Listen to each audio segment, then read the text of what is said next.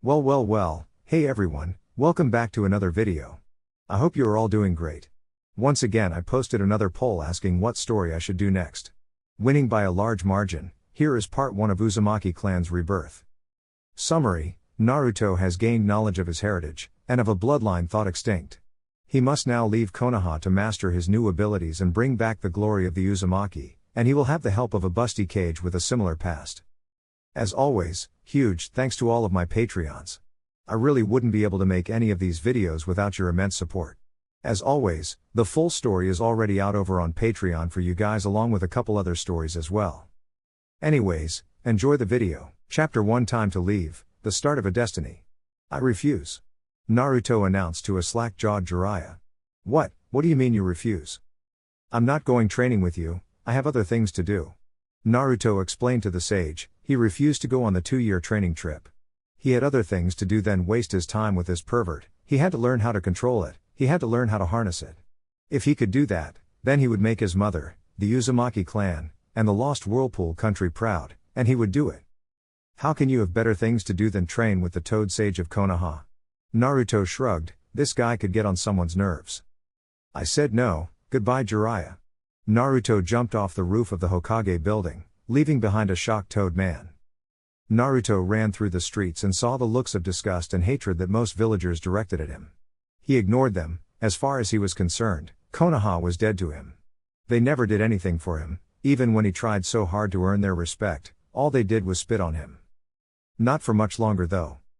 Naruto arrived home and got out of the orange jumpsuit that had begun to make him cringe at the very sight of it. Sure, he liked orange and all, but not a full jumpsuit of it. He needed something else. Luckily he already found something. Naruto walked into his bedroom and looked around. Everything seemed so plain, so normal. He smirked. Looks could always be deceiving. From the door, he walked to the center of the room and knelt down to what appeared to be just another wooden plank in the floorboard. He cut his finger and pressed it onto the wood. It lit up the darkened room for a few seconds before an unlatching sound could be heard and Naruto moved the plank out of the way. Inside of the small opening was a box, or a bunch of smaller boxes that Naruto had only looked at a few times before, but today, he would look through each. He reached down and picked each of them out one at a time. In a way he felt like a kid getting Christmas presents. The only thing he had actually opened before was the letter on top of the first box, and Naruto thought to reread it before beginning. The letter was worn from age, but it held the definite Uzumaki seal, the seal of his mother's clan. He opened the letter again and read each word slowly and carefully, making sure he understood what his mother was telling him before delving any deeper into his clan's past. Naruto, if you are reading this message, then I am dead. We asked the third if he would give you this apartment specifically when you could live on your own, so I know that you will find this letter someday. I am your mother, Uzumaki Kushina, and I have some things to tell you that will affect your future and possibly change your outlook on a few things.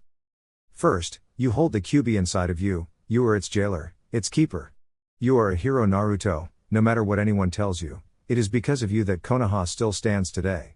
I have disagreed with your father on whether to seal him inside of you or not, but in the end, it was too late for any other choice. I also disagreed with the third when he said that you should never be told of the Kyuubi, for how can you stop him if you don't know he exists? I love you Naruto, and so does your father. We know that you are not the demon and that you never will be. My clan, our clan, the Uzumakis are an old clan of Whirlpool country, a small but powerful country indeed. The Uzumaki were the village leaders and most if not all of the citizens were from a branch family of our own. Branch families still held their original family name, but took up the Uzumaki lineage as we were often at war with Kirigakure for land rights, and I grew up in the conflict. Our people have a strong bloodline, one that awakens near adolescence. It will give you power that many have never seen, but you must learn to control it. Kiri took in many refugees when our country was disbanded. If you wish to learn from a true Uzumaki, look there first. Be warned though, if you find a branch family member, they might not take kindly to a pureblood such as yourself Naruto. While we never openly discriminated against them, many of the original Uzumaki held disdain for the lower families, seeing them as pretenders. Only true Uzumaki awaken our bloodline, and rarely would it have been able to be taught to lower families. Look for someone that has the common traits of an Uzumaki or can use our bloodline, then and only then will you find a fellow survivor. Most of our clan's women had red hair like my own, and the men generally had brown or red hair as well. I doubt appearances will be helpful, so look out for people who use our bloodline, the lava and boil release. You will know Naruto, I believe in you. I left for Konoha looking for peace and I found it along with your father. He can be a baka but I still love him, and I always will. Naruto, I'm going to finish this letter now, I hope you can read all of it, I had to write fast. The doctors tell me it won't be long now, but I had to finish this one last message to you. No matter what happens Naruto, I know that you will us proud, whether it be in Konoha or elsewhere. I left a few parting gifts as did your father, you should find them in the boxes. Good luck Naruto-kun, I know that you will become the greatest shinobi. Naruto read through the message with a sad smile on his face, knowing that this was his mother's final goodbye to him. His father was unable to write anything to him, but he understood the position the man was in. He set the letter down and opened the first box, slowly to surprise himself. He was utterly shocked at what he found. He took out the first thing in the container and examined it closely. It was a ninja headband. The peculiar thing was that it did not hold the Konoha symbol, instead it held the Uzumaki swirl and the fabric was red. Must have been my mother's, she was a kunoichi of the Whirlpool village. It held what must have been Kushina's battle outfit, a red robe-like uniform that would cover only her torso. There appeared to be pink short shorts there as well, Fuka's uniform from Shippuden filler arc. Naruto blushed at the thought of a woman in this uniform and quickly set it aside, neatly folded as to not disturb it too much. He found a note on the uniform and read it. Naruto-kun, this was my Whirlpool kunoichi outfit. It is a bit provocative but it got the job done, maybe you can find a nice little Uzumaki girl and give this as a present of the old times. Naruto blushed at the thought of finding another Uzumaki, especially a girl no less. He set the note down and grabbed what appeared to be another set of clothes, but he was unprepared for what they could be. They were a set of clothes for him apparently, since they were too small to be his mother's. The shirt was a long-sleeved shirt that was almost entirely black except for the Uzumaki swirl that covered his abs and on the top back as well. The pants were black in color and reached down to his ankles and the ninja sandals were a red color. My mom's clan must have really liked the color red. Naruto put on all of the clothes and even placed the Uzugakure headband on his forehead, they were all very form-fitting. He looked in the mirror and saw what could very well be the look of an Uzu-Jinan. Naruto found a note at the bottom of the small clothing box and pulled it out to read. Naruto, this is the male Uzumaki clan uniform, all the Jinan boys would wear this. Girl uniforms were just smaller versions of what my outfit looks like. Uzugakure enjoyed having a uniform shinobi force. I didn't understand it either. Did make us look pretty professional though. Naruto thought about the new look as he observed himself. It didn't have any orange, but it was an old uniform of Uzugakure, and the colors were not all bad. He could get used to wearing it, and he especially liked the headband. Time for the next box. Naruto picked up a small box and found himself face to face with 5 medium-sized scrolls in it. Each one had kanji writing on it and intricate art designs to denote its contents. The first had lava written on it and had a design of flames all over it. The second contained boil and had water and mist drawn on. Below these 2 scrolls, there was the final 3 scrolls that were lined up with each other in a specific order. Fire was between the 2 bloodline elements while water was beneath the boil and earth was beneath lava. There was another note from his mother describing the contents of the box. Naruto, our bloodline allows you to use 3 nature elements in different combination to create 2 rare elements most have never even heard of before. Your first step should be to learn about the 3 basic elements that you have an affinity to, earth, fire, and water. Upon understanding how to manipulate each of these elements, your bloodline will allow you to mold the chakra simultaneously to create lava or boil. Fire and earth are combined for lava and water and fire are combined for boil. You will notice that fire is integral to know because you need it for both of the special elements. Naruto smiled. This was the Uzumaki heritage, the defining factor of why the Uzumaki clan was unique. Naruto knew that he had to continue this line, and he refused to take up his father's name because of his devotion to Whirlpool. He did not hate his father, but he knew the Namikaze clan was no more and he would only gain enemies if he was to become the last Namikaze, so he would stay Uzumaki and make a difference, and he promised to make both parents proud. Naruto placed the scroll box near the clothing and grabbed the next box and it was somewhat heavy. Naruto opened it to find a plain scroll with Namikaze written on it. It also held a neatly stacked pile of 3-pronged kunai, confusing Naruto. What kind of kunai are these? Naruto found a note in different handwriting. It must have been from his father. Hey Naruto. Your mother told me we're making like a time capsule or something for you, so I put in my favorite jutsu so you can use them someday. In the scroll it contains instructions for the Hiraishin and the Rasengan, 2 jutsu I'm very well known for. The Rasengan hasn't gotten completed yet, but I know you can finish it if I don't. The 3-pronged kunai are used in conjunction with the Hiraishin, Read more from the scroll. See ya later, Naruto. Well, Dad was excited. Naruto picked up one of the kunai and played with it in his fingers, testing its weight and how it felt in his hand. He immediately noticed the seal on the grip of the kunai and guessed that was a piece of the Hiraishin technique. He smiled upon placing the kunai back on the stack, figuring that he could effectively wield them with practice. Then Naruto came to the final box and opened it to find money, and lots of it.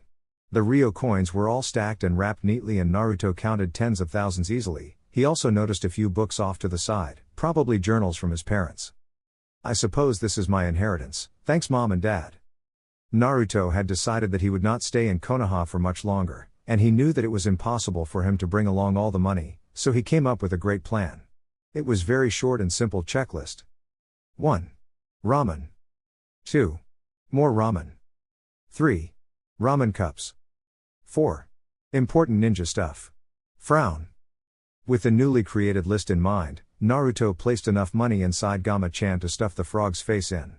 He then placed all the boxes back inside the sealed space for protection. Looters could come by while he was gone, and he refused to lose his last connection to his parents. He also made sure to grab one of the 3-pronged kunai since his father had only given him 10 of them. He decided to spend some of the inheritance on getting more of the special kunai made, minus the seal. Naruto would have to create and draw that on his own. Before he walked out the door, Naruto face-palmed himself for his own stupidity. He had almost forgot to replace his Uzu forehead protector with his Konoha one, and that would be a little too difficult to explain. Finally, Naruto left his apartment and headed straight for the shinobi weapons store and walked inside, avoiding the occasional glare or whispered threat he received. The shopkeeper noticed Naruto walk in and smiled at the boy, as did Naruto to him. There was a few people who understood Naruto, and this man was one of them. Naruto-san. What can I do for you today? Naruto walked up to the vendor and discreetly handed the man his special kunai and whispered into his ear. I need 40 of these kunai made as soon as possible, the Hokage's order. She wants me to begin learning to use a new weapon, and I asked for this, the weapon of my idol, the Yondaime Hokage. Think you can do that, sir? The man at first looked at Naruto with genuine surprise and disbelief when he first saw the weapon, but he understood the situation after Naruto's explanation. Lie. Naruto paid for all the kunai in advance and left a bewildered shop owner behind. Ramen time. Naruto left the ramen booth feeling a little lighter in his pockets but a lot heavier in his stomach, and he patted it for good measure. He had easily wolfed down a couple dozen bowls of ramen before taking a 5-minute break and continuing again. Naruto made sure that he bought some of the new Ichiraku ramen cups that the old man had created. It contained Ichiraku-made ramen in on-the-go cups. He returned home and once again switched his forehead protector back to the Uzu symbol. He went over all the hidden boxes' contents once again and smiled when he found nothing missing, out of place, or damaged. He walked to his bed and lied down after another trying day, wondering if tomorrow he would leave this place, the village he once called home. The place he declared that he would become Hokage of, and that dream had slipped away and had been replaced by a goal, almost like the Uchiha. Naruto's goal was to bring Whirlpool back to its former glory, and have the Uzumaki come alive again into one of the strongest clans of the shinobi continent. He still played his mother's writing over and over in his head, the writing about a nice little Uzumaki girl. He wondered if he really could find another Uzumaki in Kiri or anywhere really. Maybe he could travel to the old Uzugakure ruins, maybe it had already been rebuilt. Naruto's thoughts continued to drift on about beautiful redheads and how he would look in a cage hat until he fell into a deep sleep. Elsewhere, there was a couple of lovebirds talking about him and his sudden rejection in Jiraiya's training. Hokage Tower. I just don't get it, Tsunade. The Gaki seemed receptive enough in my previous training. Why wouldn't he want to go on this training trip with me now? Jiraiya complained to the busty blonde Hokage as she sat annoyed by the pervert's tirade. I don't know, Jiraiya. Maybe he just didn't want to be around your perverted ass for 2 years. I know I wouldn't. Tsunade mumbled the last part, but Jiraiya still picked it up and scowled at his old teammate. But Tsunade-heim. Tsunade just held up a hand for quiet. Jiraiya, you can't force the boy to go train with you. I'll admit he has acted somewhat different the past month or so, but maybe he has decided to follow his own footsteps instead of walking over others. You can keep trying, but I won't force the poor boy, and you shouldn't either. His mother was just as stubborn, and we all know how difficult it was to convince her about anything.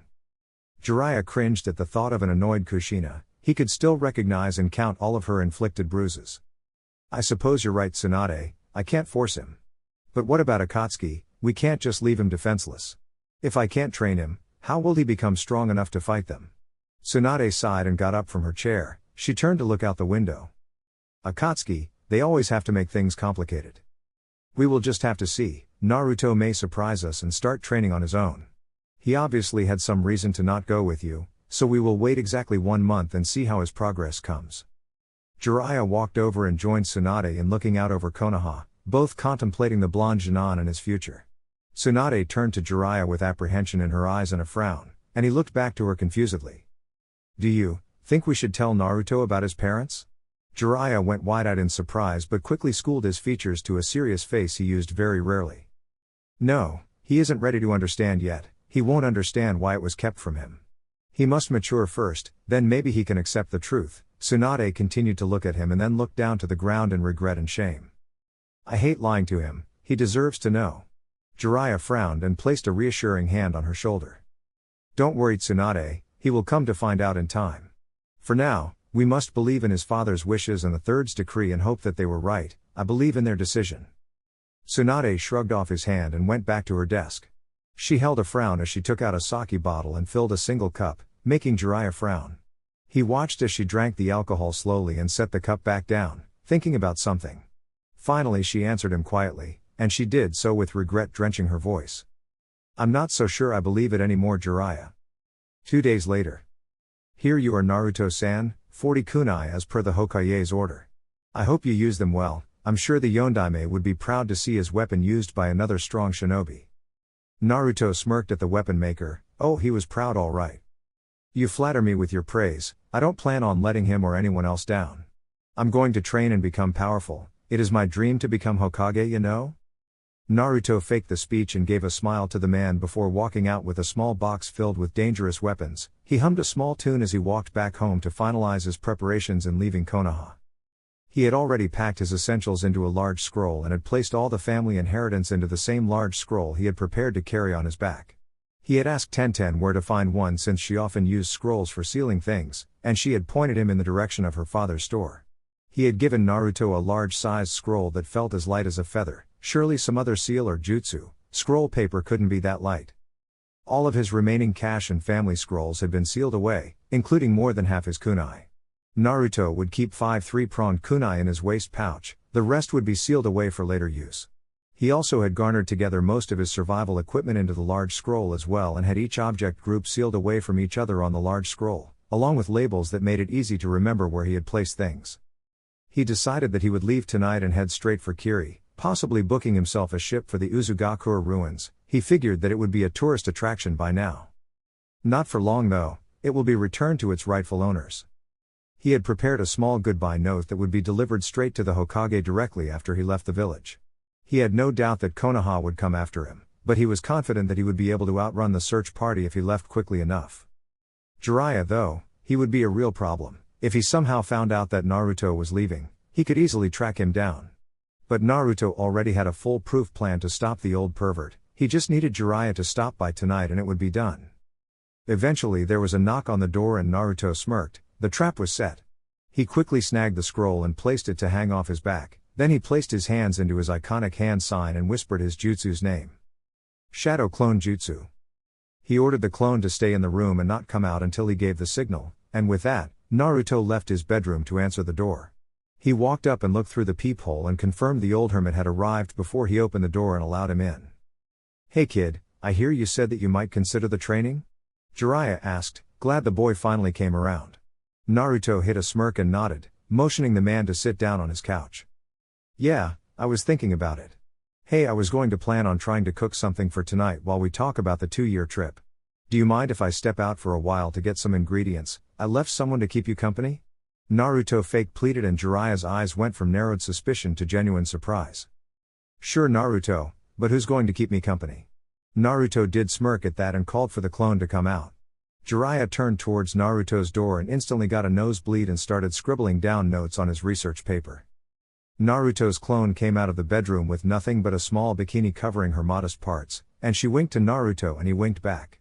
Naruto's clone sat down next to Jiraiya and gave him the cute eye treatment that practically knocked him out from blood loss. Alright, I'll be back soon Jiraiya, Naruko-chan. Naruko looked to Naruto and waved goodbye and blew a kiss for luck. The clone knew her boss's plan, and she also knew her own part in it. Act cute and distract the pervert while Naruto-kun escapes. She looked to the man in question and found him pleasantly knocked out from her chosen outfit and smirked. It looked like Naruto would get a clean getaway. Midnight, Konoha front gate. Naruto stalked through the surrounding foliage until he came upon his prize, the gate to leave Konoha. He immediately took note of the one guard at the guard post and thought out his options to escape. He figured that the man could be tricked by a shadow clone transformation, but then he noticed Konohamaru wandering the streets. What the hell was he doing out this late? Naruto didn't know, but he wasn't about to look a gift horse in the mouth. He moved to Konohamaru and engaged the small boy in a quick conversation before he recruited him for a job. "Hey Konohamaru, what are you doing out this late all alone?" Konohamaru gasped a bit when Naruto whispered into his ear from behind since he was caught by total surprise. He looked at his leader and shrugged. "I don't know, couldn't sleep I guess." Naruto raised an eyebrow but otherwise just nodded at the explanation. He quickly created a shadow clone and had it transform into a cat. Konohamaru watched in wonder as Naruto did some cool jutsu and wondered when he would be able to do that. He tapped his young charge on the shoulder and got his attention. "Hey Konohamaru, wanna help me with a prank?" Konohamaru looked at him with a confused expression before it morphed to a big grin. He loved pranking people. "Sure boss, what do you need?" Naruto smiled. "Too easy. I need you to go up to the gate guard over there." Naruto pointed to the man in the distance. "And ask him for your help in catching my clone here. Just pretend it's your cat and lead him on a wide goose chase to the other side of town. Pull the honorable grandson card if he doesn't bite, okay?" Konohamaru went over the plan and smirked, and he nodded his assent to Naruto. "Wait Naruto, what will you be doing while he is distracted?"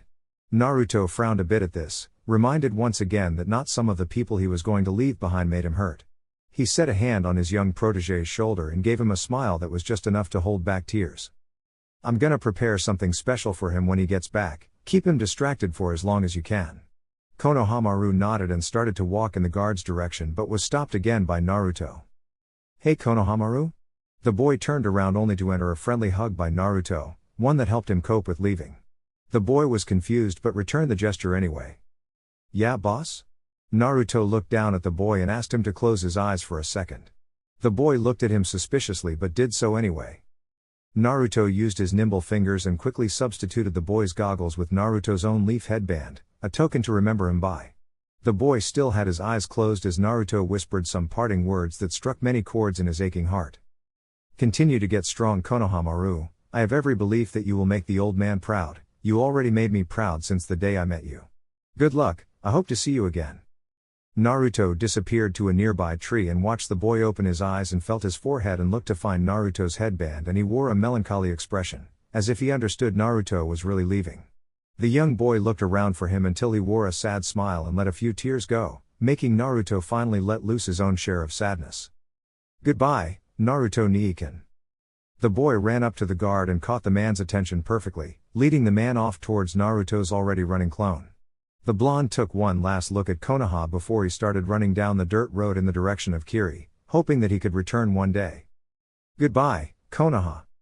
Tsunade sat at her desk the following morning of Naruto's escape. She still had yet to receive his letter. Shizune was due to bring her any nightly mail that the Hokage might have received, and she was sipping some green tea in preparation for more paperwork. "Ah. Nothing calms you more than green tea." Tsunade smiled at that thought and continued smiling even when Shizune entered with the single piece of mail and handed it to her. "Lady Tsunade, this was received from Naruto a little before midnight according to the desk clerk." Tsunade looked up at her and down to the letter, curious that the boy would send a message to her when he could just visit. Wonder what the kid wants?" Tsunade opened the letter and began to read with Shizune watching her carefully. Tsunade's face went from shock to disbelief, and finally to unbridled anguish as she let loose heavy tears and began to sob.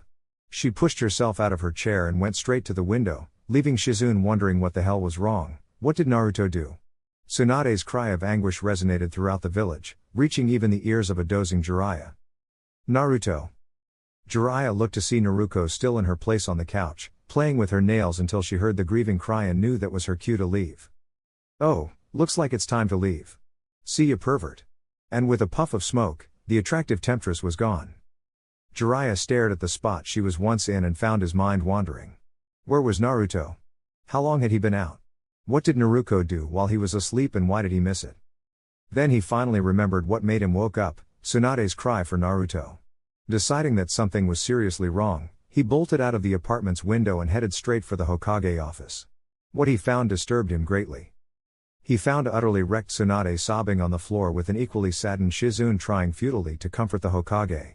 Neither seemed to pay attention to the man as he examined the room and looked for threats, but was unable to find any. Jiraiya looked more closely and saw Tsunade holding something in her palm, a necklace? A locket? Upon looking closer, his face went to utter disbelief and great sadness as he pieced together the clues. Oh God no, Jiraiya whispered and looked one more time at the necklace. It was Naruto's necklace. The same one that was gifted to him by Tsunade, the same one that tethered the two together, a bond that was unbreakable. It was one of the many bonds that Naruto had broken in his leave from the village. Jiraiya went to the desk and picked up the discarded letter and did his best to read the smudged writing, no doubt from Tsunade's tears. Tsunade Bakken, if you are reading this, then I have already left the village. I can never tell you how sorry I am for leaving, but I came to this decision as a last resort.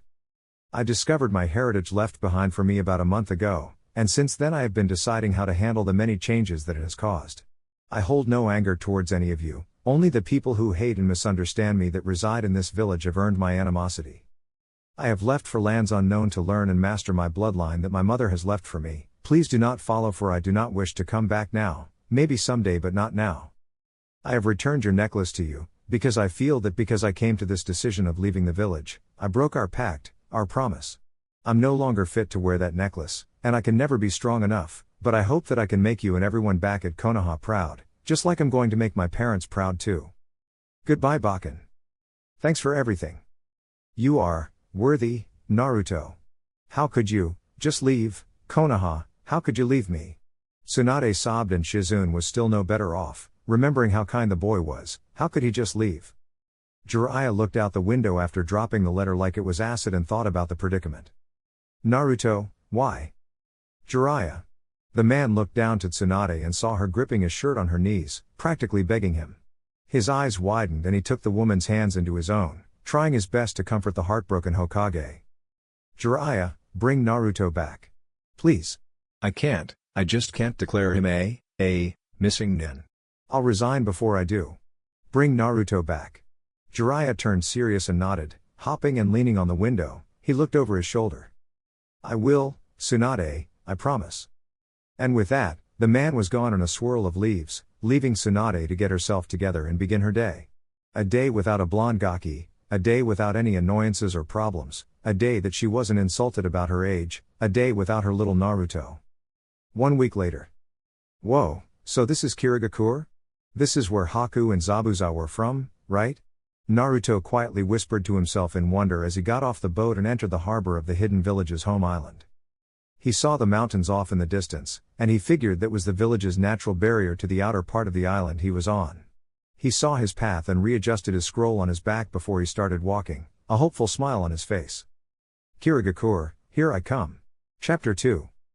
Kirigakure, time to meet the Mizukage. Kirigakure Mountain Path. Okay, I get the whole hidden mist thing, but why does it have to be so foggy? Naruto screamed into the surrounding forest, scaring some birds into flying away, and they left a fuming Naruto behind.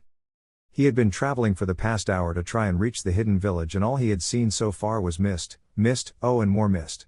He couldn't even tell if he was walking in the right direction anymore. Hell, he could barely see the road. He checked the traveler's guide he picked up in the harbor and reread it one more time about the natural phenomena of water country. True to its name, the central island, especially areas near Kirigakure, are known to have year-long fogs and mist with no sign dissipation. Some relate it to the island and how wet the area is constantly. Some radical believers think to believe Kiri ninja purposely create the fog as a natural defense mechanism. Needless to say, the fog is often loathed among tourists, and water transportation must always be monitored to keep ships from running aground or hitting one another. Naruto looked up and frowned, resigning himself to fate of walking in the forest for eternity. Finally, after what seemed like an eternity to Naruto, he found himself at a stake in the ground with writing on it. Naruto read it aloud. Welcome to Kirigakure. Naruto's frown turned to a vibrant smile, and he noticed that the mist had finally dissipated, as if his words were magic. The village was slowly revealed to him, and Naruto finally realized that he was on a hill, or a tall mountain path, since the village was much lower than the ground he was on. He used his eyes to map the path and figured it would take him 15 minutes to reach the gate at a sedate pace, but he stayed at the stake for a few moments to look at the city. It held a unique architecture compared to Konoha. Most of its buildings were cylindrical in shape and he thought he could spy what he figured to be the Mizukage's office. It was just a hunch though. Naruto really had no prior knowledge to the village itself, apart from rumors and things. Apparently, Kirigakure just finished up a civil war between bloodlines and normal citizens, but Naruto didn't know who won. He gulped out of hesitation and slight fear. I hope the bloodlines won, or else this trip will be for nothing. Naruto began to walk down the path to the village, fidgeting with the scroll sash held over his chest. He had been quite confident getting off the boat, but now that he was staring down a potentially enemy village, he was having second thoughts.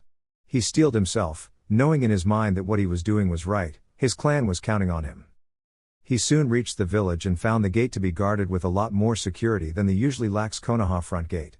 There were at least 5 Kiri ninjas standing at solid attention at the gate and he saw a figure in front of their single file line. As he walked closer, he noticed the curves of the body, a perfect hourglass shape. It had to have been a woman, yet she appeared to stand resolute and with authority if the sweating Kiri nin were any proof. She stood waiting for him to arrive and she looked quite bored, arms crossed and an impatient look displayed upon her perfect features. Naruto could now observe her clearly and his jaw dropped at her looks, the utter beauty of the woman in front of him.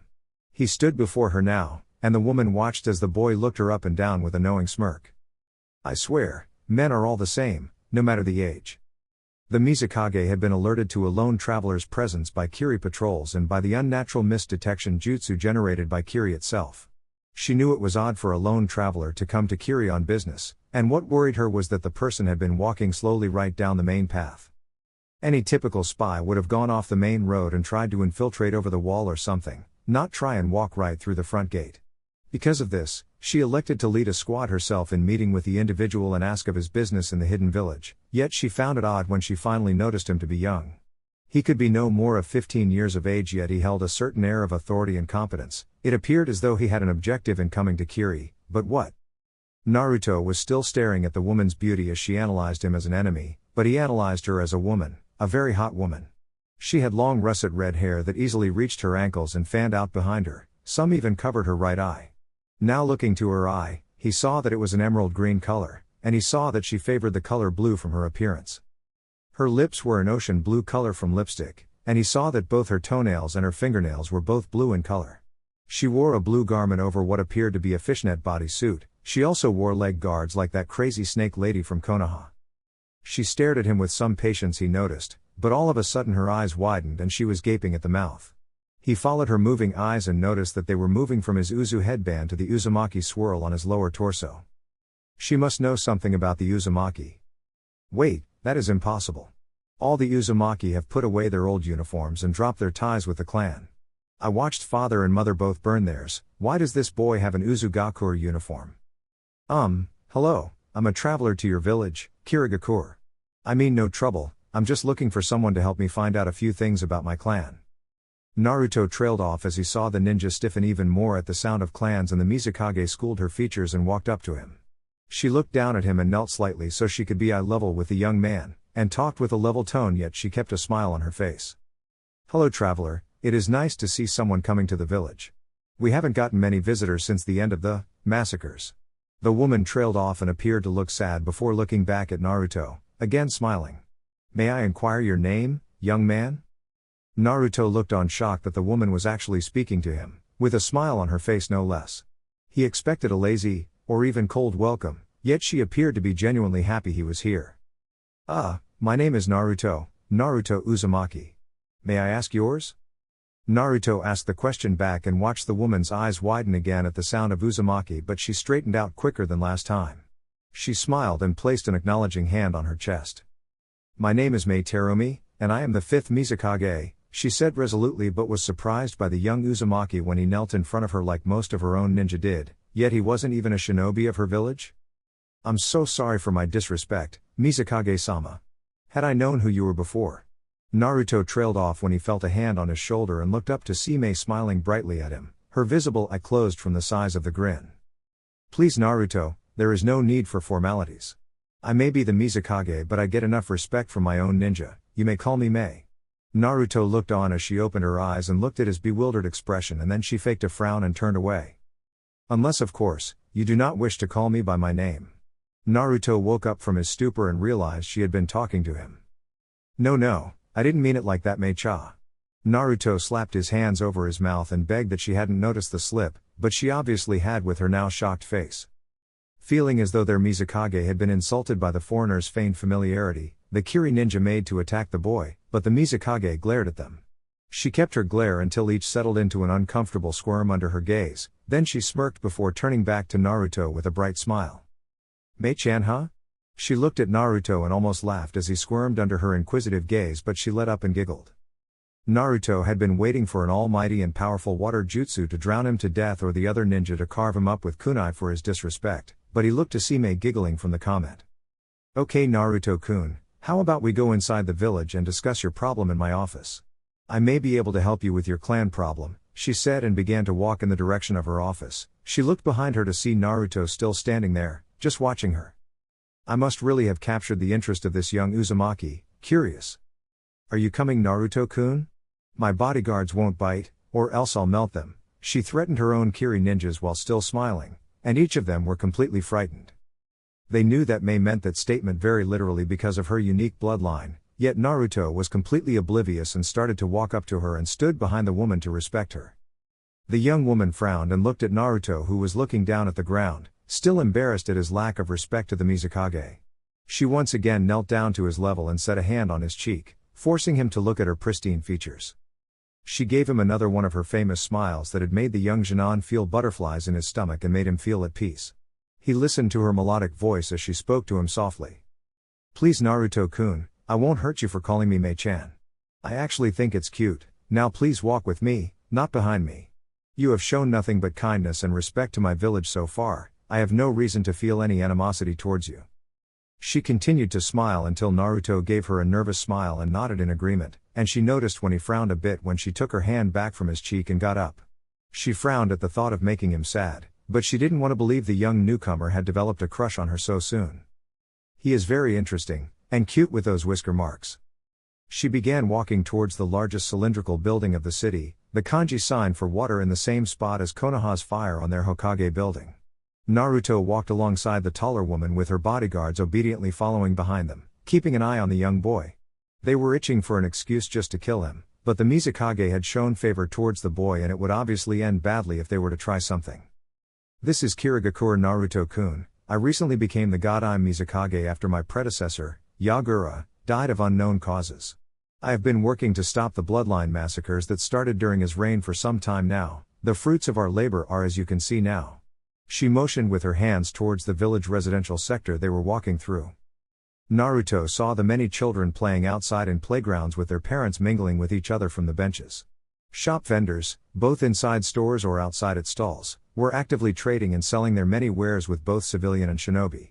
The houses were all well built, and even though some were obviously only recently constructed, the village had an immaculate, pristine look. If these massacres are as bad she made them sound, she did very well in taking over. I see it, Mei-chan. A low growl could be heard from the bodyguards. This village must be prospering under your rule, to have fixed so much in so little of time. Naruto looked up into her proud eyes as she looked down to him. You are obviously a great leader, Mei-chan. The young woman blushed a bit at his compliment and smiled. She already liked the Uzumaki, this Naruto. Many had at first disagreed with her appointment to Mizukage, some asking for her to resign due to being a woman, and others calling for her head because of her bloodline. Bloodline, I wonder, if this boy is a true blood like I am. Could his clan problem be that he is starting to activate the bloodline? Thank you Naruto-kun, I'm glad you think so. Many have often disagreed with my appointment to the kage position here in Kirigakure. To hear it from a newcomer so soon, it is disconcerting to think that you would have more confidence in me than my own people. Naruto frowned at that. How could her people not see the prosperity she has brought? Here we are, the Mizukage office building. She walked to the center of the welcoming lobby and turned to Naruto, holding out her slender hand. I always hated stairs, hold on to me Naruto-kun. I'll get us there quicker. Naruto hesitantly took her hand and she grew a playful smirk. The woman purposely pulled him too hard and he slammed into her chest. Luckily he had two nice cushions to prevent any harm. The guards again growled, but Mei just giggled at what she had done, It was fun messing with Naruto. She smiled as she put her arms around his neck as if to hug him until they were enveloped in a swirl of water, causing both to disappear to the Mizukage suite. Mizukage office. The two ninja appeared in the woman's office, and Naruto noted how it was similar to the Hokage office, except there was a lot of blue. The office held a simple desk and a blue leather couch in front of it, obviously for comfort rather than business. The room held a full window wall behind the office desk, giving a clear view of the village for the Mizukage. It also seemed the room was not in a shape like the Hokage office, it seemed to be a small trapezoid shape, the window wall being the lengthy base and the door being the starting point for the angled sides. Naruto looked towards the actual entrance to the office and found a set of regal wooden double doors, and there was a blue carpet that led from the entrance to the front of the office desk. From the door, 3 blue marble columns flanked the carpet on either side, and Naruto observed they were more for show and not for actual structural integrity. All in all, it beat the Hokage office in luxury easily. Mei walked away from Naruto and sat on the couch instead of her usual seat at the desk and patted a seat on the couch right next to her. Naruto took the hint and gulped, hesitantly walking over to sit next the beautiful woman. She laced an arm above Naruto's head, resting it on the couch and leaning in close with an inviting smile, and began to talk to the embarrassed Jinan. "So what brings an Uzumaki to my village?" Mei questioned, gauging both his reaction and his answer to her question on how to proceed. It was a delicate matter for her, since she had history with the Uzumaki. Naruto gulped and did his best to explain his situation, skirting around sensitive Uzumaki business like their bloodline and such. He essentially was looking for relatives from what his half-truth speech sounded like. "There must be more of a reason for you to just up and leave your home in Konoha than to find some long-lost relatives. Don't lie to me, Naruto," she threatened with narrowed eyes but still kept a deceivingly cheerful smile on her face. Naruto gulped. "Guess it's now or never." "Well, you see, I am at the age where the Uzumaki bloodline activates, and I need to find someone to train me to harness it. One day I hope to rebuild Uzugakure and the Uzumaki clan, but I can't do that if I can't use my kage genkai, can I?" Mei acquired a surprised face. She had already guessed his bloodline would be the real reason he was in Kiri, but she hadn't thought that he would actually have such a dream. She had not expected him to have such ambition, to bring glory back to the old Whirlpool country? Impossible. It was now owned by Kirigakure, as were most of the islands surrounding the central isle. But she had to give it to the young boy, he definitely had determination to see it through. "I see." Mei suddenly got up and walked towards the wall-spanning window and looked out across the village. Having a silent battle within herself on how to proceed, since she had to be careful, pure-blood Uzumaki were hard to find anywhere now, and to lose one now would be a great loss to Kiri. Naruto fiddled with his scroll that he had set on the ground, nervous on the Mizukage's decision. He wanted to stay here and find other Uzumaki, but he could regretfully understand any reason the Mizukage might have of denying him and sending him back. He watched her turn towards him, a straight face that made it impossible to read her. "I'm afraid the Uzumaki clan is defunct. Any true Uzumaki are either dead or in hiding." Naruto frowned at her explanation but had feared such an answer. Mei hated to disappoint him, but she knew that there was no true Uzumaki clan left, just a few branch families. "I see, well I suppose I'll go then. Thank you for your time, Mizukage-sama." Mei held a shocked and hurt look on her face as she watched the downtrodden boy pick up his scroll and leave. Mei held out her hand as if to grab him and yelled to him. "Stop." Naruto froze and slowly turned back to her, wondering what other bad news she could bring next. Mei was frowning. She hated to see the young man look so down about his situation. She had to find something to keep him there. "Where will you go, Naruto-kun? There is no other place that would have any chance of holding Uzumaki clansmen, and I'm sure there is a search party waiting to find you in fire territory." Naruto looked at her and began to contemplate where he would go. He just wanted to leave this place, it hurt too much to stay. "I suppose I could go to Wave. I have made many friends there, and it is possible because of their proximity that an Uzumaki could be located in the town." The Mizukage frowned. His explanation was sound and she couldn't dissuade him. She watched him turn and continue walking towards the door. She disappeared in a vortex of water and appeared directly in front of him, surprising him and made his face plow into her large breasts. She giggled a bit at the scene and frowned when he backed up and started stuttering off an apology. She walked up to him and knelt a bit, placing a hand on his cheek to calm him. It did wonders. The boy shut up and looked at the emerald-eyed goddess. "There may be no active Uzumaki here, but I believe that I can train you, Naruto-kun. My clan holds a kage genkai that is a carbon copy of your own, and I believe that our clans must have had some history for this to be, although I can't be sure." Naruto looked shocked at the innocent woman. She had his kage genkai? Wait, You can use lava and boil release? Mei smirked and nodded her head. Naruto's eyes widened even more. You mean that you know the three elements of the bloodline, earth, fire, and water? Mei held her smirk and nodded again, and Naruto settled down and decided to sum up his thoughts. Whoa! Mei began to smile at that. It appeared as though he would stay. So does this mean you will stay in Kiri, Naruto-kun? Naruto looked into her eyes and hesitantly took her hand that was on his cheek and held it with his own, causing her to gape in surprise. He smiled at the young woman, and gave her a thumbs up. On my honor as an Uzumaki, I promise to be your best student, Mei-chan. Of course I'll stay here. I really like your village, I just have to find somewhere to live. Naruto went into a thinking pose and racked his brain for a living arrangement. Mei laughed at him. Do you have any suggestions, Mei-chan? She smiled and set a hand on his shoulder, standing up to her full height. I'm glad you asked, Naruto-kun. If you will be okay with it, I'll have you stay in my family's estate. It'll be easier to train you then, and we can keep each other company. Anbu and swordsmen aren't a lot of fun to talk to, it's all business to them when they are guarding me. Mei pouted and it was Naruto's turn to giggle at her antics. She was definitely an interesting cage. If you're sure you want me to live with you, then I agree. Naruto pumped his fist into the air in victory, and Mei smiled again. She walked over to her desk and pulled out 3 headbands from her desk drawer, each having a different color fabric. She laid them out on the table and motioned for Naruto to pick one. I'm sorry, Naruto, but many people here won't recognize your Uzu headband, and it might be dangerous for you to wear. If you would like, I can temporarily induct you into the Kirigakure Ninja Corporation. All you have to do is sign a few documents and pick out a headband. Mei smiled and watched him look at all 3 Kiri headbands. Naruto looked at each headband on the desk. All of them had the 4 waves for the Kirigakure village symbol. The first was a very common color that Naruto didn't really enjoy that much on headbands, blue. He shook his head and looked at the next one. It was a bright red like his own and Sakura's, but it didn't fit well with Kiri's personal style. Naruto smiled and picked up the final choice, a dark black headband, and slipped it onto his forehead.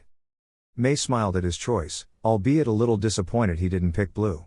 She flared her chakra and out of a cloud of mist came 3 ninja. All 3 had Anbu masks on but only 2 wore a full uniform. The one that appeared to be the leader wore a striped blue shirt with a Kiri headband buckled to the front of it. On his back, there appeared to be an oddly shaped sword with dual hilts, and Naruto wondered if he was a member of the 7 swordsmen of the mist. He had his ears covered and had blonde hair, similar in color to the Yamanaka. His pants were a camouflage not unlike Zabuza's, and his ninja sandals were black. The other 2 wore standard Anbu uniform and had their masks adorned with blue designs, to signify their Kiri allegiance. Chojuro, take off your mask please. Naruto looked at the Mizukage and back at the man that had now been identified. The man bowed low and took off his mask. He wore orange lenses and his black trimmed glasses that connected to the headphones over his ears, and he wore a shy smile that was made up of sharpened teeth. Exactly like Zabuza's teeth, he must be one of them. How may we, help, Mizukage-sama? The boy asked, and Naruto could barely hear him. This guy would be perfect for Hinata. I would like you to escort Naruto and myself to the Shinobi district. We will be getting him a new set of clothes. He is a Genin, so don't treat him like a civilian, understood? Chojuro and the other 2 Anbu nodded and took in the appearance of Naruto, and noticed that he wore a Kiri headband but had a strange sense of fashion. Yes ma'am. And they all disappeared in a thick mist, leaving the office behind for an adventure through Naruto's new hometown. Hey Chojuro-san? Naruto had been pondering a question to ask the swordsman since they had departed from the Mizukage's office, but he had been afraid to ask. The 3 Anbu had walked directly behind the 2 VIPs and had been quiet for the most part. Mei had engaged Naruto in small talk, but it was only to pass the time. Chojuro looked at the boy and gave Naruto a smile. He trusted the Mizukage's judgment and friends enough. Yes, what do you need, Naruto-san? Naruto scratched the back of his head and hesitantly asked his question. I was wondering, are you a member of the 7 swordsmen? All the present Kiri shinobi turned to Naruto and failed to hide their surprise. How did Naruto know about that organization? Chojuro looked unsure and asked a silent question with his eyes to the Mizukage, and she just smirked and nodded, giving him permission. Yes, I am Naruto-san. How did you know? Naruto smiled and jabbed a finger into his chest. It's because you look like some of the other swordsmen from that organization that I've met. Everyone was shocked at this. Where could he have met them? What do you mean, Naruto-kun? We currently have 4 swordsmen, and they have been in the capital for the past 3 years. Mei asked, curious of the story behind his answer. Well, I've met Zabuza, Raiga, and I think his name was Kisame or something. I've fought all three actually. The group stopped walking and looked at Naruto with wide eyes. When did this happen? Wait, you fought Kisame-senpai and Zabuza-senpai? Chojuro practically blurted out his question to the confused blonde who nodded dumbly. How did you survive? Naruto just shrugged, not seeing the big deal. Naruto-kun. The Mizukage got his attention and she explained their startled reaction. The 7 swordsmen are some of the most powerful ninja our village have produced. To fight them would be a challenge even for me. Naruto's eyes widened and he understood their implication. Oh well, I don't know how exactly to explain. I guess I always had help when I fought them, but I never really lost when I fought any of them except for Kisame. Chojuro nodded his head in assent. His sensei had told him many horror stories involving that shark. He was the most feared of all the swordsmen for the sheer strength of both himself and his sword, Seimata. That is amazing, Naruto-kun. Your clan would be very proud to see you stand against such opponents. Mei praised the blushing boy and the bodyguards nodded in respect. He really is a powerful Uzumaki, to have defeated such opponents without the bloodline to help him. Ah, here we are, Naruto-kun. You will come to find that similar to the old Uzugakure, Kiri has some trends that will never die when it comes to our clothing. I think you might enjoy the style compared to Konoha's. Naruto nodded and walked inside the clothing store, followed closely by the others. Naruto noticed the trend immediately and his face was marked with surprise. He was in total shock. Mei smirked knowingly and the Anbu snickered at his reaction to the clothing selection. All the clothing choices either had blue, black, or a white/black camo scheme to them, and Naruto felt overwhelmed. Mei gave him a little push and sent him on a quest to find his perfect outfit while she conversed with the shopkeeper. Naruto walked through the many aisles and found himself getting excited at all the different combinations of clothing he could choose from. He picked up a long sleeve, black shirt that looked like its sleeves had been sewn on. The sleeves were in the urban camo scheme that were often seen on pants or undershirts and Naruto decided to choose it for his top. He also chose a camo undershirt to wear underneath it. Next up were pants, and Naruto already knew his choice so he picked up a pair of pants identical to Chojuro's pair of camo pants that reached his feet. Between the end of the pant leg and his new black sandals were a pair of black, leather leggings that strapped tightly to his lower legs, covering up any skin that might have been shown. Naruto walked back up to the counter and handed his clothing choice to the shop owner, who looked to the Mizukage. She smiled and placed a hand on Naruto's shoulder, signifying that he was taken care of as far as permission or prices go. We'll take a half a dozen of these exact outfits, please have them sent to the Terumi estate as soon as possible. Ready, Naruto-kun? Naruto looked up at her and nodded, and all 5 shinobi walked out in the direction of the Terumi compound. Naruto-san, I was wondering, what is in that large scroll? Chojuro asked the question that had been on many of the shinobi's minds and Naruto looked at the swordsman and smiled. It holds all my worldly possessions, and important clan things that I plan on sharing with Mei-chan at her house. Mei looked at Naruto with a surprised look, she had not expected him to trust her so readily and she felt happy at the compliment. He is very kind, I would do well not to break his trust. Ah, I see. They continued their walk for some time until they reached the Terumi compound, a large, walled-off area with artistic designs painted onto the barriers. Well, I suppose this is where we part ways. Chojuro, Anbu. Chojuro, please remain on call for the coming weeks, I believe I will need your help in training Naruto-kun. Chojuro looked at her and gave her a small smile, and saluted along with the other Anbu before placing his mask back on. Yes ma'am. Mei looked to Naruto as soon as the 3 bodyguards disappeared and smiled, one of which he returned with his own grin. Ready to see my house, Naruto-kun? I'm sure you'll enjoy it here. I think so too, Mei-chan. And I just want to say thank you, for everything you have done for me so far. I know you are taking a big risk in allowing me to stay, but I promise that I won't be a bother to you or Kirigakure. Naruto announced, bowing low to the Mizukage but looked at her face when he felt her place a hand on his cheek. Mei's face was now only a few inches from his and he felt himself unwillingly being brought closer to her, like a magnet to metal. He closed his eyes and waited for contact but soon felt a warm, wet sensation on his right cheek and he opened his eyes to see Mei pulling back from kissing him. He now had a faint blue imprint of her supple lips on his cheek, and he absently felt it in a love-struck daze. Mei giggled at how much he was blushing and felt herself getting a little warm too. She didn't know why she kissed him, but felt happy when she did it anyway. Naruto-kun, you don't have to thank me, I'm happy to help you. Your goal to revive your clan is an ambitious and difficult one, and I would love to help you in any way I can. I think you and I can get along very well.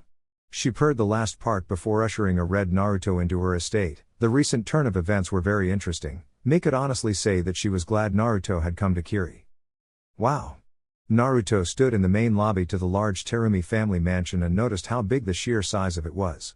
The greeting room held the same blue marble columns of Mei's office, yet blended them with many of the Terumi family heirlooms and designs that gave the room a very homey feel. This is it, Naruto, my home.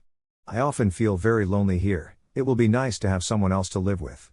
Naruto looked at her and she appeared to be a bit sad at the thought of living alone for so long, so he grabbed her hand, squeezed it. The level of affection caused the surprised Kage to blush. I have lived alone my entire life, so I also share the yearning for company. I think that it will be a lot of fun living here with you, Mei-chan. I hope you'll enjoy me being here. Naruto released her hand and gave her a foxy grin with a confident thumbs up, and it made her giggle.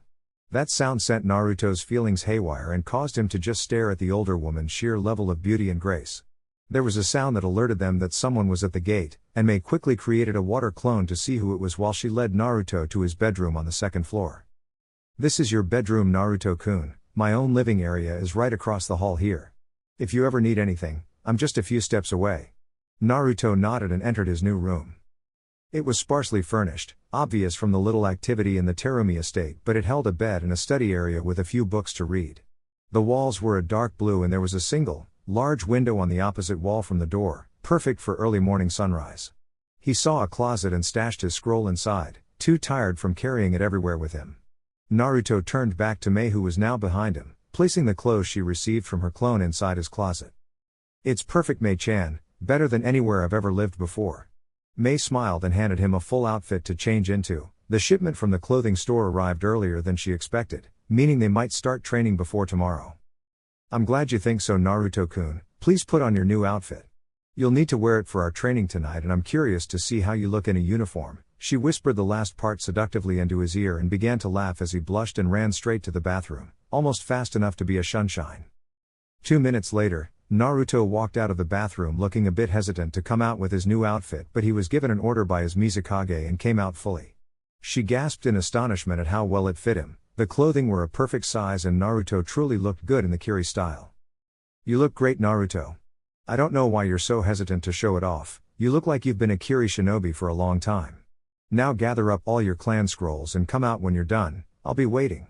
Naruto nodded and went straight to his scroll, opening it up and pulled out his 5 clan scrolls.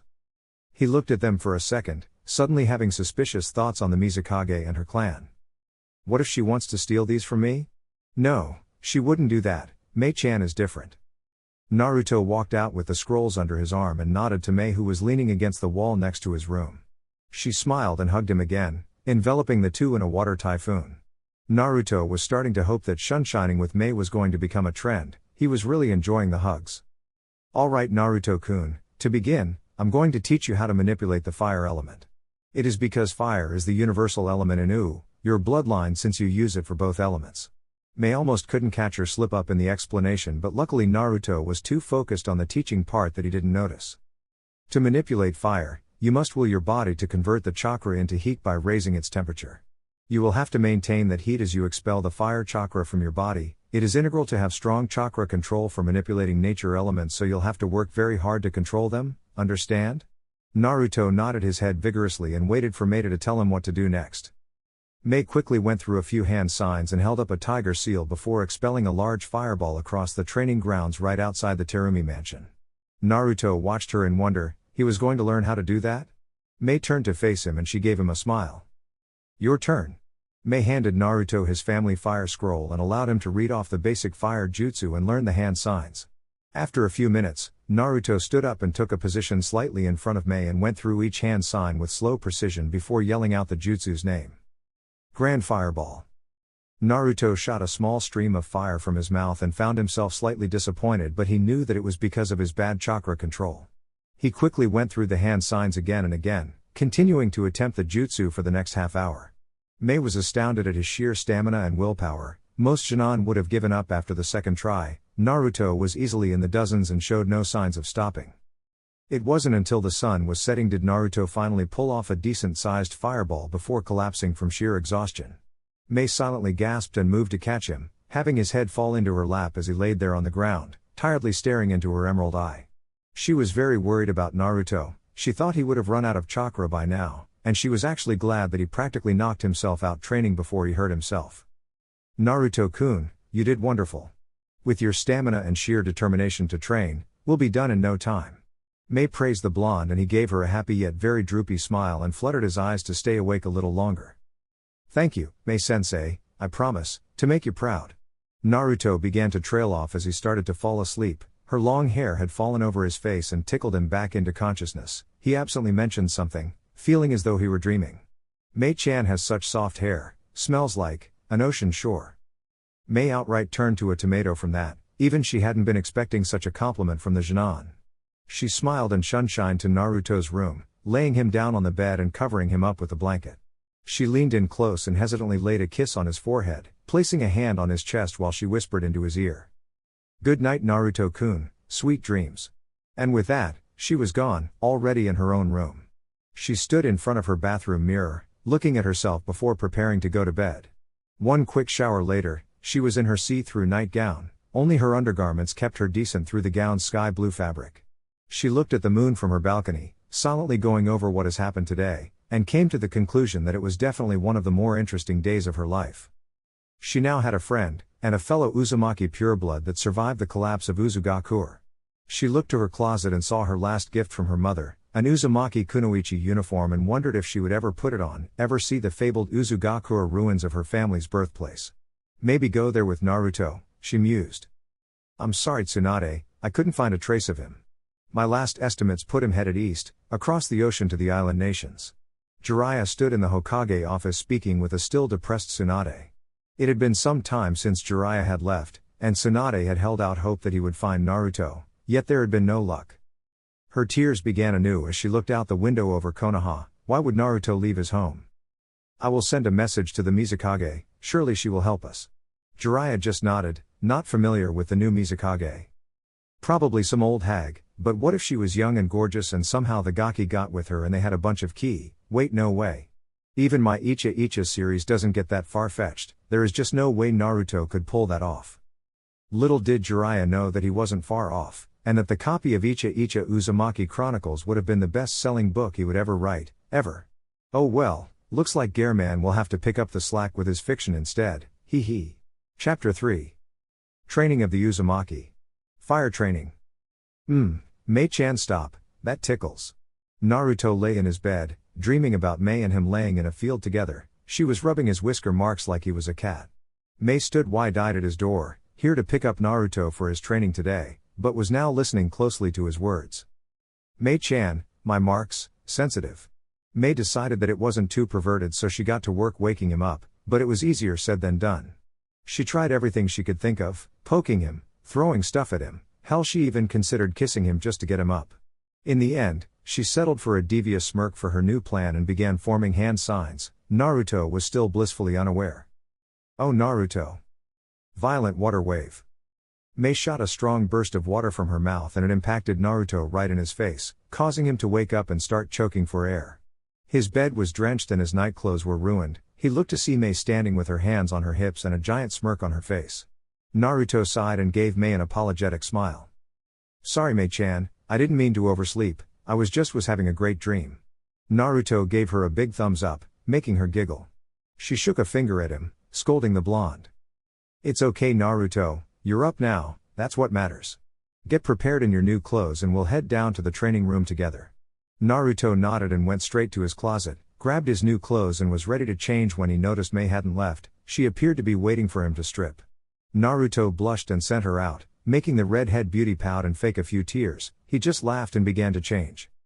Soon enough, Naruto walked out and followed Mei down to the training grounds of the Terumi estate. They arrived and Naruto took out his fire jutsu scroll and began to read from it while Mei quietly observed from a distance. Naruto brought his hands together in his trademark hand sign and yelled out his jutsu. Multi-shadow clone jutsu. Mei watched in awe as hundreds of Naruto clones appeared from a giant cloud of smoke, each a perfect copy. It must be a jutsu from Konoha, but how can he make so many? His chakra reserves must be huge to have that much stored. Alright. I want 200 of you perfecting our fire manipulation and shape manipulation. Another 200 will work on the Grand Fireball Jutsu and the last 250 will work with me on learning new fire jutsu. All of the Naruto got into groups just as Naruto commanded and began to work on their assigned tasks. Naruto stood with his 250 clones and began to read his fire jutsu scroll. Mei watched all the clones begin their jobs flawlessly, each operating in perfect unity with one another and having the ability to use jutsu. This shadow clone jutsu was an interesting technique indeed. Mei shunshined to Naruto and tapped him on the shoulder. She gave him a cute look. Naruto-kun, what's the point of having all these clones do different exercises? Isn't it just a waste of chakra? Naruto looked at her as if she was crazy but remembered that the shadow clone jutsu was a Konoha hidden jutsu. She would have no knowledge of its abilities. Naruto smiled at the busty woman and scratched the back of his head in embarrassment. Oh, well, I learn everything one of my clones learn when they dispel, so I can get this training done quicker. Mei was amazed at the jutsu's practicality when used outside of combat as well. She contemplated forcing Naruto to teach her, but that would break their trust.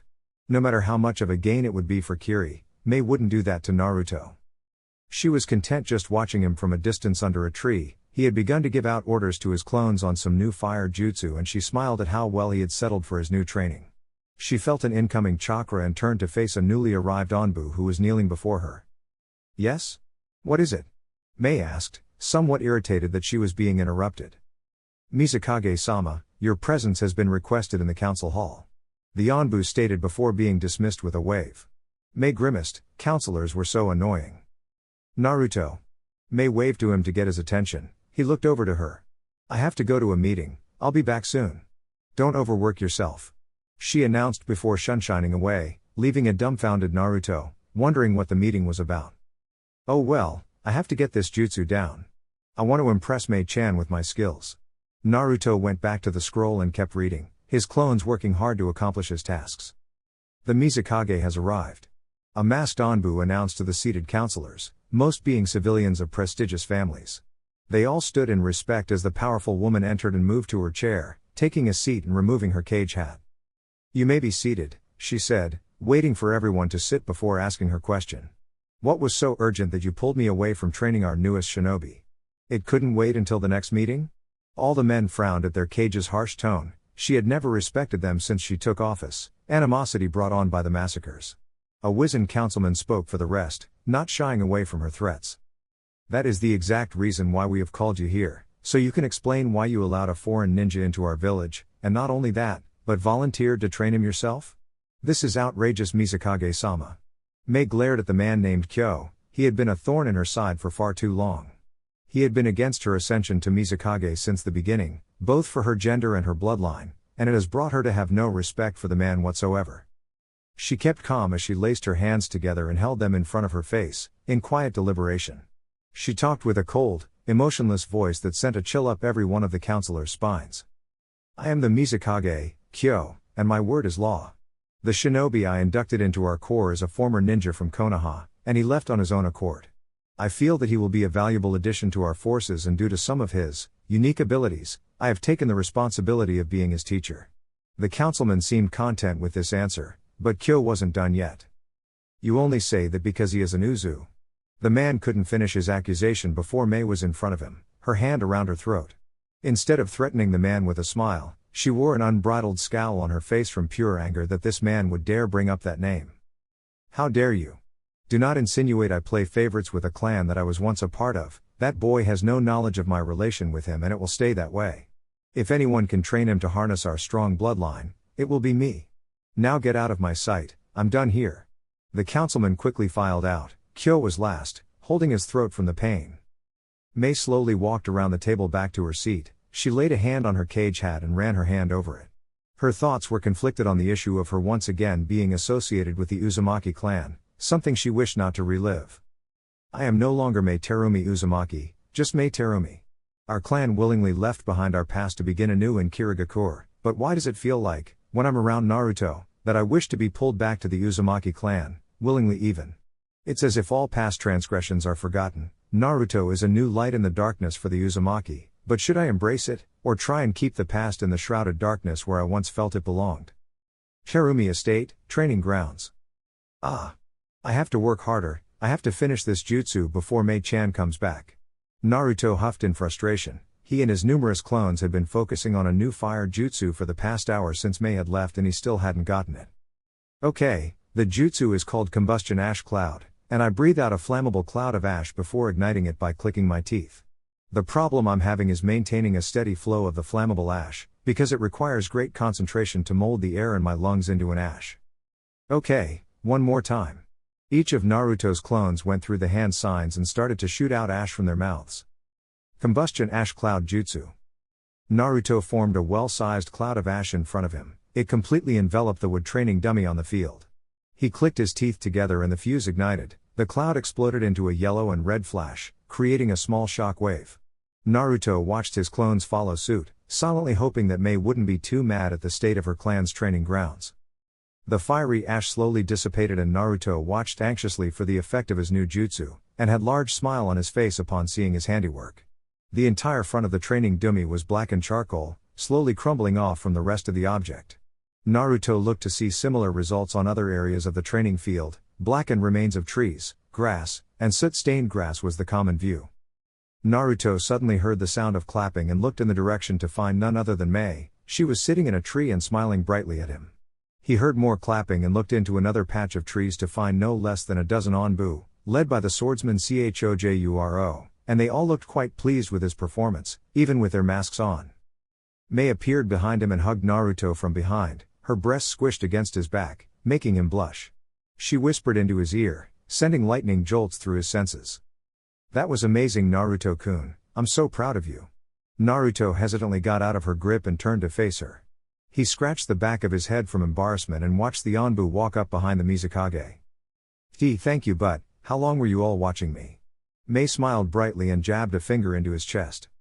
"Since you yelled out in frustration that you had to finish the jutsu before I came back. The Onbu appeared at the same time, they escorted me here and stayed to watch the show." Naruto blushed again out of embarrassment. Why did she have to hear that? Naruto gave another appraising eye to the training field and turned back to a smiling Mei before bowing low, surprising both her and the other Kiri ninja. "Please forgive me, Mei, I didn't mean to ruin your training fields for my jutsu." Mei understood why he was saddened but didn't understand why it mattered. It was a training field after all. She placed a comforting hand on his shoulder and spoke softly to the boy. "Don't worry, Naruto-kun, this is a training field after all. I was expecting it to receive damage like this with your fire training. We'll be working on fire for another month, so I need you at your top shape. Don't worry so much about little things like this, okay?" She finished, smiling at the odd boy beneath her. All the Onbu nodded their heads in agreement with the Mizukage. The kid was too hard on himself. Chojuro moved to be in front of Naruto and took off his mask, smiling brightly at the boy. He set a friendly hand on the boy's shoulder. "Yes, and Naruto-san, you can't worry about little stuff like this, I guess. If you'll be training under me, you'll have to be strong." Naruto looked dumbfounded at this info and looked to Mei, who sent a playful yet cold glare at Chojuro, shutting the boy up quickly. "Is it true, Mei-chan? I get to learn from Chojuro too?" Mei gave Naruto a nervous smile and nodded her head slowly. "Yes, Naruto-kun. As soon as you can handle using all three of our nature elements, your training will be split up into three, hopefully manageable parts.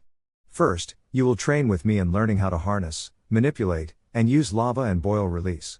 You will also train alongside Chojuro and the remaining swordsmen here in Kiri. You will perfect your basic elemental chakra, learn kenjutsu, and learn the massive jutsu that you will employ as a shinobi here in Kiri. Finally, I believe that you said you took some family jutsu that you discovered with you here, so you'll get to learn those in your free time. I hope that you aren't angry that I made up your training regime without your consent, but it seemed like something you would enjoy? Naruto, are you alright?" Mei trailed off in her explanation when she saw Naruto begin to cry, and everyone was shocked when Naruto hugged the Mizukage tightly, smothering himself into her bosom but not perversely. Mei was surprised by the turn of events but thought nothing of them before she wrapped her arms around the fragile boy, giving him the comfort he sought. The Onbu stood there in awe that the Mizukage hadn't reprimanded the boy for touching her so intimately, but figured that they were just comforting one another. A teary-eyed Naruto looked up into Mei's emerald eye and tried to smile, attempting to form coherent words in his mouth. "Mei, thank you." Naruto didn't trust himself to say anything more and just clung to the young woman, who just smiled and held him close to her. He fell asleep just leaning on her, still crying tears of happiness in his sleep. Mei picked him up and dismissed the dutiful Onbu who had stayed the entire time, truly touched by the young man and his show of appreciation.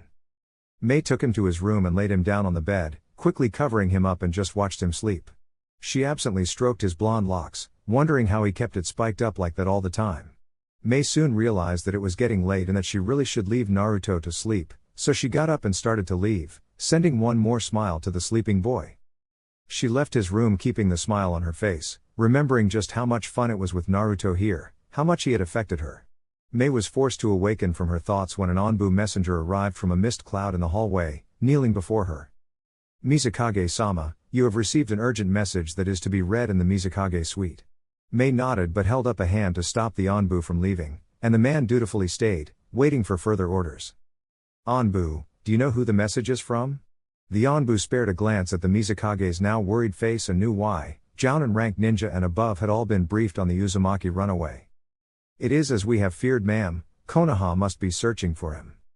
Mizukage suite. "Where is the message?" Mei exclaimed as she burst through the office doors, choosing to take the stairs this time to get to her office. It allowed her time to gather her thoughts on the message Konoha had sent and what she would do. In front of her stood Kyo and 3 other councilmen, all awoken from their sleep for an emergency meeting on the priority message sent from Konohagakure. Kyo begrudgingly stepped aside and motioned towards her desk, giving her a view of the rolled-up message, awaiting the Mizukage's seal to open it. Rarely did Kage send messages that required a fellow Kage to be present to have to open it. This meant that Konoha either was asking for their help in finding Naruto, or accusing them of kidnapping the boy and threatening war. "This is it, Mizukage. We have been waiting for you to arrive so that we may see what Konoha deemed necessary to send us." The Mizukage almost growled at the lack of respect Kyo showed, but realized that it would just make a scene, something she didn't need right now.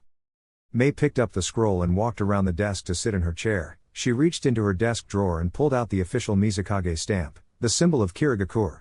She pressed it onto the correct spot on the seal and it shined brightly before calming itself, allowing the Mizukage to open the scroll and read. She read the short message with practiced precision and quick decision-making skills suited for someone in her position of power, but inside she was shaking at the implications. "To Mei Terumi, God I'm Mizukage of Kirigakure. I, the God I'm Hokage of Konohagakure, urgently request your village's aid in finding a ninja who has left my village under vague circumstances. His name is Naruto Uzumaki, and my information network has led me to believe him heading to the east of Fire Country, towards Kiri and the old Uzugakure ruins. Inside, I have placed a complete dossier of the Jinan in question, and I hope that you can identify, detain, and return him as soon as possible to Fire Country borders. I am aware that we have no treaty with one another and that you are under no obligation to heed my request, but I beg of you. Think of this as a personal favor to myself if you must. This boy is very important to me, and I wish to have him come back to his home. He has stated that he does not wish to come back, but I believe he has not told me the real reason behind leaving, and I am afraid he might do something rash on his own. Please, I urge you to keep an eye out for Naruto and allow him to come home. That is all I want. Sincerely, Tsunade Senju, God I'm Hokage of Konohagakure." Mei set the scroll down and did her best to keep a calm demeanor on the outside, but she silently cursed when she noticed her hands were shaking. What could she do about this request from Tsunade? She sounded very close to Naruto, and it was as if Tsunade herself was the one telling her the contents of the message, begging Mei while on her knees to return the blonde boy. The councilman dare not pick up the scroll and read, anxiously waiting for the Mizukage to say something. "Well, Mizukage-sama? What is the word from Konoha? Are they under attack?" Mei turned to the soft-spoken councilman and only shook her head negatively. "It appears as though they wish us to keep an eye out for a little blonde Jinan, one that is still considered to be part of Konoha's ninja corps. However," Mei stood up from her chair and turned her back to the councilors, choosing to look out the large window and view the village. She focused on what should be her estate off in the distance, almost seeing Naruto sleeping soundly there in Kiri, not in Konoha. "However, I know of no such ninja from Konoha that goes by that name here.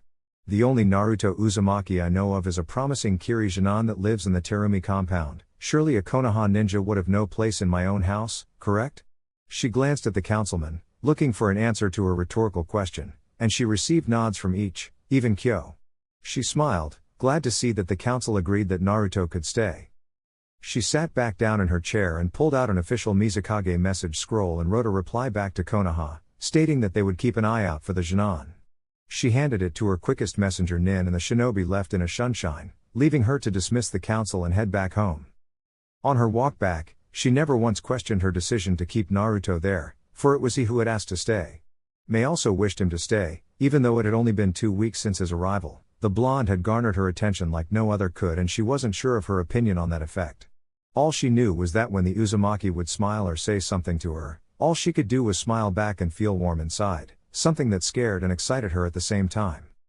Upon arrival at the Terumi estate, she peeked into Naruto's room and found him in the same spot she left him, a big smile on his face.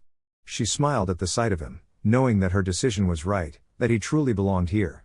She went to bed herself with a smile and a simple thought running through her mind that held her happy mood together for that night, and the many nights to follow. Welcome home, Naruto Uzumaki, this is truly where you belong. 8 months later.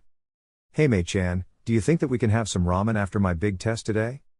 Naruto sat with Mei in the Terumi house kitchen. Both sat in high-top chairs eating some quick breakfast on the kitchen's island counter. The room was a dazzling mix of blue marble and pure paint for the wall color that made it look as though the entire room was submerged underwater. Mei looked to Naruto and was reminded once again of Naruto's addiction to ramen, something that was a rare thing found in Kiri. So rare was it that Naruto was forced to eat other foods as his main diet and having to ration his ramen stores for big occasions. Today was a big occasion. Mei was going to test Naruto on his fire, earth, and water affinities, and if he passed, she would allow him to move on to what she had dubbed advanced training. It would follow the training regime that she had told Naruto about almost 8 months ago, officially getting him on the track to becoming a great Kiri ninja. Yes, Naruto-kun, I think that I can manage to cook that. Naruto giggled at the thought of Mei cooking, since she wasn't very good at it. He had seen her burn everything from pork to white rice and even sushi. He sometimes wondered if she just used a fire jutsu on the food instead of cooking it with the oven. Mei faked a frown and glared at him when he started to laugh at her admittedly abysmal cooking skill. It wasn't her fault she never was taught how to cook.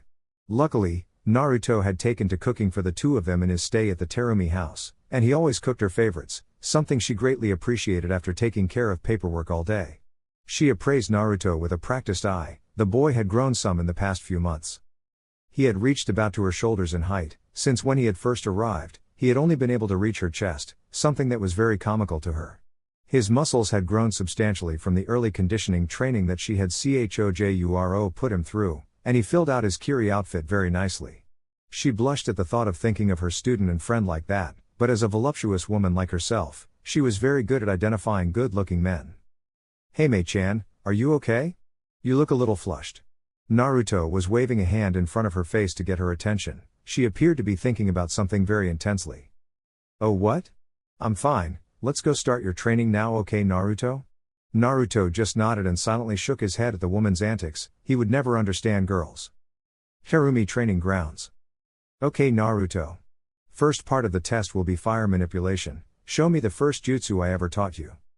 Mei stood off to the side, behind the boy to avoid his jutsu and critiqued many things about him as he went through the hand motions and finally using the technique itself. She worked Naruto very hard to ensure he was not only quick on his feet but could accomplish jutsu and tactical thinking under fire, literally. Mei remembered teaching him on how to think quickly in a battle situation. She made him stand on a bed of lava. The first few times were just Mei watching Naruto dance on the hot lava. She was awoken from her reverie when Naruto yelled out the technique's name. Grand Fireball. Naruto shot the fireball straight into a nearby tree and resisted using one of his water jutsu to put it out, instead allowing Mei to quickly put it herself. He was taking the test very seriously, and he could very well be failed if he was to do anything out of sequence during the test time. He couldn't lose focus. Next jutsu, the first one you taught yourself. Naruto went through the hand seals and exhaled a large smog of ash from his mouth, filling a large area with the flammable substance. Naruto had perfected this jutsu before moving on to the next, making sure he could use it effectively, and the work paid off. Combustion Ash Cloud Jutsu. Naruto clicked his teeth and ignited the gray fuel source, causing the cloud to turn red and yellow in extreme heat, burning anything within the cloud. Mei observed what remained of the straw dummies and was proud to say that she could not observe anything, because it had all been burned away. Next jutsu. Give me something that can be used on multiple targets. Naruto sifted through his memory banks in less than a second and came across a basic but extremely versatile fire jutsu that he had seen used many times. He went through the hand seals and held a hand up to his mouth to form the fire into the perfect shape. Phoenix Flower Jutsu. Naruto shot at least 24 small fireballs into the surrounding landscape, allowing Mei to clean up the mess once again. She smiled, Naruto had almost proven to her that he had perfected the basic knowledge of the fire nature. Just one more. Okay Naruto, I'll need a little more proof than that. Impress me. Naruto smirked at that. He quickly went through hand signs he had seen the third Hokage once do. Mei was interested. She couldn't identify this jutsu off the top of her head. This could be interesting. Fire Dragon Flame Bomb. Naruto pulled his hands away from his mouth and lowered them into a bent stance level with his hips, away from the blaze that was about to be released from his mouth. His mouth opened and he shot forth white-hot flames in a beeline in front of him, extending the jutsu's release as far as he could maintain. It was like a perfectly aimed flamethrower, but it required careful concentration and shape manipulation to contain the precise aim and how long the jutsu lasted. Naruto held the jutsu for around 10 seconds before he stopped, not wanting to tire himself when he had 2 more elements to go. Mei stood behind the boy, amazed at the careful aim and the sheer heat that the jutsu created. She observed the flame's path and could not see any grass, trees, or shrubbery that were once in the flame's path, only a charred, blackened line. Very good Naruto. You passed the first test. Take a 5-minute breather before we move on to the earth release. Naruto nodded and sat on the ground, taking deep breaths trying to regain some of the oxygen he used when he did his fire jutsu. Mei waited out the 5 minutes just watching Naruto, happily reminding herself that he was still here, even after all this time. After she had sent the message of confirmation back to Konoha, she sadly thought of how Tsunade must have been hoping that she would find Naruto, but it was to no avail. Mei asked Naruto his opinion on the message and if he really wanted to go back the following morning. He replied with a deep frown and slow shake of the head. Konoha had yet to give up their search for him, but as far as public knowledge, Mei heard that everyone there thought he was dead. It saddened her to think that she had somehow deprived Naruto of his old life, but she was always reminded of how he wanted to be here when he would always smile at her, at Kiri. Everyone had grown to love Naruto and his friendly ways, even Kyo had taken a liking to the boy. She was glad that Naruto integrated so well inside of a new village so quickly. Surely anyone else would have much difficulty, but not Naruto. Okay Naruto, time for Earth release techniques. Show me a defensive technique first, something Earth is well known for. Right. Naruto went through the motions and yelled out his jutsu's name. Earth style, mud wall jutsu. Naruto opened his mouth and mud spilled out in front of him in a small arc, but looks were deceiving as the wall grew as tall as the Terumi household, thanks to the fairly large amount of chakra Naruto input into the jutsu. Mei nodded at his handiwork and Naruto quickly released the jutsu and watched the stone wall slowly crumble down. Next up, give me a basic offensive jutsu. She watched Naruto put his hands up into a single hand sign and focus a moderate amount of chakra into specific points in the ground nearby, all spots with practice dummies. Mei smirked. Here comes the best part. Earth release, rising stone spears. Suddenly, the ground cracked under the dummies and large stone spikes skewered each right through their chests, piercing what would be a person's heart. All of it was done simultaneously, and Mei did a quick head count. If this were a real battle, Naruto would have killed 5 enemy shinobi in less than 3 seconds. Impressive. Nice job. Time for the finale, give me a combo attack featuring 2 earth jutsu. Naruto had been caught off guard for only half a second before quickly placing his hands in the hand sign for his first jutsu choice.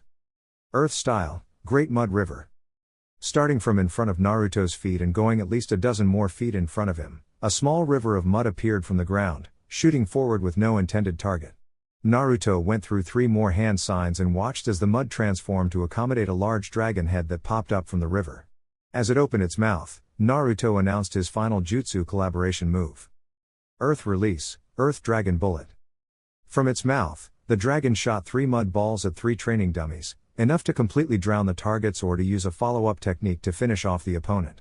Mei smiled at the display and mentally checked Earth release as a pass on Naruto's test. 2 down, 1 to go. Another 5 minutes and then we can finish this boring test. Naruto just looked at the woman and gave a weary smile, wiping off some mud that had gathered at the edge of his mouth from the mud wall. Alright Naruto, let's start. Give me a water clone. Naruto focused on the nearby pond and sent the molded chakra to take form with the water, manipulating it into the shape and look of himself. A perfect water clone copy. Next up, show me a technique used to detain opponents. Naruto pushed his clone into the pond and stood on the water, going through a variety of hand signs right in front of his dazed clone. Water prison. Naruto held both hands in front of him towards the clone and a water ball fit around the clone, untrapping it. Naruto left one hand inside to maintain the technique while the other was free to move around. Alright, those are done. Release that jutsu and leave the clone, you'll need it later. Naruto released the water prison and his clone stood on the water next to Naruto, waiting for orders. I want a simple water offensive technique, go. Here we go. Water release, violent water wave. Naruto shot a concentrated stream of water out of his mouth while maintaining the tiger hand sign with one hand with the other at his mouth, shaping the water into the concentrated stream. He shot it straight at a tree, almost uprooting it from the sheer pressure, but he released it too soon and the excess water fell to the ground. Good enough, now show me an offensive attack with shape manipulation. Naruto thought of a reasonable attack and smirked, quickly going through hand signs while facing his nearby clone. Haku used this on Sasuke, at least that's what the team told me. 1,000 flying water needles of death. Naruto quickly pushed away from the doomed clone as hundreds of water droplets filled the air and were quickly shaped into needles, the only blind spot being above the clone. The needles went straight for the kill, piercing the clone in dozens of spots, completely annihilating it. Mei began to clap and signaled the end of the test. Alright Naruto-kun, you passed all 3 tests. You're moving on up to the advanced training now. Naruto looked at her and lazily pumped a fist into the air in mock excitement. Woofei, Naruto said with a breathless voice before collapsing onto the ground into a dreamless sleep. Mei was upon him immediately checking for injuries of any kind. She cursed herself for not moving to catch him, but it had been too late for her to do anything, so she shunshined to his room and once again laid him to rest on his bed. She flared her chakra and Chojuro appeared without his mask on. He observed his surroundings and walked up to the Mizukage. She stood at Naruto's bedside, absently stroking his cheek with a slight frown adorning her perfect face. Yes, Mizukage-sama? Mei just now seemed to notice the teenager and gave a worried smile to the other blonde, trying to play off her concerns for Naruto. I just called you here to let you know that we will be moving to phase 2 of his training. He passed the basics of elemental jutsu and manipulation. We will begin to really teach him now. Chojuro just nodded and looked at the boy, as if trying to read his strength with just a look. I understand the training Mizukage-sama, but, Chojuro scratched his head, nervous about questioning the Mizukage's will. She only smiled and set a hand on his shoulder, silently nodding for him to continue. He gulped and finished allaying his concerns. But why are we pushing him so hard and so quickly? It can't be because of Konoha, so what do we have to prepare him for that could be so dangerous?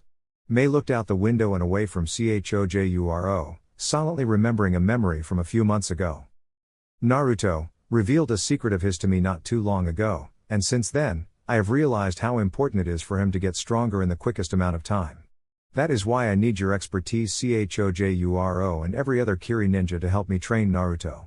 The Mizukage cryptically explained the threat to Naruto's life because of the thing he contained, the 9 tails. Naruto had revealed his Jinchuriki status to Mei upon feeling as though he could truly trust her, and in the end, Mei was not all too surprised. His stamina was godlike, his chakra reserves were off the charts, and his irregular birthmarks fit descriptions of past changes and other cases of Jinchuriki appearance change, but it felt good to hear him say it to her personally. He then told her of the threat Akatsuki posed, an organization she had only bits and pieces of knowledge about. He had told her enough, however, to elicit her concerns and immediate attentions. Since then she had made Naruto would be ready for when they came. I understand Mizukage-sama, by the end of the next year, he should be ready for anything that can be thrown at him. I swear on my honor as a swordsman of the mist I will not fail in my training with Naruto.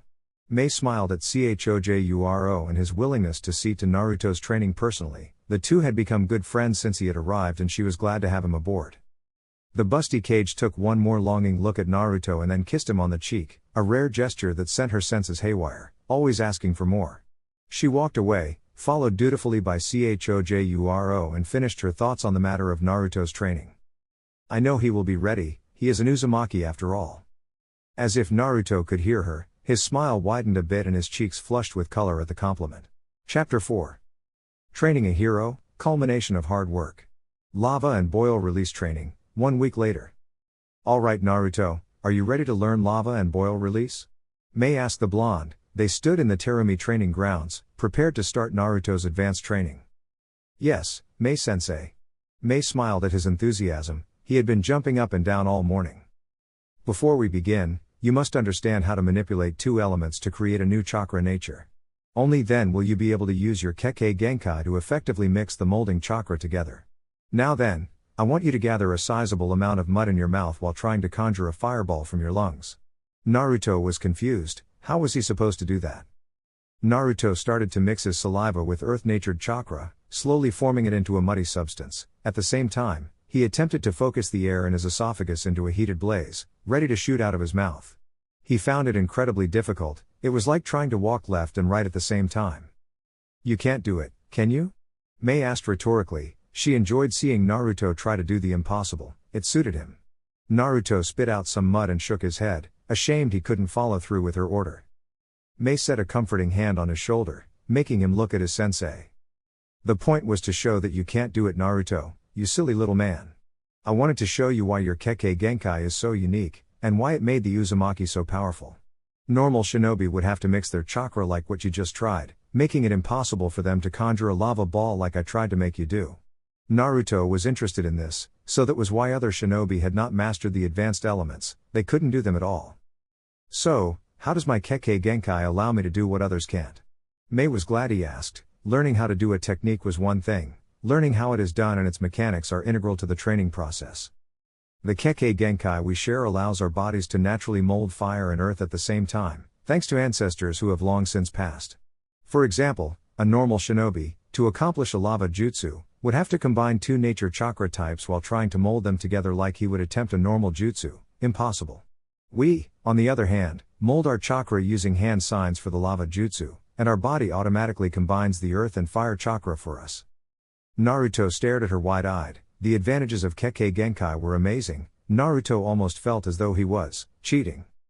That's amazing, Mei-sensei. With that kind of advantage, we could take on almost any enemy shinobi with our wide variety of jutsu. Mei laughed at his summary, and while it was somewhat true, she didn't want Naruto to go down the overconfident path many bloodline users did. She scolded him with playfulness evident in her tone, but the message was very serious. Now Naruto, you have to make sure that you always take an opponent seriously. Just because you have something others don't, doesn't mean you will always win. Understand? Naruto saluted and nodded, understanding her lesson. I won't become like Sasuke, I am better than that. Right, Mei-chan? So, how exactly do I make a lava jutsu? Mei wanted to slap herself. She talked about it enough, now Naruto needs to actually learn it. Oh, sorry Naruto-kun. Let's start with something basic, like lava release, lava bullet. It is a simple jutsu that I use very often, so often in fact that I don't use hand signs anymore. For you Naruto, you should only need the dog hand sign to do so. Check your scroll for more. Naruto read through his scroll. The list had dozens of lava jutsu, making Naruto giddy to learn all of them. He found the one in question and found a small diagram with hand seals and a description of the technique. The user would morph his lava chakra into bullets inside of his mouth, similar in technique to mud or water bullets. The user would then shoot the blobs in rapid succession, almost like a fire release, phoenix flower. Alright Mei-sensei, I'm ready. Mei held up her hand for him to stop, confusing the blonde. Just to warn you, although our bloodlines do make us impervious to the dangers of the boil and lava release, you should be careful to watch your allies. They do not share the natural defenses our bodies have, and you could very well kill someone on accident. Shoot for that tree right there, to show me your accuracy. Mei pointed out a random tree, a bit far away from the rest. Naruto faced the tree and formed the dog hand sign slowly, to make sure he got it right. Naruto opened his mouth and shot out the first lava glob that formed, a mass of dark red and glowing yellow/orange magma. Naruto continued to spit out the globs, each somewhat smaller than the last, and was satisfied to see each hit the target, slowly melting the tree and solidifying into a gray rock, ash kicking up into the air when what was left of the tree toppled over. Nice job Naruto-kun. Naruto wiped a bit of lava spittle from his lip, surprised he was able to touch it without burning. Just like earth jutsu, looks like lava is gonna be messy. Yeah, it tends to get a little messy when you use lava jutsu Naruto, but it's worth it. Mei had noticed him wipe off the lava drool as she had nicknamed it. Alright. Any other type of lava release for today Mei-sensei? I'll definitely have to practice these advanced natures though, it takes a lot out of me to just do a simple jutsu like the lava bullet. Mei understood, eventually Naruto's body and chakra would adapt to the new element and it wouldn't tire him as much. Let's see, how about we try another simple one? Work our way up until we get you to some of the most powerful jutsu the Uzumaki were known for? Naruto's eyes widened and he started jumping for joy, he would get to learn his clan's hidden jutsu. You should try this one Naruto, it only requires the tiger and dog hand signs.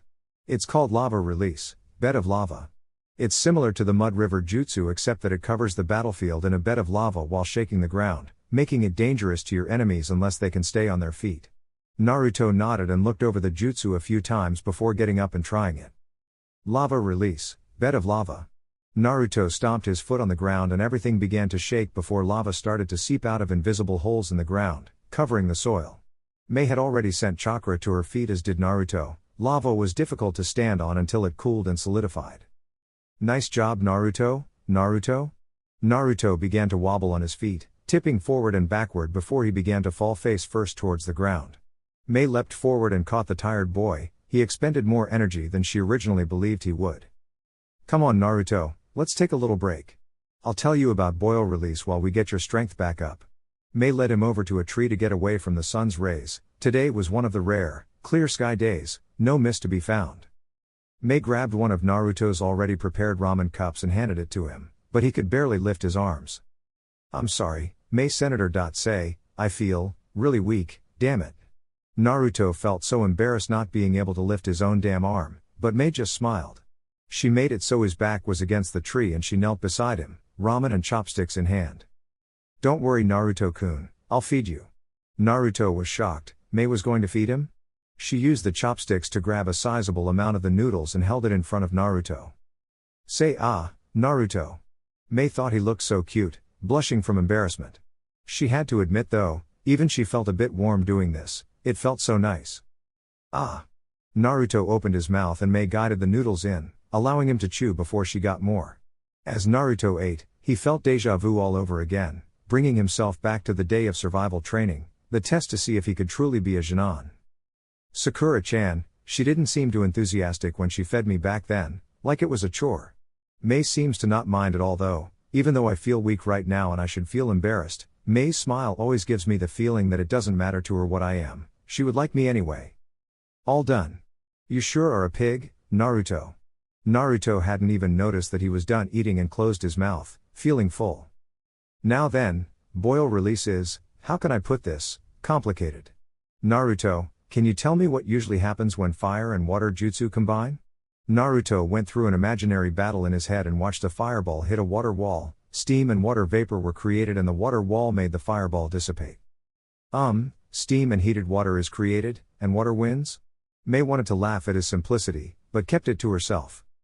That's about right, it's very difficult to use two polar opposites together as a nature element, wouldn't you think, Naruto? Naruto just nodded his head. He would have thought it impossible had it not been for his bloodline. Well, in a way, it is impossible.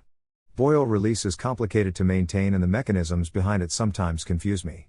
The go-to jutsu that I most often use is called boil release, skilled mist, and it creates a mist that is extremely acidic to our enemies. The thing is, there really isn't much else that you can manipulate with such a delicate element, so I generally don't really think of any other jutsu that can be used. I encourage you to try and make up your own though, Naruto. It would be a glorious sight. Mei finished her explanation and again smiled at Naruto's level of interest in her teachings. He looked like he hung off of every word she said. Wow, Mei-sensei, you are so smart. I promise to make a new jutsu in the boil release, and then I'll teach it to you myself. Naruto gave her a weak thumbs up and Mei giggled, happy that Naruto hadn't lost his cheerful personality. He might very well do it too. Naruto is full of surprises. Naruto, would you like to call it a day or try the boil release? Naruto thought about it and how his body was feeling. I think I can move now, what the hell? Let's try it. I'm ready to go, Mei-sensei. Mei smiled at his tenacity and stood up, working out the kinks in her back from kneeling the entire time. She offered a hand to Naruto and he took it, allowing the woman to pull him up. Alright, Naruto, it only has one hand sign, horse. As you feel the misty vapor coming up your esophagus, just open your mouth and allow it to leave on its own accord. Maintain the hand sign until you have the desired area of mist, and if you practice enough, you won't even have to hold the hand sign to generate the mist. Naruto formed the horse hand seal and molded his chakra. He felt a relaxing mist tickle up his esophagus, and he opened his mouth when it reached the top. He saw an almost colorless mist seep out from the opening. The mist spread out and moved farther away from Naruto, making him unable to see the area of effect. It was difficult to explain, but he could feel it, and he knew just how far to extend the mist before putting his hands down and closing his mouth. Naruto looked at Mei with a questioning gaze, and she looked at him with a proud smile. Is this all there is to it, Mei-sensei? Mei nodded and pointed to the area that the mist enclosed. Yes, Naruto, if there was a person in there, their skin would be burning and peeling off right now. It's quite an agonizingly painful jutsu. Naruto scratched his chin and observed the jutsu, wondering how it dispersed if it could maintain itself without a hand sign.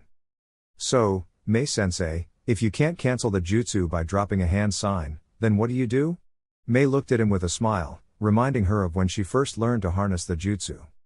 I asked the same exact thing. Well, Naruto, do you have this strange feeling of awareness about the cloud of mist, as if you can feel it? Naruto nodded and Mei smiled, a quick learner. You have to use that feeling and will the acidity of the mist to go back to a normal level. In turn, you can also increase the acidity of the mist. Beginners often use the horse hand seal to help them control it, makes it easier to sense the chakra.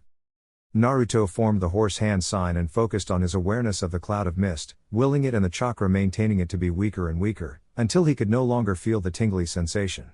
Mei held up a ram hand sign and sensed for the chakra mist, to see if Naruto dispersed it correctly, and she smiled upon seeing he did so. So how did I do for today, Mei-sensei? Naruto asked as they began to walk back to the estate, happy with his early progress. I didn't mess up on a single jutsu, I rock. If you keep up this pace of learning, I might just run out of things to teach you before this year is over with. She complimented, setting a hand on his shoulder. Naruto was overjoyed by the praise. He couldn't wait until tomorrow when he started his swordsman training. The two entered the Terumi estate and went straight upstairs, intent on taking a nap from the tiring day so far. Naruto stood at his door, watching Mei enter her own room and close the door behind her. He was lost deep in thought. I wish that Mei and me could do more things together. I always feel better when I'm around her, but sometimes I'm scared of the feeling. What does it mean? It means you're falling in love, idiot. Naruto's face faltered after hearing the deep voice in his head. What the? Who the hell are you? I am the Kyuubi, dummy, can't you remember all the times you visited me in my cage? Naruto face palmed, how could he forget? With all the things going on, he had been zoning out the Kyuubi. Oh sorry, I didn't know we could talk to each other like this. It doesn't matter, you and I have much to discuss about this training you are doing. What would that be? While the training will make you strong enough to handle the life of a shinobi, it is not enough for you to survive the life of a jinchuriki. You and I will have to work on training you to utilize my chakra more effectively, otherwise, we'll both die. Naruto hesitantly agreed with his logic. I suppose, but when will we train? I have a pretty full training schedule if you haven't noticed.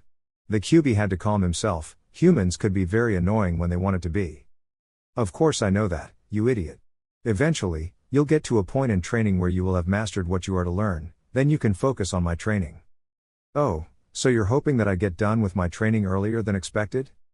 Yes, but I figure you should be able to do it. You may be dumb, but for being a shinobi, you're alright. Naruto's face faltered again.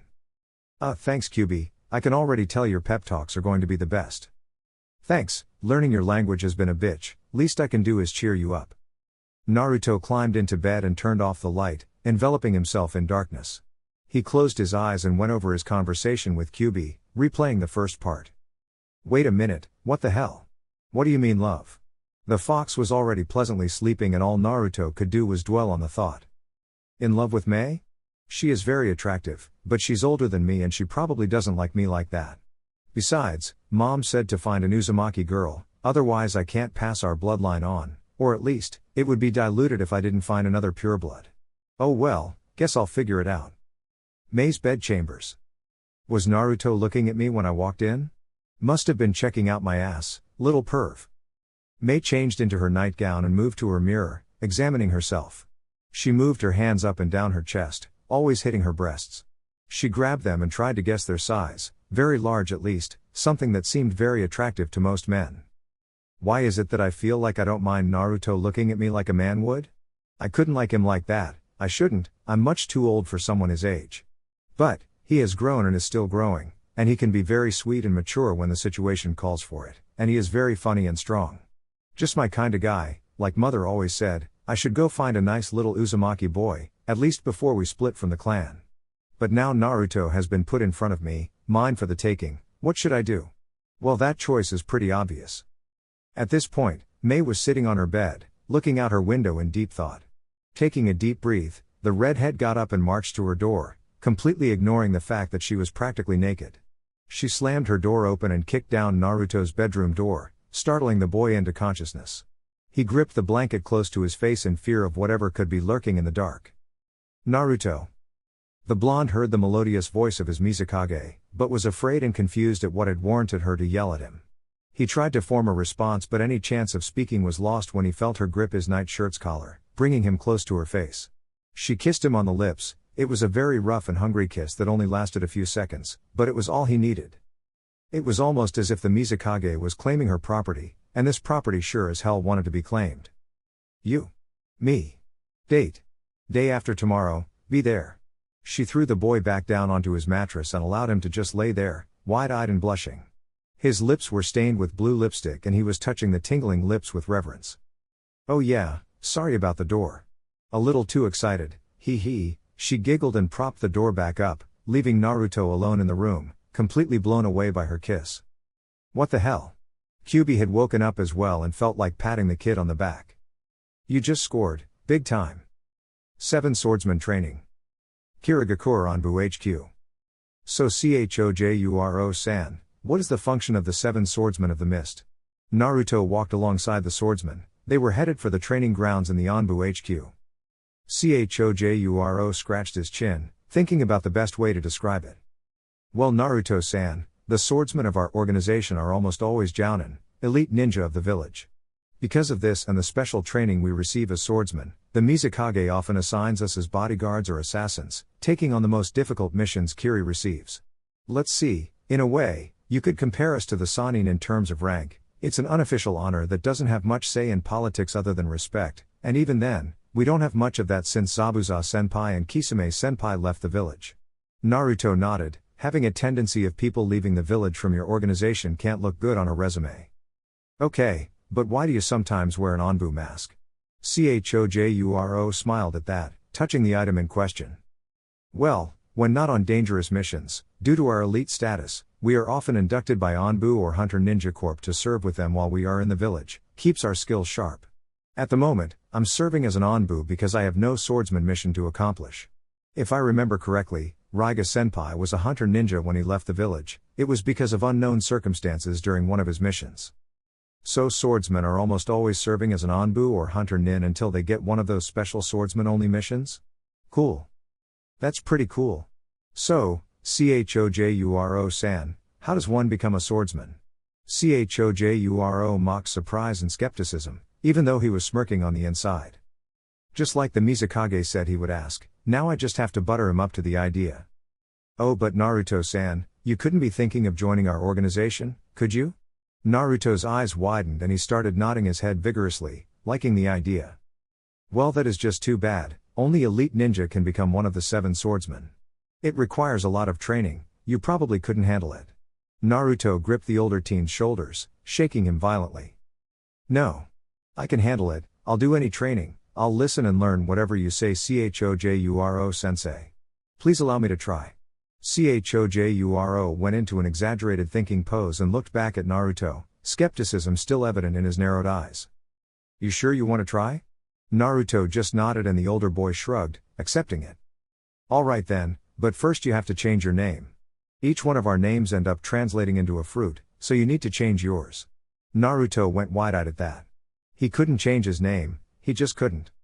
I'm just kidding Naruto-san, Mizukage-sama said to make an exception for you. But, Chojuro warned only after Naruto let out a relieved sigh. You will have to get sharpened teeth like mine, see? Chojuro opened his mouth and pointed to his shark teeth, causing the younger blonde to look at him like he was crazy. How am I supposed to get those teeth, Chojuro-sensei? Chojuro scratched the back of his head, trying to remember the big speech his instructor gave him. Well, long ago when the first inhabitants of Kiri started fighting sharks, you know what, never mind that. I was supposed to give you a big speech, but, it'll be easier if I just show you the hand signs. Chojuro brought his hands up to show the sequence but Naruto blurted out his thoughts. Wait a minute. You mean to tell me that you guys got those teeth from a jutsu? Chojuro just nodded and Naruto face-palmed. Wow, I always thought it was something more badass, oh well. Chojuro got a little annoyed by that, his teeth were badass anyway. Hey, This is a Kirigakure Kinjutsu, forbidden knowledge. You should be grateful I'm even giving you the chance to see the jutsu. Naruto calmed down and bowed to his sensei, apologizing for his outburst. Sorry sensei, please continue. Chojuro had never been called sensei until today by Naruto, and he had to say, he liked it. That's better, now watch. He went through the hand signs allowing Naruto to copy them and then mold his chakra into the seals. He opened his mouth and it felt like his teeth were being drilled into, they were changing shape and sharpening themselves. It hurts Chojuro sensei. Chojuro held a finger up to his mouth for quiet, it would only hurt more if he talked. The process lasted no more than 30 seconds, but that was plenty enough for Naruto. There you go Naruto-san, now let me see them. Naruto opened his mouth and the teen looked inside and nodded his head, pleased with the result. Alright, the jutsu was a success. Your first step in becoming a swordsman is done.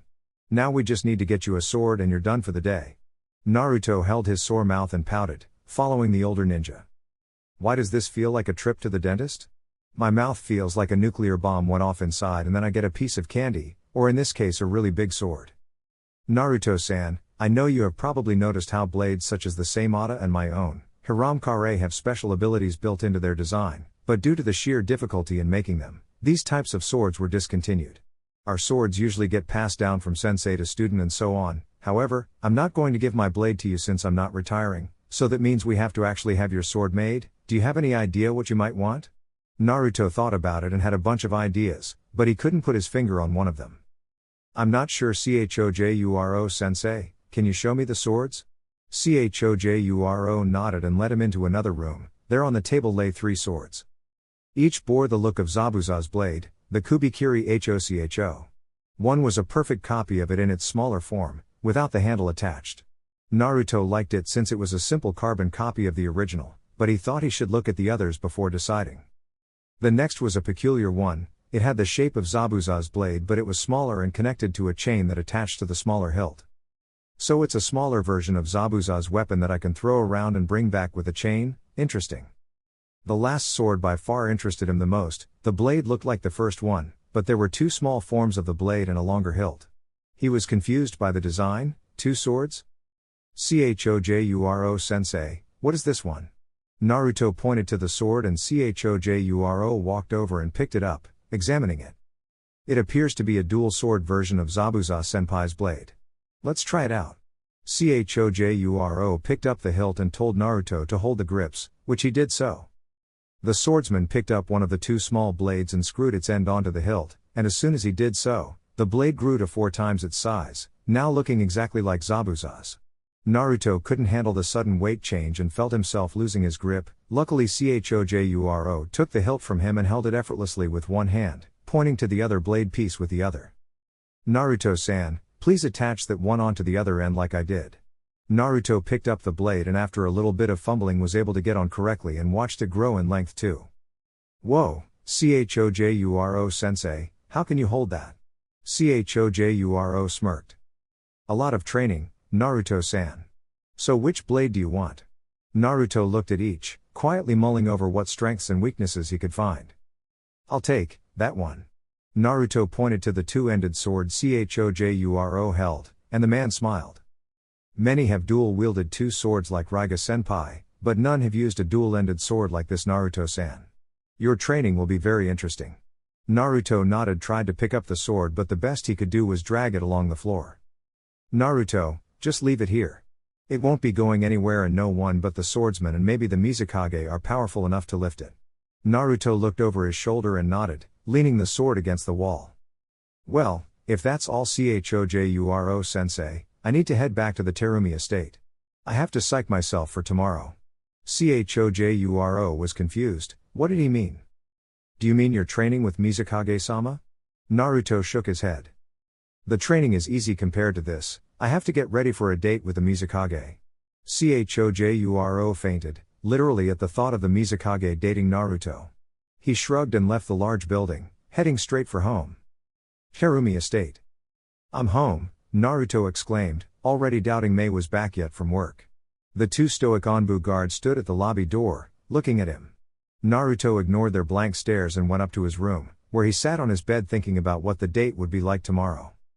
She will probably get all dressed up. I wonder what Mei would look like in a dress? Wait, I don't have any fancy clothes, I better go get some. Naruto burst out of the house and went straight for the store that sold him his Kiri outfit, hoping that the shopkeeper could find him some fancy clothes. Ah! These will be perfect for tomorrow. Naruto walked back into the Terumi estate with a bag of clothes, courtesy of his new favorite shopkeeper. What will be perfect, Naruto-kun? Naruto looked up to see Mei peeking into his shopping bag. She had recently gotten home from her duties as Mizukage and had heard his outburst. Naruto tore the bag away from her and ran up the stairs, startling the cage. Nothing. Naruto put the bag of clothes away and walked downstairs to prepare dinner. He decided to try out some sushi, keep it simple for tonight. Here you go, Mei-chan. Some nice sushi for the hard-working Mizukage, something you definitely deserve. Mei sat at the table and smiled at Naruto when he brought the food, leaning over and kissing his cheek. Thank you, Naruto-kun. So how was your training today with Chojuro? Naruto downed a piece of fish and looked at the woman. She seemed genuinely curious. It went all right. All we did was pick out a sword for me and got me these cool new teeth. See Mei-chan? Naruto flashed his new shark teeth at his sensei, making her giggle. Mei blushed a bit at seeing the teeth in Naruto's mouth. They looked very good on the blonde. She had always found the quality of the swordsman attractive for some reason, just the thought of a man doing things to her with those teeth. He would have to be so gentle with teeth like those, but being bitten might not be all that bad either. Hey Mei-chan, you're blushing again, do you feel sick? Mei woke to see Naruto leaning over the table, concerned for the reddened woman. Oh yes, I'm fine Naruto. Those teeth look wonderful by the way, I enjoy them very much. Naruto nodded, glad that she approved. Oh, what does your sword look like Naruto? I always found those large swords to look so uncomfortable, did you find something that suited you? Yes actually, although if I had to guess, it's probably double the weight of most the other swords. It's a dual-ended blade, it looks similar to Zabuza Momochi's blade, only there are two blades attached to one another with a hilt in the middle. I almost dropped it with how heavy it was, but Chojuro sensei told me that my training would let me grow more muscles to be able to wield it properly. Mei gasped at that. Naruto with more muscles, she could practically feel the drool pull up in her mouth. Good thing I already claimed a date with him, no other girl will get her hands on him. I just have to make tomorrow night perfect. Next day, family jutsu training. Alright, let's take a look at what dear old dad left for me. Naruto opened up his large scroll and sifted through all the labels, looking for namikaze. Aha! Naruto found the pesky category and sent chakra coursing through his hand and touched that spot on the scroll. His father's jutsu scroll and kunai plopped out along with a book labeled as his father's sealing journal. Naruto opened up the jutsu scroll and saw 2 jutsu written in with notes and explanations of how to use them. Naruto was very intrigued by the Hiraishin but couldn't deny the practicality of the Rasengan, both very good jutsu he had to learn. He reread the information a couple times before picking up a kunai and his father's journal and walking outside to the training grounds. Upon arriving, Naruto placed the kunai in his hip pouch, forming his trademark hand sign. Multi-shadow clone. 1000 Naruto appeared in front of him, taking up most of the training yard. Alright, divide into 2 groups of 500. The first group will work on the Rasengan exercises while the other works on understanding the Hiraishin and getting used to the 3-pronged kunai. Naruto smirked as his clones quickly got to work. If he did this every day, the jutsu would be easily learned within the next few weeks. Naruto walked over to a shady tree and sat underneath it, deciding to spend the time reading his father's journal. Upon opening the book, he read his father's personal writings and descriptions on the art of sealing, and while interesting, Naruto knew that he needed more tangible things to learn than notes. Naruto sifted through the book, finding many pictures and descriptions of seals, both seals his father had made or just encountered. All had unique properties about them that constantly grabbed Naruto's attention. Naruto continued to look through the book, trying to find something that would give him an edge. He had already marked the Hiraishin seal away for later purposes but wanted something to work on himself. Just when he thought he couldn't find anything else, Naruto discovered a seal that gave him a very interesting idea. The seal itself was called the blocking technique absorption seal, a seal that not only could disperse chakra from an attack but add that chakra to the user's own reserves. Naruto thought about how he could use that and started to think about how to incorporate it into his own design and style. My outfit should have something denoting my Uzumaki clan, Uzu, the Uzumaki swirl. Perfect. Naruto began to draw up plans on his new idea, intent on getting it done before the year's worth of training was done. Later that night, date time. Naruto fumbled with his button-up shirt. It was black with thin red stripes going up and down. No matter how much he messed with it, his collar just would not stay the way he wanted it to. And did anyone else feel how hot it was in the bathroom? He checked his pants to make sure everything was at least alright with them and was pleased to see his fancy pair of fancy black pants were just fine. He worked out the creases one more time and stepped out of the bathroom. He slipped on his shoes. Yes, they actually sold closed-toed shoes in Kiri, something he had never really seen before. Naruto-kun. Are you ready yet? Mei yelled from the lobby, waiting anxiously for her little swordsman to arrive. She herself chose a simple, dark blue dress that had open slits on either side, allowing her to show off her creamy legs when she walked. Her lipstick was applied and her nails were finely coated in her favorite color of midnight blue, newly applied all for tonight. Her shoes were just fancier versions of ninja sandals, fitted more for comfort and style than durability, Hinata sandals during part 2. Mei was also very nervous. This was to be her first date in a long time, and she didn't want to mess anything up, especially with Naruto. She had asked a few, intimate questions of his life in Konoha, namely if he had ever had a girlfriend. He had answered her with a sad shake of the head and outright proclaimed that he figured that no girl would ever like him either because of his personality or for what he carried inside of him, but Mei planned to prove him wrong tonight. I hope he enjoys the restaurant I picked out. Oh, will he like my dress or should I go get another one? God. When did I ever get this stressed out over something? I'm the Mizukage, damn it. I'm ready, sorry about making you wait, Mei-chan, Naruto whispered into her ear, startling her and making her jump away from him. When she saw his outfit, she blushed a bit and smiled at how cute he looked with his fancy dress shirt. Aw. Naruto-kun got himself a collar, let me fix it for you. Mei moved to him and with practiced grace and precision only a woman could have, easily fixed his collar and smoothed out the wrinkles in his shirt, sneaking a feel at his developing muscle. She sighed in a very fangirlish way, confusing the already embarrassed Naruto even further. Play it cool, Naruto, all you're doing is dating an older woman who is probably the most powerful kunoichi in all the elemental nations and she can melt your balls off without a hand sign, nothing to worry about. Ready, Mei? Naruto asked with genuine sincerity, dropping the cute suffix that had been her nickname since he had arrived. Mei looked at him and nodded. She grabbed his outstretched arm and looped her own through it, glad to see Naruto was almost perfectly at her own height and he was being so formal with her. He leaned in close to her ear and whispered a sweet compliment that she had been anxiously waiting for all night, making her feel warm inside. Mei, that dress looks absolutely marvelous on you. Blue is truly your color, majestic and deadly. Kyubi wanted to laugh at the boy, human ways were very strange indeed. Thank you, Naruto, I must say, your outfit suits you wonderfully, you look like the perfect gentleman. The two shinobi walked down the streets of Kiri, completely ignoring the sights and just focusing on each other. On their way to Mei's restaurant of choice, they made small talk and started to converse with each other much more fluidly and relaxed than they had before. It was as if just the very idea of being in a relationship with each other opened, or maybe knocked down the final barrier keeping their true personalities from each other, and they came to find they blended very well with one another. Upon entering the restaurant, the two were immediately seated due to the Mizukage's standing. They picked a booth along the wall, so they could look out the window and observe Kirigakura's national holiday celebration. Today marked the day of Yagura's reign ending, the end to the bloody mist and the work to begin the end of the massacres as well. Wow! You actually found a place that serves ramen? Mei, you are my hero. Mei giggled at Naruto's outburst after reading the menu. She had indeed found the restaurant, it was really the main reason why she picked it. She just wanted tonight to go right, she didn't want to make any mistakes with Naruto, he was too precious to her. Yes, I did, I hoped you might enjoy it. I think I'm going to have an old Uzumaki dish, a cooked fish with rice and vegetables. The fish is a rare type that is only found in the waters surrounding Uzu country. Mei licked her lips subconsciously in anticipation. Her mother made this often when she was young, it was one of her favorite. Naruto felt very melancholy at the thought of Uzumaki. While he was happy that it still was a large influence and was apparently known by many people, it saddened him to think that all that was left of his country was some fish and local fairy tales. He decided to get a more detailed history about the old country from Mei later. She obviously knew more about the Uzumaki than she would like to let on. It sometimes concerned him that she would keep secrets when he had revealed his biggest secret to the woman not too long ago. Food time. Both Naruto and Mei dug into their meals as soon as they hit the table. Mei apparently shared Naruto's ability to inhale her favorite food with gusto.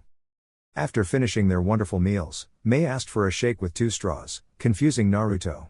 The waiter dutifully brought the chocolate drink back out and laid onto the table, both occupants now feeling very nervous about the ordeal. Naruto, I'm sorry, I shouldn't have." Mei stopped talking when she felt Naruto's hand move over her own, rubbing her soft and delicate knuckles and palm with his callous thumb. "No, you don't have to apologize, Mei, this is perfect." Naruto leaned over the table and got his straw into his mouth, waggling his eyebrows at the woman. She giggled and got her own straw, drinking her fair share of the beverage, all the while holding Naruto's hand. Many of the restaurant goers, especially ninja, were shocked at the sight of their Mizukage with some kid. Many of the younger ninjas felt great despair at losing their crush to the unknown blonde, while some of the older ninja got instant grudges with Naruto, angered by the sight. All were tuned out, however, by the lovebirds. Their eyes were meant only for each other that night, even after they left the restaurant to view the fireworks. Mei shunshined them back to the Terumi estate and they sat with each other on the roof, observing the midnight fireworks show. Naruto lay on his back with Mei cuddled up on his side, his arm around her in a possessive manner. "Tonight was perfect, Naruto. I couldn't have asked for a better date, from anyone." Mei looked up into his ocean blue eyes that looked down into her emerald one, silently hoping that she could stop searching, that he would be the one. "Well, I hope that I can be the only one that can get a date from you anymore, Mei. I mean, if you wanna, that is." Naruto suddenly felt very vulnerable, like he was laying his heart and feelings on the table for the woman to do what she would with them. Mei gasped. Did this mean what she hoped it meant? She gripped his shirt tightly, tears threatening to fall from her eyes, not at all embarrassed at her own emotional display. She had searched for the right man for so long, she didn't want to be heartbroken again. "Naruto, does this mean?" Naruto took her trembling hand that gripped his shirt into his own, gently massaging it, never breaking eye contact. He leaned in close to her face, she struggled to get level with him, burning warmth resonating throughout her body. "Yes, we are together now, Mei, and I wouldn't have it any other way." With that, Naruto softly kissed the young woman in his arms, just as the fireworks finale came to a stunning conclusion, lighting up the night sky. This night would no longer be just a night of Kirigakure celebration, it would now be the anniversary of a wonderful relationship between the two Uzumaki. Chapter 5. Finished product, The Life of a Kiri Ninja. Kirigakure, Council Chambers. Mizukage-sama, now that we have brought ourselves out of the economic slump that was caused from the chaos of Yagura's reign and the massacres, isn't it time we started making treaties with other villages? Surely it would be to our advantage. The council was in deliberation over the future of Kirigakure. It had taken most of the day and Mei was wondering if it would ever end. It would hardly affect an island nation such as our own. Our potential enemies are kept at arm's length, but so are any allies we might gain. The minor treaties with Sea and Wave are plenty enough for now. Our economy is better than it ever has been since we expanded our monopoly over sea trade. Our ninja population has also increased since the end of the Bloody Mist graduation exams. I see no reason to make alliances with any of the elemental nations. We will bide our time for now. The counselors sighed but did not argue further. The Mizukage was a very stubborn, yet clever woman. "I believe this discussion is over. Moving on, I would like to know how our village's most important investment is doing." Kyo asked the Mizukage, and she growled in response. "Naruto Koi is not a damn investment, he is a human being. No matter how many times I warn you, all you see him as is an investment. In fact, everything has to have some means to an end with you, Kyo, and it needs to stop. Naruto Koi has come a long way in the 2 years since he has arrived. His accomplishments are lauded amongst the Ninja Corporation, becoming a jounin at age 16, achieving swordsman status, perfecting his Kekkei Genkai and Jinchuriki abilities in record time, and even being requested to be an official member of the Hunter Nin Corporation." Kyo's smirk faded, taking on a scowl instead. "Not to mention creating a boiling pot of lava with our relationship with Konoha and seducing the Mizukage herself." Kyo was ripped from his chair by the Mizukage, 2 Anbu guards poised to strike at his vital points upon her order. She gave a look of pure rage at the ex-shinobi. "How dare you? I have put up with your insolence for far too long. You have spoken out of line and insulted me personally. Anbu, take him away for interrogation pending military trial." Kyo's eyes widened. "Military trial? What? You can no longer try me as a ninja, I've retired." The Mizukage smirked, brandishing a pencil and a document from thin air. She quickly signed it and stamped it with the official Mizukage stamp and held it to his face. "You now have been officially reinstated as a shinobi of Kiri, congratulations. Now Anbu, please take this foolish man away from me in these chambers before I melt him." The 2 masked shinobi saluted and dragged the man away, frightening the remaining councilmen into silence. "This meeting is adjourned, I will retire to my estate now." The Mizukage placed her cage hat back on and walked slowly to the wooden doors, hoping to get as far away as possible. The remaining councilmen stood and bowed to the kage. Yes, Mizukage-sama. They left upon her exit, dreading her and her dangerous personality, wondering if Yagura was any worse. Mei walked the streets of Kiri, observing her people that she had sworn to protect, living out their normal lives, free from danger. Their smiling faces and prosperous attitudes were what allowed Mei to continue the job of Mizukage, the thing that kept her working all day. Her thoughts drifted to Naruto, the blonde Jinan now Jounin that had warmed her heart since his arrival 2.5 years ago. Their relationship had started with them becoming friends, then teacher and student, to now boyfriend and girlfriend. Mei could not contain her joy when he was around. She had yet to broach the I am an Uzumaki subject with Naruto. She was afraid of his reaction to them being distant cousins of one another. Mei also feared that Naruto would no longer trust her, feeling betrayed at just how deep of knowledge and connection she really did have with the Uzumaki, so she had kept her secret. As Naruto grew, however, so did his curiosity, and she feared that he would learn of her secret on his own, something that would be even worse. I promised to tell him after he comes home from his mission. He should arrive by the end of the day. Hurry home, Naruto-kun, we have much to discuss. Unnamed Kiri Isle, Forest. Hunter 1, in position. A figure hid behind a tree, holding a hand up to his ear and speaking into a small communicator. He wore a Kiri Hunter Nin mask. The only markings were 2 blue fangs that started at the top of the mask and enveloped the drawn-on eyes. The 4 waves of Kiri had their place on his mask's forehead, and the only way to identify the man's features was his bright blonde hair. He wore standard Kiri battle armor, a single chest piece that had shoulder guards and a lower torso extension to cover his groin, all gray-black in color. His weapon was easily the thing that stood out the most, a large, 2-ended blade that attached to his back via a belt that went across his chest. As most shinobi carried, he had a kunai pouch attached to his thigh and a hip pouch as well, both connected to black onbu standard pants. Farther down, he wore black sandals with dark gray leggings that extended from his sandal toes to a halfway up his lower leg. He also wore a black, long-sleeve shirt with gray gloves extending from his entire forearm to past his knuckles. My description of Kiri Onbu seen in most recent Shippuden 6 Tales filler arc. Roger. Hunter 1, Hunter 2, 3, and 4 are standing by. Awaiting your order. The man silently nodded to himself, observing his quarry that he and his squad had stalked for the past few days. The older man, somewhere in his 40s, wore prisoner garbs, black and white stripes lined his ripped garments. Looks were deceiving to his haggard reflection though. The man was a B-rank missing nin, newly awarded the title after escaping from a prisoner transfer ship off the island's coast. The hunters had been sent out as soon as word was received from the survivors of the vessel, and the squad requested a swordsman to lead them. They chose Naruto Uzumaki, the newest addition to the 7 swordsmen. Naruto went over his prey's strengths and weaknesses, analyzing the tactics he would use in the coming battle with the Kiri escapee. This man's name is Riko Yutsuki, B-rank missing nin of Kiri. A pure ninjutsu specialist, he is lauded for the possession of 2 nature elements, fire and wind. Special techniques are largely unknown, taijutsu is average and genjutsu is abysmal, just my kinda guy. Let's do this. Hunter 2, stand by for Kiri-same. Hunters 3 and 4 will keep distance and observe, cut off escape routes and prevent target from leaving the zone. Naruto heard from his communicator the chorus of Rogers for his plan. The trap was set, now Naruto just had to defeat the man himself. Naruto held up the ram hand sign and disappeared in a whirlpool vortex of water, appearing behind the walking man, hand on the hilt of his broadsword. Riko Yutsuki, you are under arrest for over 20 criminal acts committed in Kiri. The time has come for you to pay for your crimes. The man froze immediately, slowly turning to see his worst nightmare, a hunter nin. Worse yet, he saw the man's large sword and remembered the horror stories of the swordsman's organization, something he didn't want to experience. Damn it. I was hoping that it would take you a bit longer to find me. Naruto held his ground, staring down the panicking man. We both know I won't surrender, I have no chance if I go back to Kiri, so I'll just have to defeat you. The man began to form the hand signs for a fire jutsu, and Naruto clicked his communicator once, the signal for Hunter 2.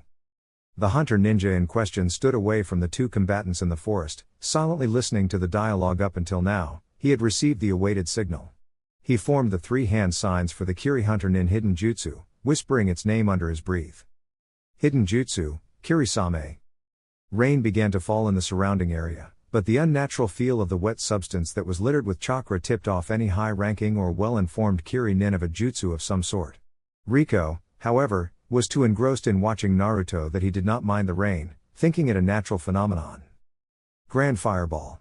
The criminal held up a hand to his mouth, expelling a fireball straight at his enemy, but his eyes widened when he saw the attack gradually dissipate in mid-air. Wait. Even if this is a water jutsu, it shouldn't be powerful enough to, damn it, a trap. Looks like you figured out the jutsu a little, too late, Riko-san. Naruto had body flickered behind the man, his sword edge on the man's throat. Damn. How the hell did the man was cut off when Naruto finished his mission, slicing through the man's throat with practiced precision and without hesitation. His fellow hunters walked out into the small clearing, glad to see their leader able to handle the shinobi so well. The body fell to the ground, blood pouring out of the neck artery that Naruto had severed purposely. He turned to his subordinates, each looking at him for their future orders, totally unaffected by the sight of death. Finish up here, standard procedure. Meet at the rendezvous in 5 minutes, we head for home. The 3 other hunters saluted and went to the body, beginning the usual process of taking the head as proof of death and destroying what was left. Naruto leapt into the trees and continued to the exfiltration point, the eastern beach side of the uninhabited island. From there, his squad would move to Kiri, arriving no later than 8 p.m. Naruto arrived at the beach, finding it undisturbed and exactly as it looked when they arrived, peaceful, quiet and serene. No one would know that an important hunter nin assignment was done here, the only proof would be some scorched grass from the body's cremation. Naruto leapt onto the water, standing on top of the shifting surface and sunk his blade in the salty liquid, washing away the red life source soaked on the blade. Another criminal downed, chalk another one up for the Uzumaki. The guys back at Onbu HQ are gonna freak when I tally another one to my score. Since Naruto's induction into the Hunter Nin Corps, he found the job to be very challenging and fun as far as ninja roles go, but he was always brought down by the monotonous, dreary atmosphere. All the other hunters were business, stoic and unemotional, but Naruto didn't like that one bit, so he influenced his fellow shinobi into having more fun. Back at base, they had a giant chalkboard that with each hunter's name and a tally of how many enemies they have taken down, and Naruto had been rising up the ranks quickly. All the old veterans went along with the idea since they got to tally their pre-existing scores, but were shocked at the blonde's tenacity at his work. He was easily catching up to their numbers. Naruto invented the word fun and brotherhood with the hunters, and every visit to the HQ was relaxed and left everyone lighthearted when they returned home from a long day of work. Sir. Naruto turned to see his subordinates had finished their tasks, a sealing scroll containing the head put away for further processing in Kiri. Naruto gave a silent nod and motioned with his hand to move out, and in a blur, all 4 shinobi were gone, mission accomplished. Kirigakure, Terumi Estate. Mei paced back and forth in the Terumi family room, anxiously awaiting the arrival of her housemate and boyfriend, Naruto Uzumaki. She was attempting to psych herself for the upcoming conversation that would reveal her so far hidden heritage of being an Uzumaki, and she was failing miserably. What if he hates me forever? What if he can never forgive me for keeping this from him? Damn it. He revealed to me being a damn Jinchuriki containing the most powerful Baijuu in existence, and I can't even tell him my last name. I'm such an idiot. Her pacing stopped when she felt strong arms wrap around her waist and warm breath wash against the back of her neck, making her shiver in delight. Mei automatically fell back in the figure's arms, already knowing her love scent and feel against her skin. Her Naruto was home. Mei-heim, I'm home, Naruto whispered into her ear, long since putting away his hunter equipment and gear, now wearing a form-fitting black bodysuit that he often wore around the house.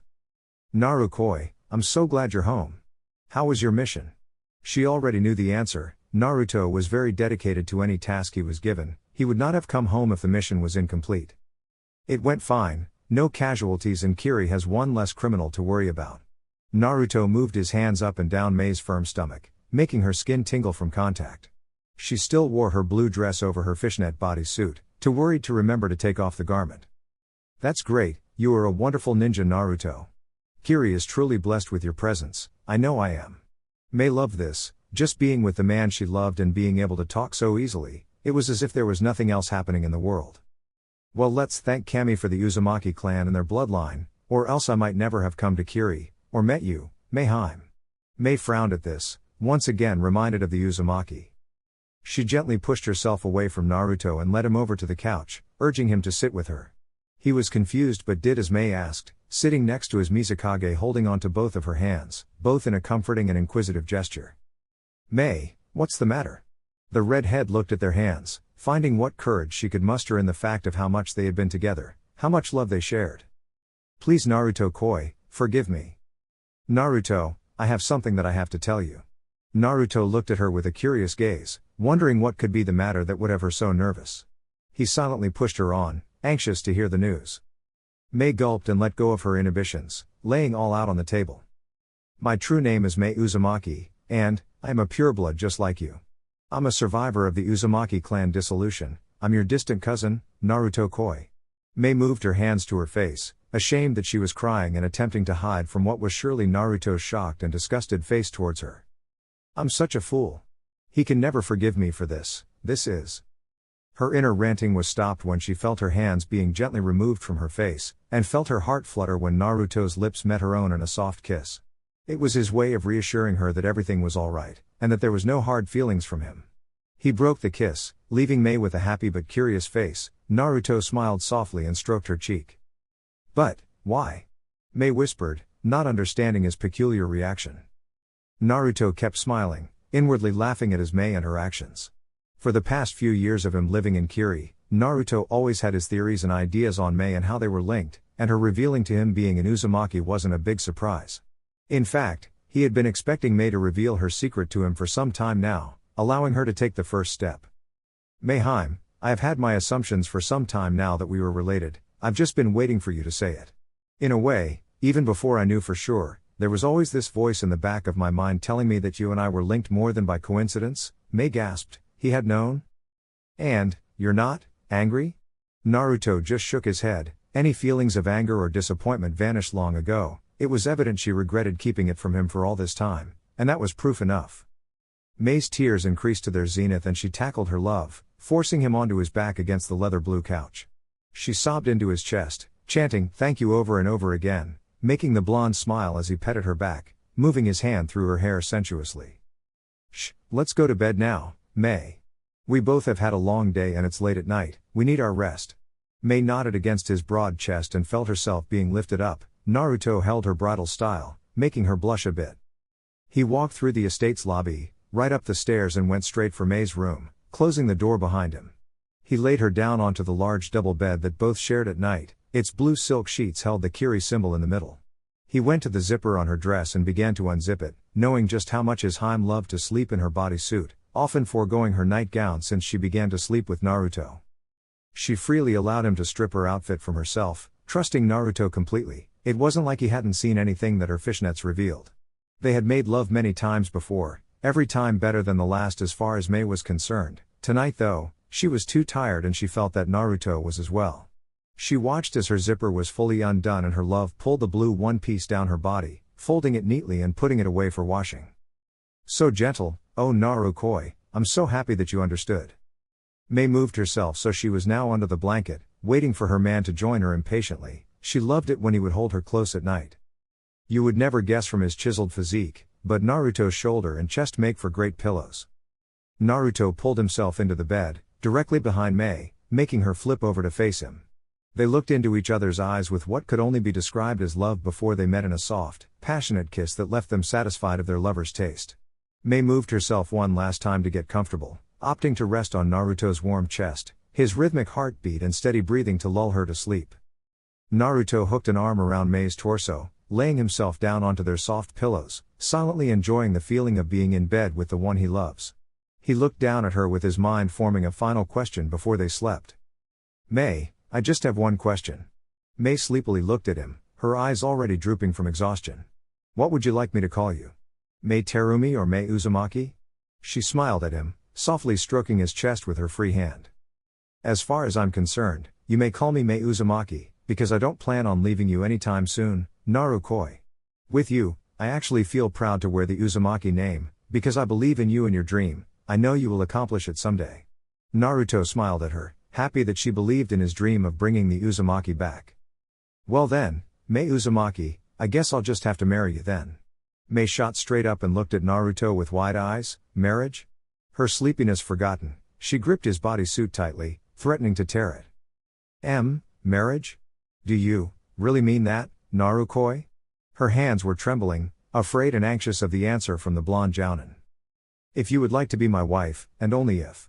I won't force you into anything you aren't ready for. I knew from the moment I fell in love with you that I wanted to be with you for as long as I live.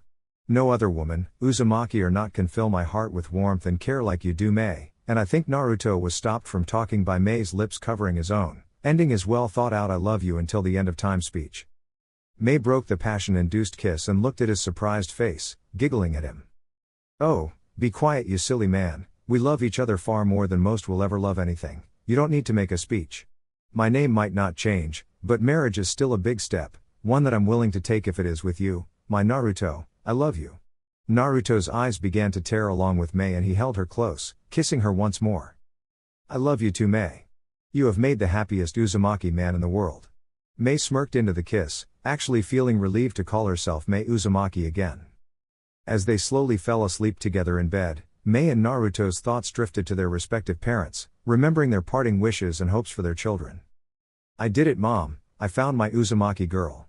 I'm so happy. Mother, Father, I have finally found that little Uzumaki boy that you asked me to look out for. I feel like I'm finally home, where I should be, where I belong." The Uzumaki couple fell asleep with smiles that night, the feeling of being engaged too elating for them. It was a joyous occasion that would be celebrated for generations to come. Konoha, Hokage office. "Jiraiya, I have been forced to recognize Naruto as a missing nin. What can we do? The civilians celebrate his death and all the ninja except for his graduating class are making bets on who will collect his bounty first. This is madness." Tsunade voiced her overwhelming concerns to the newly arrived Jiraiya. He had spent the past 2 years of Naruto's training trip exploring the world for him and attempting to become even stronger, even if he was long past his golden years. "I don't know, Tsunade-Heim, how have the rest of the rookies taken his leaving?" Tsunade looked out the window, a frown on her face. "Sakura, I fear will never be the same." She felt the betrayal that she felt from Sasuke's leave all over again with Naruto. "She hasn't trusted another soul since, even throughout my training she was almost completely unresponsive. The rest have their own ways of dealing with it." Konohamaru has pushed himself extremely hard, to prove to Naruto that he is worthy of Sarutobi, foolishly believing that if he becomes powerful enough, Naruto will come back. Jiraiya sighed. Naruto's leave had a big impact on Konoha, for worse much more than better. "I hope you're happy in Kiri, Naruto, because everyone else has suffered for it." During his 2-year trip, Jiraiya's contacts followed up more thorough reports on the island nation and discovered that Naruto indeed lived there, as a Kiri ninja. While Jiraiya didn't know the extent of his training or why he was there, he knew that Naruto would not be coming back to Konoha, but he couldn't tell Tsunade, it would be too much for her to bear. "Tsunade-sama." The Sannin turned to see a ninja from the Code Decipher Division burst through the door, holding a message from what appeared to be Suna. "Tsunade-sama, urgent message has been received from Suna." Tsunade took the scroll and read it, her eyes widening and a scowl growing on her face.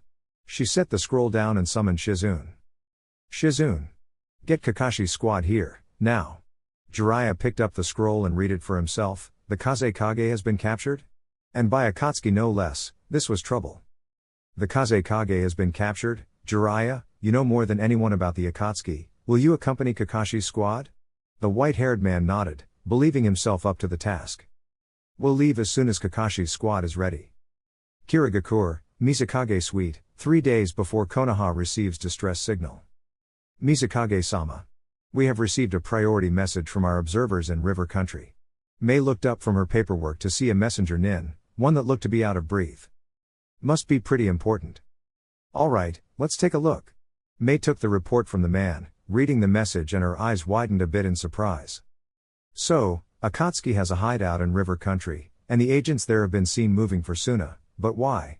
Mei's eyes widened. This suddenly got a lot more serious than she had first thought. She flared her chakra and an Anbu stood before her immediately, kneeling before her. "Get me Naruto Uzumaki, I don't care what he's doing. A priority message on the kage has arrived." The Anbu saluted and went straight to Anbu HQ, the last known location of the blonde. "This isn't good. If Akatsuki is on the move, we cannot allow them to take the one-tails. I need Naruto's counsel, he has to help me figure out what to do." "Yes, Mizukage-sama?" Mei looked up to see a fully outfitted Naruto in his hunter gear, hands on the table anxiously waiting for the news. She sighed and handed him the report, his expression unreadable through his mask, but it was surely of surprise. "No, they are already on the move?" Naruto asked himself rhetorically, not wanting to believe his friend Gaara had been captured or soon to be. He looked into Mei's eyes, seeing the indecision and conflict that mirrored his own. "We have to do something, We have to stop Akatsuki before they can get a foothold like this. Naruto proclaimed, letting go of his calm facade and replacing it with anger and hate for the organization that made his difficult life even worse. Mei got up from her seat and walked around the desk. She enveloped her fiancé in her arms, calming him down considerably. Naruto let out a deep breath and held her arms with his own, trying his best to figure out a plan. I know that we have to do something, but what, Naruto? We are easily the worst nation positioned to do anything about it, and it might take too long to get a squad there anyway. Mei hoped she could dissuade Naruto from what she thought he would do, but she was gravely mistaken. Naruto nodded his head in agreement with her analysis, but disagreed that it was impossible. A squad might not get through, but a ninja formerly of fire could get past their patrols alone. Mei gasped at his implication. He couldn't go alone. No. If they capture you, then you will be executed or worse. I won't allow that to happen. I won't lose my fiancé just because he has to go rescue a friend. Naruto silently shook his head over Mei's protectiveness. She could be so cute and stubborn.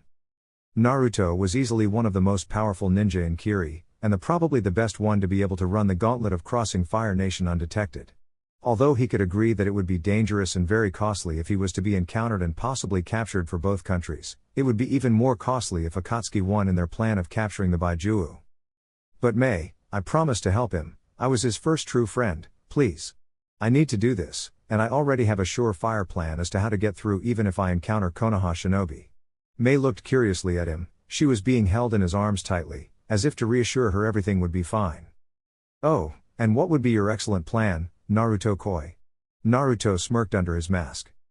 Oh, I was thinking something like a transformation to change my facial features, and if anyone asks I can just say I'm hunting an important criminal as a hunter nin. Mei thought about it. It was tactically sound, as long as no one could recognize him. Simple yet practically foolproof, but what if there is a complication? And I'll even throw something else into the deal to sweeten the deal, just to reassure you, Mei-heim.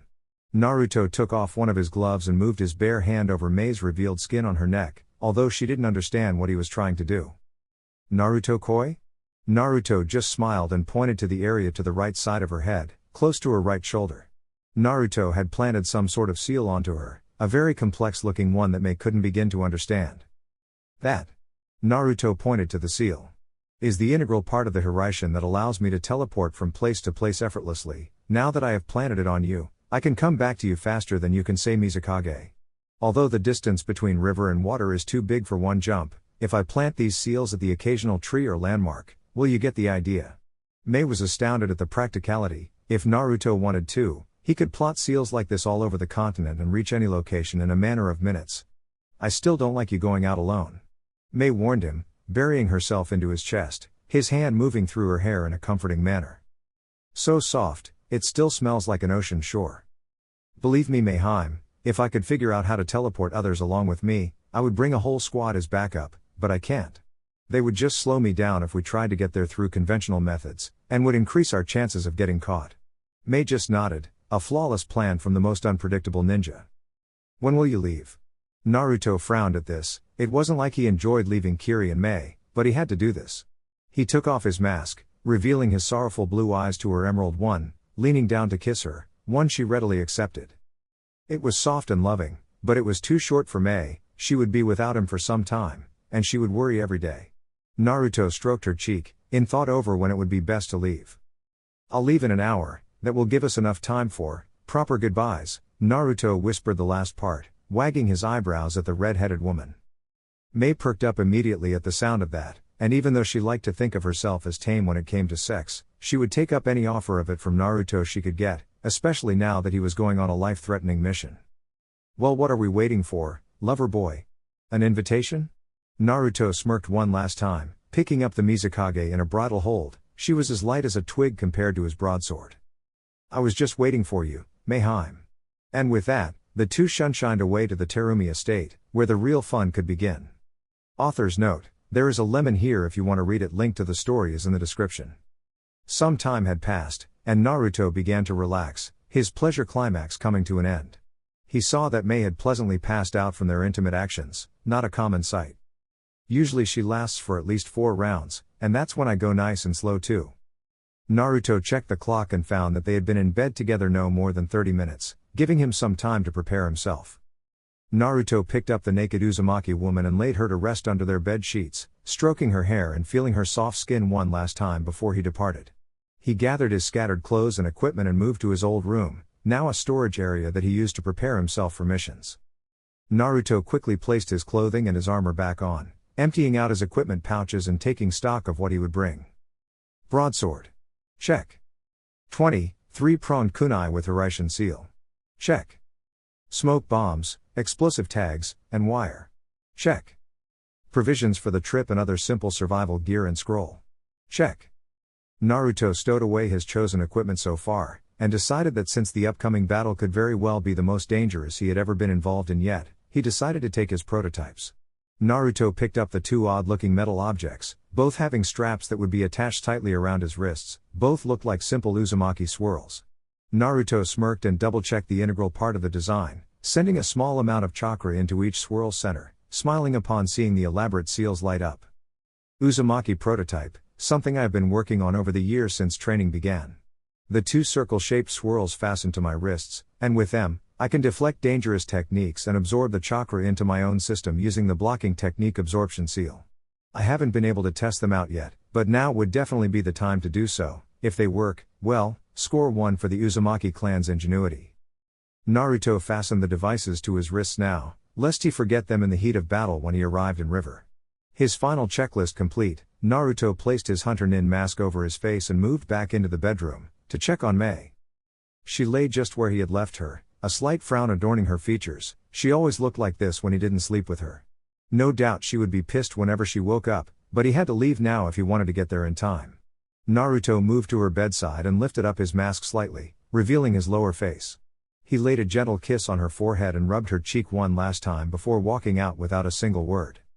He moved down the stairs and saw the two Anbu guards waiting with their ceremonial pikes, saluting him as he walked by.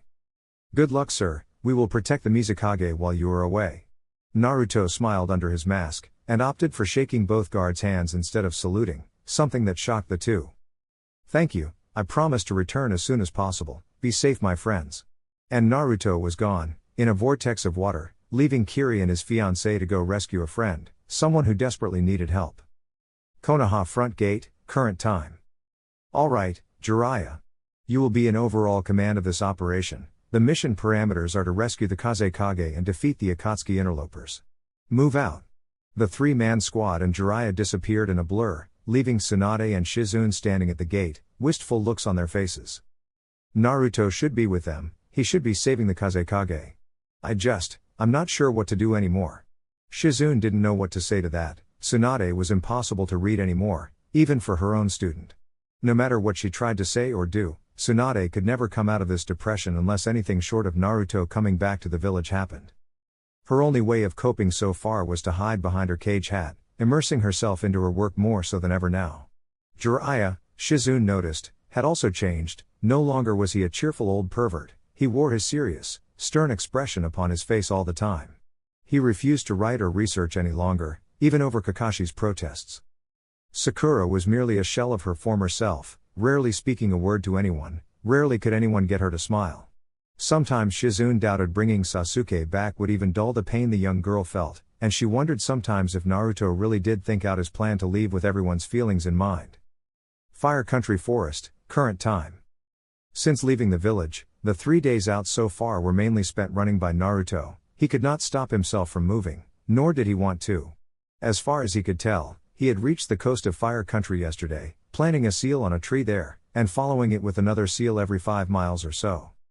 Currently, Naruto was moving at full speed towards river country, keeping his eyes open for the sure sign of grass plains, signifying his entry into grass country, a border state of Suna and a close neighbor of river. The only thing keeping him up was pure determination. He had told himself he would not rest until he reached river, only then would he sleep to get some rest before the battle. His only thoughts were on reaching Gaara in time, and exactly how best to mutilate the Akatsuki he found with him. "Hang on, Gaara, I'm coming." Chapter 6. Rescue the kage, tensions rise, friendship and love. Sunagakur, hospital ward. That's the last of the poison. Take it easy, Kankuro, otherwise the side effects could worsen. Sakura droned to the puppeteer in a professional manner. She had an unreadable and passive visage, as if she was devoid of any emotion. Kankuro just nodded and laid back down on his bed, looking over at the Konoha ninja sent to help them get the kage back. There is the copy ninja, Kakashi, Sakura of course, some pale kid I've never seen before, and the legendary Sannin Jiraiya, but where is Naruto? Sakura. Kankuro grunted out, stopping the pink-haired medic from leaving. She slowly turned her attention to him, unnerving him a bit from her stoic attitude. I was just wondering, where is Naruto? Sakura flinched at the sound of that name, her entire body shutting down. Kakashi and Jiraiya to their credit just stiffened a bit, hiding their emotions much better than the young kunoichi. Sakura decided to look at the ground, not willing to face anyone with tears in her eyes. Naruto, he's gone. The Suna ninja present were shocked at this. Naruto Uzumaki, gone? Tamari decided to speak up, curious. What do you mean? She was cut off by Kakashi, deciding to explain it for his broken-hearted student. Naruto left the village 2.5 years ago, and he has not been seen or heard from since. He was recently made a missing nin. Your bingo book will be updated for Kankuro scoffed at that. He may not have known Naruto too well, but he had helped Gaara become a better person.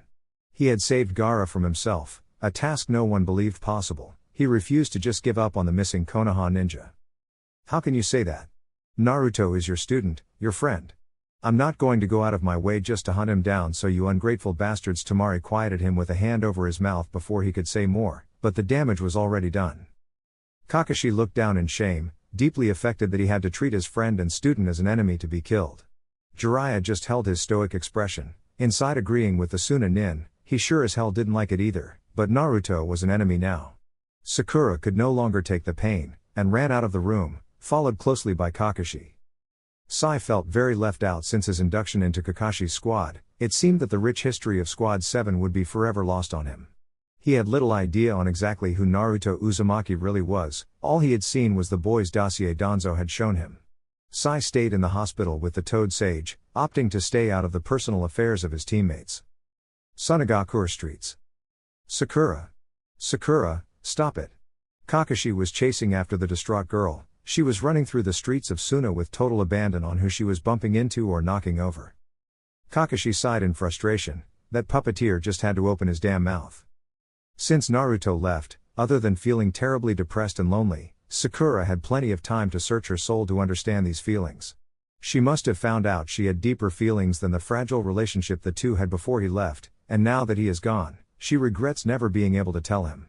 Every time he is brought up, it is as if she is reminded that she somehow failed in keeping her only true friend in Konoha. Naruto, your profound effect on people is just as much a curse as it is a blessing. Sakura finally reached the city's edge and leapt up onto the top of the wall, followed closely by Kakashi. The girl stood on the large sand barrier, looking out into the sandy dunes of the desolate country, inwardly gathering her thoughts and feelings. Kakashi dare not say anything before she was ready, settling with standing beside her, waiting patiently for her to vent. I'm sorry Kakashi-sensei, I just... Kakashi frowned, completely sympathizing with the poor girl. He set a comforting hand on her shoulder, silent encouragement to continue. I just miss him so much. His laugh, his goofy smile, his upbeat attitude, it all seems like it was just yesterday that I found out he was gone, and then I... Sakura sighed, feeling it best to just admit it, feeling confidence in herself, something Naruto would have, something he would expect her to have. I found out that I love him. I just was too blinded by Sasuke in my younger years to see it. Hey, I guess Naruto really can get through to anybody with his magic, huh Kaka-sensei? Kakashi smiled a bit, glad to see the girl got that off her chest. He nodded in assent to her observation. Naruto could change anyone, and he wouldn't stop working at it until he changed you for the better. Yes Sakura, I believe that Naruto really can change anyone. His effect on the village and its people may be lost on Konoha, but we can't forget so easily. It isn't the same without him. I hope that he is alright, wherever he is. Sakura looked at Kakashi, a fire in her eyes he had not seen in over 3 years, and it startled him. Sakura smirked, feeling confident now that she had let out her feelings. Naruto reinvigorated her thoughts, filled her senses. She could practically feel the warmth of him, standing right next to her with a smile, his smile. She turned back to look out across the dunes, the smirk still on her face. She raised her fist into the air, taken up in the heat of the moment. And that is why I'm going to bring back Naruto Uzumaki to his home, our home. I'm going to do it too, because I love Naruto. She yelled out her promise, It was swallowed up by the gusting wind of Suna's desert, but Kakashi heard it clearly and smiled, a truly happy smile. I think Naruto would be proud to hear that promise. Sakura. River country, 1 mile from Akatsuki hideout. Naruto awoke from his slumber, almost falling out of the tree he had chosen for his bed. He had been awoken by the dispel of one of his lookout clones, and the memories sent to his brain brought a smirk to his face. The 2 Akatsuki members were nearby, a badly damaged Gaara in their grasp, and Naruto began to stretch and mentally prepare himself, going over his plan one more time in his head. Alright, I already took a look at the hideout. It appears to have a security seal that I will have to remove first. I've already sent clones to help me with that. After they get inside, I'll break the boulder and execute my special attack that I've been waiting to test out. My only priority is to get Gaara out of there with his Baiju'u intact and still inside of him. Killing the Akatsuki will be a bonus. Naruto moved from his current location to a tree overlooking the large boulder of the hideout entrance, silently awaiting the arrival of the 2 enemy shinobi. He didn't have to wait long, however, as the 2 cloaked figures slowly made their way across the river and entered the hideout, closing the door behind them. I'll give them a few minutes to get settled, no point in rushing. Hunter Nin training taught me that much, rushing into battle will just get me killed. 10 minutes ticked away and Naruto was finished with waiting. He made his way down to the boulder and began to get his attack preparations finished. Naruto placed his hands into the cross-shaped sign for his trademark technique, and whispered it under his breath. Multi-shadow clone. Easily 100 Naruto clones were created, and Naruto divided them into 3 groups. Naruto moved up the boulder and gripped the seal, his shadow clones that were at the 4 other seals doing the same, and he had a mental countdown. 3, 2, 1, now. Naruto ripped the seal off, satisfied when no trap or danger presented itself. The removal was a success. Naruto silently dropped to the ground, walking up to the boulder. He placed his hands onto the solid rock, mixing his earth chakra to change the density of the rock. At first there was nothing to be seen in its appearance, but after a few seconds, Naruto could visibly see the rock melting and changing into a thick mud, courtesy of his chakra. Upon revealing the inside of the cave once the boulder was gone, Naruto and his clones moved away from the opening and peered inside, scoping out the base. Naruto observed there was a large statue over towards the end of the cave. The 2 Akatsuki members stood on one of the fingers of the object. Holograms of humanoid figures were located on the rest. Naruto's eyes widened when he saw a blue orb of chakra energy, and to his horror, he found Gaara in the middle of it, his Baiju'u chakra being slowly absorbed. The Akatsuki appeared to be in total concentration, but Naruto was not to be fooled. They surely knew of his presence by now. Naruto made a few hand motions to his clones. The attack would start now. 5 of his clones leapt in front of the doorway, gathering themselves in a stance and held up a hand sign that few got to see before their deaths. They whispered the jutsu at the exact same time, a deep mist seeping into the cave and outside on the river. Ninja art, hidden mist. They held their stances, keeping the mist so thick that an untrained shinobi would barely be able to see past his face, let alone a few feet in front of him. Naruto, however, had practically lived in this mist during his swordsman training. He didn't need to see, his other senses were all he required. 2 more dozen of Naruto's clones leapt in front of the first 5, all holding as many 3-pronged kunai as they could fit in their hands. Naruto took his place with the final group, a good 75 or so clones, all with their broadswords out and at the ready. Naruto quickly formed the seals for a last-minute jutsu, and a few more clones were created, mixing themselves with the rest. Time for my combo, let's see you counter this, Akatsuki. Hiraishin Blitzkrieg, Naruto yelled out his combo technique, startling the Akatsuki at his blunt move of revealing himself formally. The 24 kunai throwers began to throw the special kunai into the cave, not much minding the direction so much as getting as many as they could into the hideout. Naruto smirked as he and over 80 clones disappeared in yellow flashes. The chaos had begun. 5 minutes ago, Akatsuki hideout interior. Geez, Sasori-senpai, why does this always take so long, Deidara asked the turtle-like man, griping over the stupid jutsu used to absorb the tailed beast chakra. Sasori merely glanced in the younger man's direction, silently annoyed by his whining. Would you just shut up, Deidara? It will get done when it gets done. The 2 settled for an uncomfortable silence until they both felt the sensation of a chakra source, nearby. Not just a passerby, the chakra was directly on the other side of the boulder, and it appeared to be unfazed by the security seal placed outside on the boulder. Sasori-senpai. I know, let's continue the jutsu, see what this interruption could result in. The two eventually felt a light warmth against their backs and somewhat of a glare inside the cave and turned to see the boulder completely missing and sunlight seeping in, startling the two. The shinobi interloper was nowhere to be seen, but it was evident the person was out there, hiding. Earth chakra manipulation. It's the only way to just make solid rock disappear without a sound. Datara commented, he himself being earth-natured. Sasori silently agreed with his analysis. Their lapse in concentration was detected by Pain, and he questioned the two on their status. Sasori, Datara, I no longer feel your chakra, what is wrong? Sasori, being the elder member, spoke up. We seem to have an unwanted visitor, Leader-sama. Pain appeared to be in quiet deliberation for a few seconds. He turned to Sasori. Eliminate the threat as you see fit, we will continue the extraction process. Sasori nodded and Datara smirked, excited to get a real fight. Suddenly, a thick mist enveloped the inside of the cave, separating the two Akatsuki from one another, surprising the two at the sheer thickness of the vapor. Whoever is doing this obviously is either very strong or full of himself, no one can properly fight in this. Sasori commented, silently impressed with the interloper already. Damn it, with this crap, I won't even see my beautiful art when it explodes, They heard a loud voice echo through the cavern, the name of the jutsu sending a chill down Datara's spine. No, my father told me of that technique, but that guy's supposed to be dead. From the thick mist came dozens upon dozens of oddly shaped kunai, making Datara visibly shake from the horror stories told by older Iwa shinobi survivors of the Third Shinobi War. Sasori actually was not keen on the details of this jutsu and dodged the kunai, curious to the point behind the interesting weapons. Datara encounter. It happened in a flash. Datara observed a flash of yellow before he felt the cold slice of a blade and a pooling warmth by his right arm's elbow. He looked to see nothing.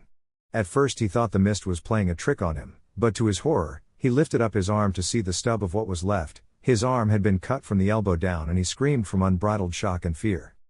He looked to see another flash and was just barely able to avoid being decapitated before he calmed himself, quickly substituting himself with a clay clone that blew up in the face of one of Naruto's shadow clones.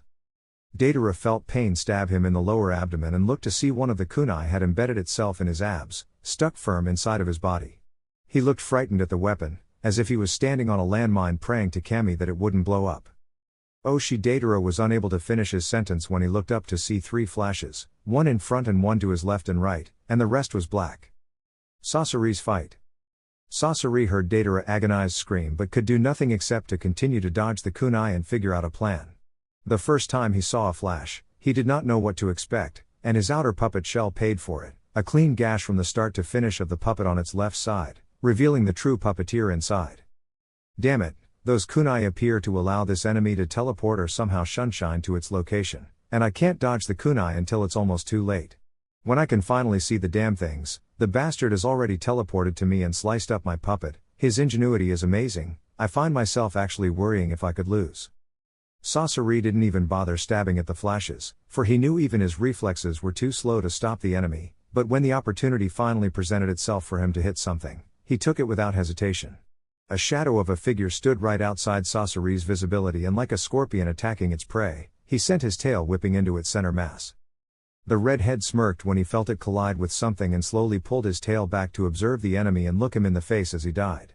From the mist came what appeared to be a Kiri Hunter Nin, perfectly impaled and non-moving on his poison stinger. His smirk soon changed to a gaping mouth as the ninja melted, its outer skin turning into a dark red substance that was glowing with heat and energy. Sasori could hear the hiss of melting material and looked in horror to find the end of his tail melting from the intense heat of what appeared to be lava or some superheated rock, steam rising up from the intense heat. The end of his tail fell off, dropping to the ground and melting away along with what was left of the clone. What the hell was that? It must have been some nature chakra, but lava? Who the hell can? Sasori was cut off from his investigation by 5 yellow flashes, and, slow-mo, watched as the hunter nins threw back their swords and brought them around in a vertical slashing arc, slicing right through his puppet and skewering much of his own body in the process. Miraculously, his heart remained intact, but his outer puppet buckled and fell loose from the stress fractures across its frame, revealing the broken red head and his rare, stoic face now in a mangled look of horror at the enemy combatant. Naruto slowly made his way to what was left of the enemy puppeteer, a scowl set on his features. This man had captured someone who could possibly count as his best friend other than his sensei and his fiancée, and a fellow Jinchuriki. He deserved no quarter, and he would receive none. Naruto kept his distance, wary of any final traps from the ninja, bringing in nearby clones and had them surround the man, hopefully confusing him as to who was the original. Naruto observed the nearby broken tail, smirking at the obvious encounter it had with one of his lava clones he mixed in with his shadow clones right before the attack, just in case one of them were taijutsu users. Who are you? The Akatsuki man asked. Naruto was shocked he was still alive, let alone able to talk, but he remained stoic and quiet to the man's question, deciding to holster his broadsword and hold up his right hand. A chakra spike could be felt. Sasori looked on, curious to what his enemy was doing, feeling eerily confident in the face of certain death, intent on seeing what the victor of this one-sided battle could do. You are scum, Akatsuki, and you will now die by my hand, as will the rest of this evil organization. Great Rasengan. Naruto plunged the large Rasengan into the man's heart, or at least where his heart should be, and he was satisfied to see what was left of the man's puppet body go limp. Naruto gave a silent order and the mist slowly dissipated, revealing the statue again and the rest of his clones gone, their spent kunai having disappeared along with them. Naruto looked around the battlefield, impressed with his show of strength, as this was the first time he had used the Hiraishin in real combat, and it turned out to be the deciding factor that gave him victory. Sasori, Deidara, have you defeated the interloper? Naruto could hear the disembodied voice coming from the statue's fingers, probably the leader, he mused. Naruto looked to the two bodies of the man's lackeys, satisfied with his work. This is one by Juu that will not be taken, you bastards. Naruto felt quite exhausted from the fight but quickly brought up his hands for the most important part of the operation, rescuing Gaara. Shadow clone technique. Naruto created 10 clones, each holding their right hands and forming larger than normal Rasengans in their palms, and Naruto created the largest one yet. An official massive Rasengan, big enough to envelope an entire tree or two. All 11 Naruto launched themselves at different parts of the statue, Naruto himself aiming for the center eyes. Pain's eyes widened as he felt the statue buckle from the sheer power of the jutsu attack, the final factor resting in the arms falling off of its main body. Removing Pain's chakra link caused the object to disappear, automatically canceling the jutsu. Naruto collapsed onto the ground, quite out of energy after the battle, but proud of his accomplishment. He crawled over to Gaara, who had fallen to the ground from mid-air. The boy appeared to be knocked out from sheer pain. No doubt his Baijuu was pissed that some of its chakra got sucked away and was resting itself to regain what it had lost. Hey Gaara, wake up. Naruto slapped his face around a couple times, and smiled when the red head started to show signs of consciousness, his eyelids flickering open. Gaara weakly looked around, moving only his neck, everything else hurt too much. His eyes landed on the masked Naruto and they widened into saucer shape. Naruto just remembered his mask and took it off. Hey Gaara. It's me, Naruto. Gaara's memories came back, both of the cheerful Uzumaki and of the events leading up to him being here. He remembered black cloaks with red clouds and he attempted to sit up, only to flinch in pain and be pushed back down by Naruto. Hey. You are in no position to be moving, it'll take some time for both of us to recuperate. Gaara only nodded, and looked at the new Naruto, eyeing his Kiri headband with curiously narrowed eyes. Why is he allied with Kiri? When did this happen?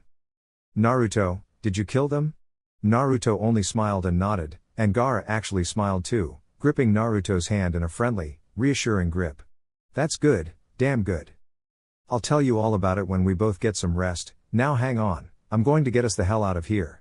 Naruto lazily gripped the kage and lifted both of them up, straining to stand with their combined weight.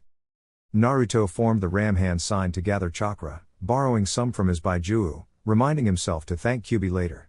In a swirling vortex of water, the two were gone, leaving nothing but 2 mangled corpses and an empty cave. River Country Forest, 1 hour later. And that is how I rescued you.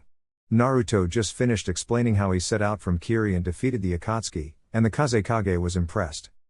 The two sat in the thick forest of river, beneath a shady tree. They had been resting and talking with one another, enjoying the peace and quiet. Naruto, thank you. You are truly a friend, my best friend. Naruto smiled and gripped Gaara's hand, a meaningful gesture. Jinchuriki have to stick together, right? Gaara smirked at this. Are you sure you weren't trying to brown-nose the kage into an alliance with Kiri? Naruto scoffed at that, it hadn't even crossed his mind. Nope, I came on my own accord, someone had to pull your ass out of the fire. The two laughed at that, and Naruto was glad that the traumatic event had not affected Gaara.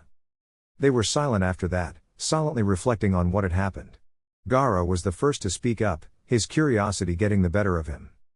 Naruto, why do you wear the Kiri symbol? Naruto quirked an eyebrow and readjusted his headband, thinking of the best way to explain. Well, it's a long story. Gaara, being the rare joker, attempted to move his weak legs and just shrugged at the blonde, who was already smirking. Well, I can't move so I don't have anywhere else to be. Alright smartass, it all started around 2.5 years ago. 1 hour later. Wow. Gaara had listened to the whole tale of Naruto finding out about his bloodline and going to Kiri to live and find love with none other than the Mizukage herself. If you were any other man, I would not believe you for a second. Naruto, is this what you really wanted? To leave Konoha? Naruto looked at Gaara with an unreadable expression before settling for a soft smile and a nod. The only thing I regret is not giving my precious people in Konoha a proper goodbye, but I had to leave, and now that I am where I am, I couldn't be happier. Gaara nodded, he would trust Naruto's decision. Well then, you have my support. No doubt Konoha sent reinforcements to help rescue me, that could pose a problem for you. Naruto nodded but did not change his mind.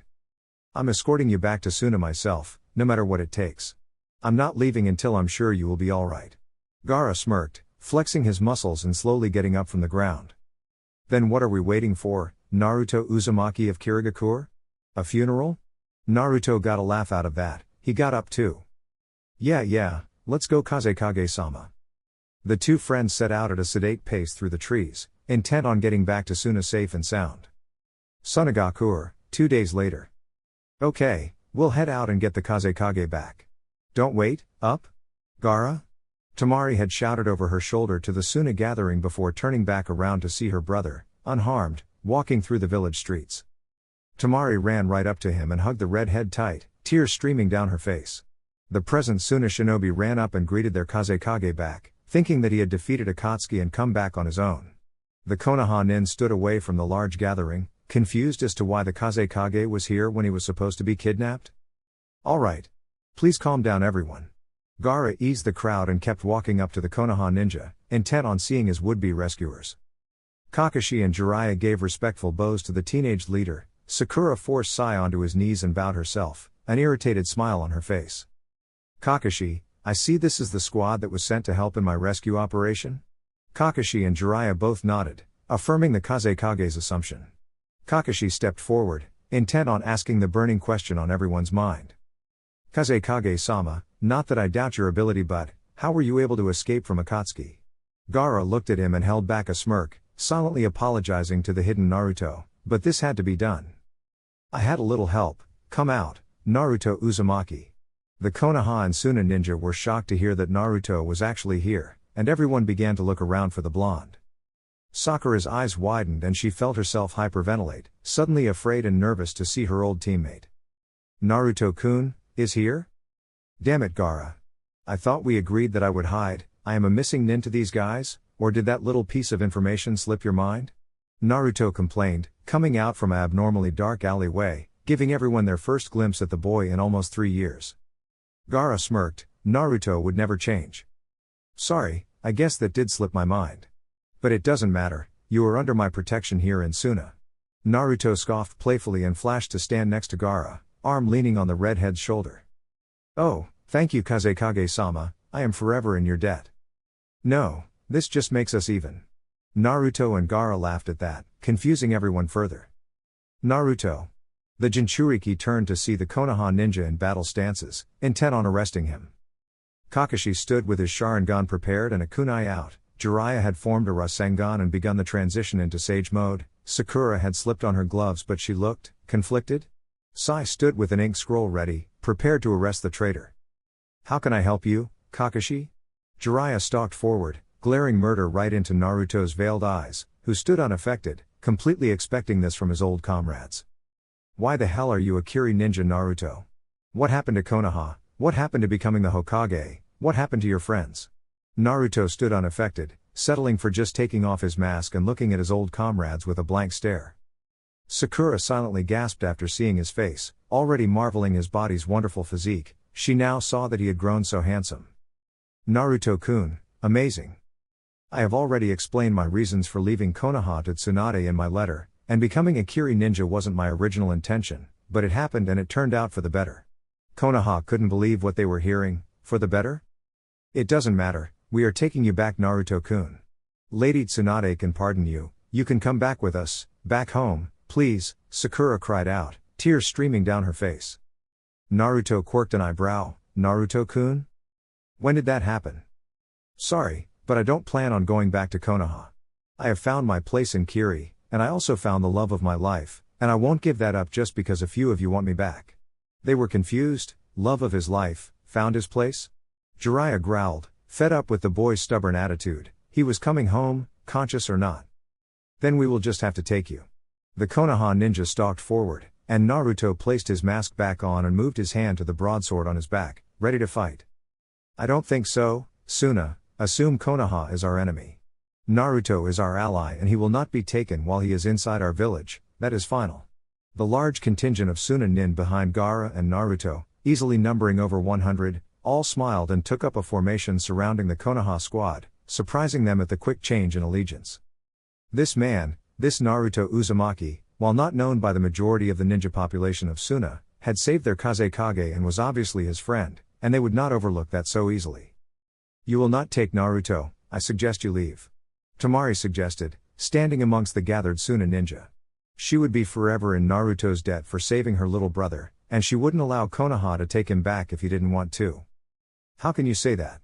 Naruto-kun belongs back in Konoha, Gaara interrupted the sputtering girl, laying it out for them. I think Naruto can make his own decisions now, he doesn't need your help. The life of a Jinchuriki, people like us, is traumatizing, fatal to some even. If not for Naruto, I would either be dead or insane now, and I am amazed to this day that Naruto did not turn out like I did from the way I have seen Konoha treat him. You expect him to just stay in Konoha and take their anger, their hatred, their animosity just to satisfy your needs? If that is true, then you are selfish, close-minded fools. If Naruto is happy in Kiri, then he should stay in Kiri, and I for one, support him.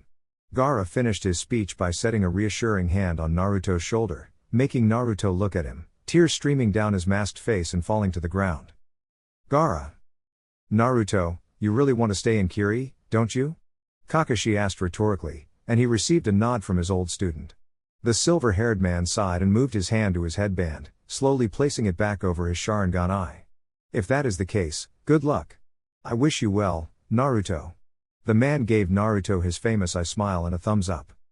The others might be willing to let you go, but as far as I'm concerned, as soon as you're outside of this country, I'm going to drag your ass back to Konoha so you can beg on your knees for forgiveness to Tsunade. It is the least she and everyone else deserves. Jiraiya ground out, disappointed in Kakashi giving up so easily. He looked to see Sakura barely holding herself together. Naruto frowned. He may have lost the crush he had on the girl, but he didn't like to see her cry. Sunshining to her, Naruto took off his mask and hugged her tightly against his body. Sakura gasped, looking up from the embrace into Naruto's eyes, feeling as though she was in complete bliss. She wrapped her own arms around Naruto, intent on having this moment last forever. She leaned up to kiss his tantalizing lips but was disappointed when he moved, so she received his cheek instead. Why, Naruto-kun, don't you love me anymore? Naruto sighed and backed up a bit, still holding the girl but properly looking into her eyes. She had to see that he meant this. I'm sorry, Sakura, but the love I felt for you once has changed into something akin to brotherly love. I have already found the one that I will spend the rest of my life with. I'm engaged, Sakura. If Sakura had felt devastated from his first announcement, she was destroyed when she heard that he was engaged. To who? She yelled out, a bit too loudly, her anger getting the better of her. To Mei Uzumaki, the 5th Mizukage. Everyone's eyes widened at that, an Uzumaki in a cage? But Sakura was cut off when she felt a finger on her lips, keeping her from embarrassing herself. She couldn't argue with him. I'm sorry, Naruto-kun, I just miss you so much. She clung to his chest, feebly grasping at him, trying to feel him one last time. Naruto just hugged her again, trying to think of something to make her feel better. Then he was struck by an idea. I may not come back with you, but I can give you this. Naruto took out one of his 3-pronged kunai. He handed it to Sakura, who took it, looking at him with a confused face.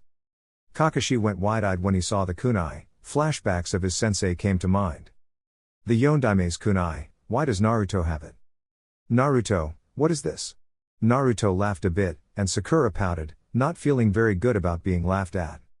This silly, is a kunai made with a very special seal that allows me to teleport to places with just a simple throw of it. If you are ever in trouble, just throw this kunai somewhere nearby, and I'll come to the rescue.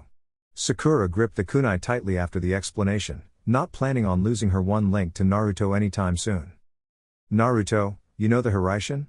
Naruto turned around to look at Jiraiya and Kakashi. They were both shocked that he knew of the technique, let alone how to use it. Yeah, Dad left it for me to learn, so I did. Kakashi's eyes widened and Jiraiya's turned into saucers. Naruto's father is Minato-sensei? How the hell did Naruto find out? Damn it, Kushina. No way, Minato-sensei, and Kushina-san. EWWW. Kakashi went into a mental breakdown over that thought, making Naruto just laugh at him.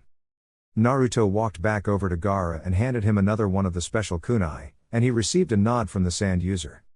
In case Akatsuki comes back, or if you just want to hang out sometime, I'll mark Suna's gate as well so I can visit.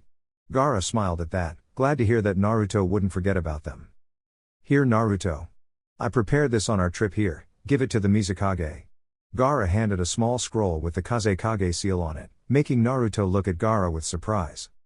Gaara, you can't mean he stopped talking when Gaara held up a hand for quiet. He looked at Naruto with a smile.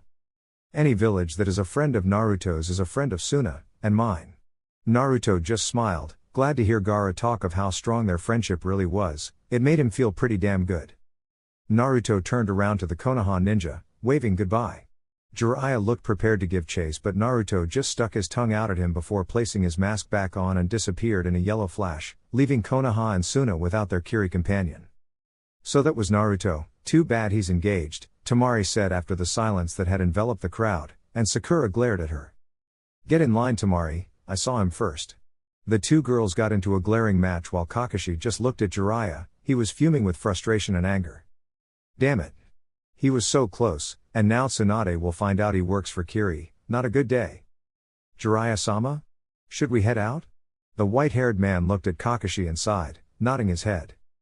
Kakashi moved to assemble his squad and finished their goodbyes to the Suna people, albeit it was like walking thin ice after they had threatened Naruto. Jiraiya took on last look at the sun that hung in the sky, silently going over the day and just how bad it had been for Konoha. Not a good day at all. Kirigakure, 10 minutes after Naruto left Suna.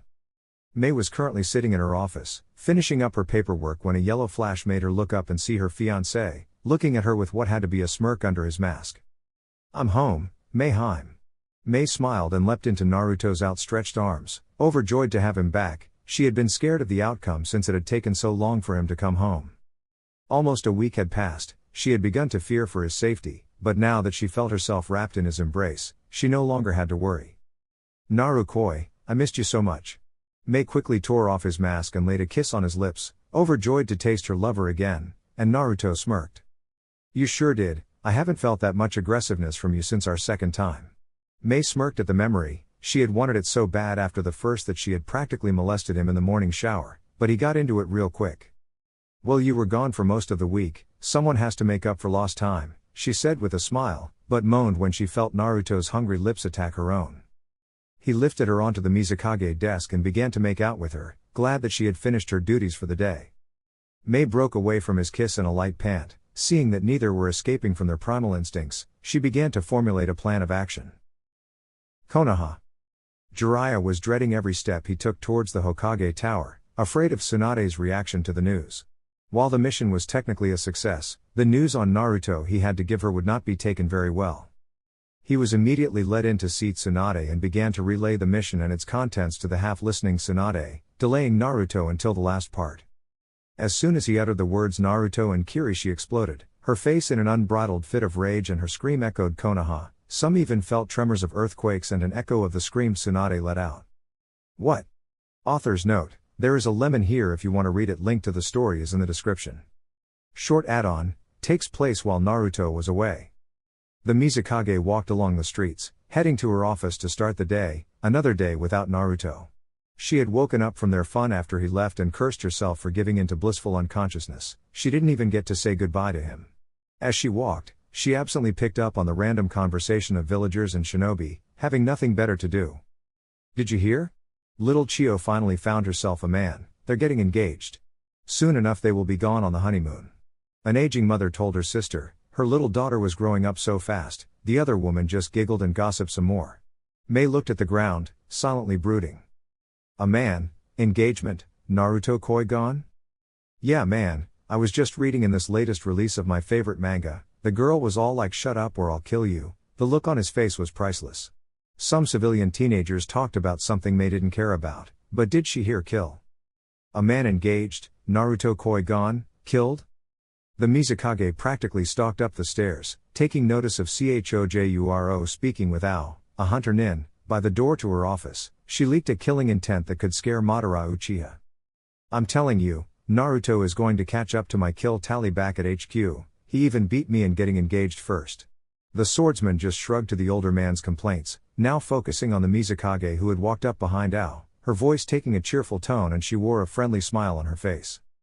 The blonde swordsman was confused, she looked like she was practically radiating evil a second ago.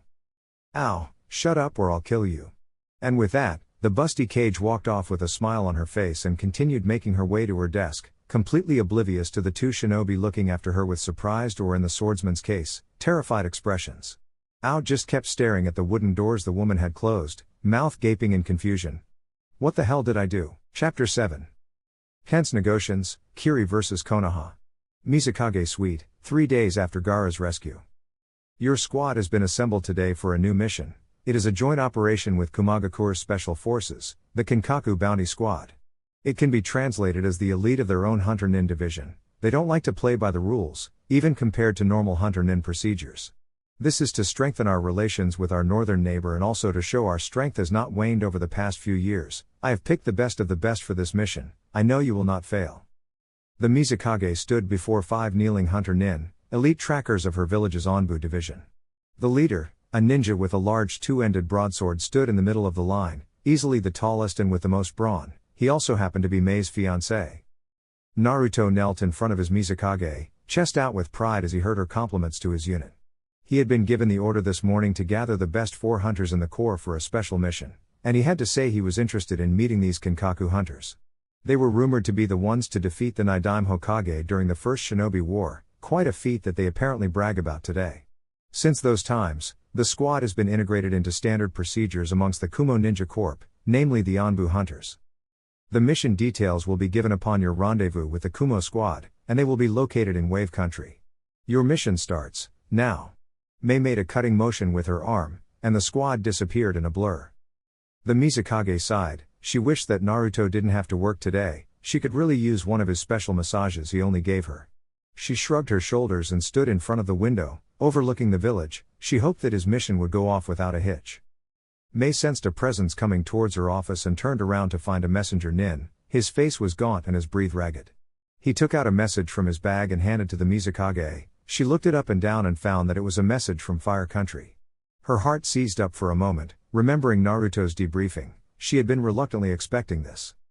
She opened the message and read the simple, short message that had an obviously sinister undertone to it. To the Mizukage of Kirigakure. Konoha has sent an envoy of shinobi to your country to discuss recent issues that have come up between our 2 shinobi villages. The group is led by the Hokage herself. This is a pure diplomatic meeting, no hostilities have arisen yet, we only wish to discuss our problems together. You can expect the Hokage within a few days, please welcome her and show her hospitality. She is known for a quick temper, one that has become apparent as of recent events concerning her. Konoha Council. Mei set the message down and felt a cold shiver run down her spine. So this was Naruto's Bakken? She was already a bit afraid to see her, let alone try and think of way to avoid confrontation, especially with Naruto out of the village, but she had no choice. This is bad, hurry home Naru-koi. Can anyone see the foreshadowing of a cat fight? I know I do, hee hee. Fire Nation, Coast. Alright, I've booked us passage to Kiri. I hope they got the message to be expecting us. Kakashi alerted the other members of the diplomatic team. They were in a port city along what little coast Fire Country owned. That's good, I hope the Mizukage is ready. Same goes for Naruto, Sakura said. She felt chills go down her spine every time she glanced at her sensei. She had not said one word since they left Konoha. The few others amongst the group were quiet. Jiraiya stood off to the side of the port ticket building, and Rock Lee stood at attention near Sakura. Immediately after receiving the news of Naruto's affiliation with Kiri and the possible alliance between Suna and Kiri, she had called for immediate action to the problem. one of which Danzo readily agreed to. He had suggested that she and a few hand-picked shinobi go to Kiri and attempt to negotiate, solve the problem without fighting. That whore, she lied to me, the Hokage, Tsunade mumbled to herself, still not believing that she had been deceived not only by the Mizukage but her little Naruto was engaged to the slut. The boat is here, come on Hokage-sama. Rock Lee mentioned upon seeing a boat pull up to the dock next to them. The squad filed aboard and felt the cumbersome shipping boat move itself out of the harbor. Its destination was Kiri. Wave Country, 2 days since mission start. Naruto and his squad stalked through the dense mist and foliage of Wave Country, searching for the rendezvous with the Kinkaku squad. For the most part, the Kiri hunters had run across the ocean with a few pit stops along the way, small uninhabited islands set aside as resting stations for Kiri shinobi. Hunter 1, I have a visual on something. Naruto turned to Hunter 2, a man with tousled brown hair and red designs on his mask. Naruto held up his fist for the squad to stop and crept over to the ninja, and he pointed to something that was gleaming with reflected light in the distance. It was a bit bright, but only a trained shinobi would have noticed it, and a trained shinobi would have known how to hide that kind of obvious signal. So whoever it is purposely showing off the light, either a trap, or the Kinkaku alerting their presence. Hunter 2, hold your position. 3 and 4 will follow me in beta formation, search tactics, they could be our Kumo allies. The squad nodded and fanned out into the mist, and Naruto began to move straight towards the gold shimmer in the distance. Even though he could not see his fellow hunters, he knew they were watching him, they were to be his lifeline to keep him from falling into a trap. Upon reaching the front of the tree, Naruto was not surprised when 3 blurs appeared in front of him, each with an interesting Kumo uniform and a peculiar golden demon mask with horns. Naruto's squad, minus Hunter 2, appeared at his sides, kunai at the ready. Naruto held up an arm and waved away their weapons. These men were not their enemies. The apparent leader, a light-skinned man with blonde hair, took a step forward and bowed slightly in respect to Naruto, who returned the favor. Kiri hunters, it is nice that you have joined us. We were beginning to think that our signal wasn't conspicuous enough. His men got a snicker from that, and Naruto could feel his team's and his own temper flare. Not at all, we figured that we would have you wait a while for us, no need to rush things. Naruto eyed the Kumo hunters angrily, safely hiding his emotions behind his mask. The leader pointed a finger over Naruto's shoulder and scoffed, eliciting his attention. You can tell your other hunter he can come out now, we aren't hostiles. We have an attack to plan, and we can't do it without everyone here. Naruto silently cursed, waving his arm in a come here fashion. His hunter appeared behind him with what was surely an annoyed expression. They detected our backup so easily, these men are not to be taken lightly. Their armor is also very interesting, especially for hunters. The men indeed had interesting armor. Besides their black underclothes, their armor was a strange metal that was a pure gold. Shoulder guards, studded gloves, demon masks, and even their body plate armor was a golden color, something that could be seen as an obvious disadvantage to a shinobi, especially assassins like they were. I see you're looking at our armor, pretty badass, right? We recently received a large import of steel and other strong armor materials from our friends overseas, and that has allowed Kumo to flesh out its defensive armor for its shinobi. The Kinkaku squad received these recently from Kumo forgers in the capital. Naruto nodded, he was very impressed with their armor, but he still preferred his own over it. Alright Kumo-san. Naruto was cut off by the leader raising his hand for quiet and then moving it into a handshake position, surprising Naruto. The name is Tamura Yatsuki, and you are? Naruto gripped the man's hand with his own, feeling the other shinobi put a bit of pressure on his hand, so he returned it with vigor. My name is Naruto Uzumaki, swordsman of the mist. This guy, either Kumo has some bad history with us, or this captain really doesn't like me. Well then Naruto, how about we get started? I presume your Mizukage told you that we have asked for your help? Naruto nodded and it made all 3 Kinkaku scoff, confusing the Kiri squad. Well that's a load of shit, since our Raikage told us to cooperate with you or else.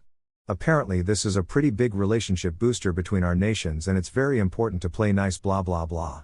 The captain openly mocked their orders, making Naruto question just how loose the Kinkaku squad's leash was in Kumo. Let me tell you something Naruto. He practically spat out his name. We do not need you, understand? This was my operation until that pro wrestler asshole thought it prudent to make me work with some pussies from Kir. The man was unable to finish when he had Naruto's broadsword at his throat, and while his 2 friends would have reacted, they both had their sword wrists in a bind with Naruto's hunter's water release, water whip technique. Naruto quickly took in the Kumo ninjas' abilities, starting with their swordsmanship. Katanas. I had heard rumors that many cloud shinobi train with long swords instead of kunai, but I never would have guessed that they took that much pride in the sword itself. Immaculate, not a scratch on it, and beautiful golden designs on their blades, these guys are professional. Ah, finally took offense to something I said? The man chuckled, making Naruto growl. It's true, we don't need you or your fucking sword, probably couldn't touch a fly with this piece of oversized plastic. Mocked Naruto and he got pissed, mock Kiri or Mei and you were a dead man, mock his broadsword, you'll wish you were dead. Oversized piece of plastic? I haven't heard that one before, Tamura. How about we test your theory? I think I see a fly right over your carotid artery. The man gulped, but kept his cool as Naruto moved his sword above the neck artery. He was an elite after all. Tamura finally sighed, holding his hands up in defeat and ending the confrontation. Naruto slowly backed away, and his shinobi released the water ropes from the other two Golden Horn members. They held their wrists and rubbed them in quiet anguish. The water was tight and restricting around their skin. Whatever, we'll tell you the plan but we will do all the work, understand? Naruto just nodded. He figured that if nothing else, he would get to see these big talkers in action. That would be plenty of payment for him getting put on this useless mission. Kirigakure, front gate. Mei stood uneasily at the main gate with a large contingent of Kiri shinobi, flanked by Chojuro and Ao. While Mei looked to be in control on the outside, inside she was sweating at the impending arrival of Konoha. Not only did they know she lied to them about Naruto, but Tsunade herself was known to be protective about Naruto back when he was in Konoha. Mei could only guess at her reaction to their engagement. Ma'am, they are only a half-mile out, Ao whispered in her ear, his Byakugan activated and watching the Konoha shinobi. How many? She asked with a level tone, not bothering to whisper. 5, I recognize the Hokage and the Toad Sannin Jiraiya. There is also the famous copy ninja of the leaf, Kakashi Hatake. The other two appear to be very young, probably apprentices to the older ninja, they don't look threatening. Mei scoffed at that, looks were always deceiving. The mist dissipated in the road in front of them, revealing the small Konoha group, all looked happy to finally have arrived in Kiri. Mei locked eyes uncomfortably with Tsunade, but she practically slapped herself and took on a confident demeanor. This was it, probably the most important meeting with another nation and she couldn't afford to mess up, not with Naruto's life and Kiri's well-being on the table, she would stay strong for them. The two busty kage separated from their respected bodyguards and met each other in the middle of the road. Mei forced a welcoming smile on her face. Tsunade didn't even manage that, she kept her poker face on the entire time, not bothering with pleasantries. Welcome to Kirigakure, Hokage-sama. I hope your trip here was not too tiring or long, it is a bit of a long way from home for you. Tsunade waved her hand dismissively, not complaining about the trip. The trip was fine, and I am prepared to speak with you now. There is no need to gather your counsel either, I wish only to speak with you. Tsunade whispered the final part in a hiss, making Mei narrow her eyes ever so slightly. She turned and motioned for the gate, the Kiri ninja moving out of the way for the two. My office is this way, your bodyguards can wait out in the lobby with my own while we discuss. Mei offered, putting a certain edge on her voice with the mention of their private talk. She had no doubt it would turn into a screaming match, she could only hope that Kiri did not become the battleground. Kirigakure, Mizukage Suite. Mei and Tsunade entered the Mizukage's office and the redhead closed the door herself, moving to sit in her chair and allowing Tsunade to begrudgingly sit on the couch. Mei sensed an observer's presence and quickly waved her hand, her voice growing stern. Leave us. Tsunade turned to see no less than 3 Anbu phase into view, they bowed their heads and disappeared, joining the bodyguards on the other side of the wall. Mei brought up her hands and laced the fingers together, staring at the barely hidden animosity inside the Hokage's hazel eyes. She spoke with an all-business tone, wanting to keep this as professional as possible, although she highly doubted Tsunade would honor that request for long. What would you like to talk about, Hokage-sama? Tsunade growled, a direct and rude insult to Mei's friendly introduction, but in the blonde's mind, she deserved it. I think you know damn well what I want to talk about, where is Naruto? Mei sighed, already seeing where the discussion was going and not liking it at all. Naruto Koi is out on a mission, he will not be back for some time. If Mei was interrupted when a hand slammed down on her desk, leaving an imprint in the wood. I bet you did that on purpose. Sent him on a mission because you knew I would want to see him about this problem. Mei held up her hand in a dismissive gesture and held back a frustrated sigh. I had just sent Naruto's hunter squad when your council's message arrived. Had I known, I would have kept him here to help us sort this issue out. Tsunade didn't buy it, but she saw that the younger woman wouldn't back down, so she attacked from another angle. "And what is this I hear, Naruto Koi? You probably seduced him into that." Engaged Tsunade was stopped when the Mizukage stood straight up from her chair, an angered scowl on her face. "Don't you dare insinuate that I seduced Naruto. I fell for his charms and his love like any real woman would. This doesn't even have any merit on the situation." Tsunade was in her face immediately, pissed that she would brush off Tsunade's questioning of the engagement. "It has everything to do with this engagement. If Naruto would never have come here, he wouldn't be engaged to you, he would still be in Konoha where he belongs." Mei processed the information and started to giggle. Her face cracked into a wide smile as she began to laugh hysterically, confusing and angering Tsunade further. "Ha ha ha ha. You say that, Naruto, he, belongs in Konoha? That is the most absurd thing I have heard for a while now. How can you expect him to feel like he belongs when almost everyone cast him out in one way or another because of what he holds inside of him?" Tsunade gasped. She knew about the 9 tails? "Naruto, you wouldn't tell her, right? She must have seduced that out of you too, this whore, she has gone too far. How dare you laugh at me?" Naruto has no hate for the village, and when he was there, he loved it with all his heart. It makes no sense for him to just up and leave without any notice. He could have at least come to me before. Mei stepped back in after that, tired of hearing the excuses Tsunade spouted off. "He could not come to you, no matter what place you hold in his heart. It was his mother's bloodline, and only she would have been a person that he could talk to about it, and since she is gone, Naruto had to find an Uzumaki.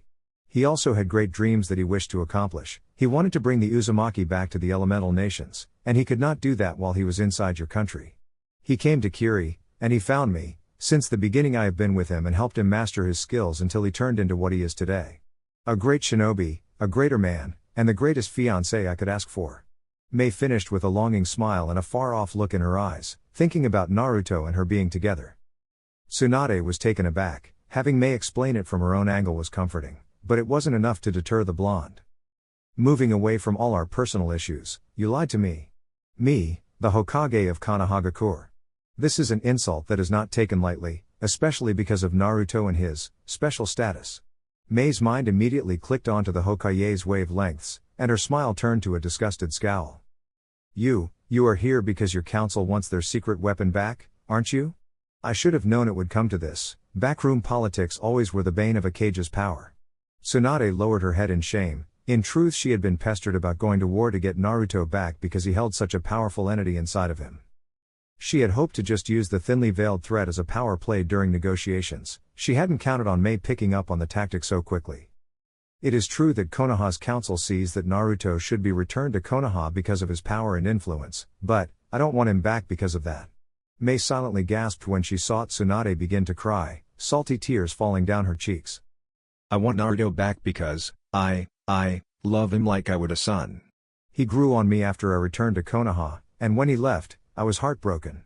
The village isn't the same without him, and everyone wants him back." Mei openly scoffed at that, confusing the Hokage.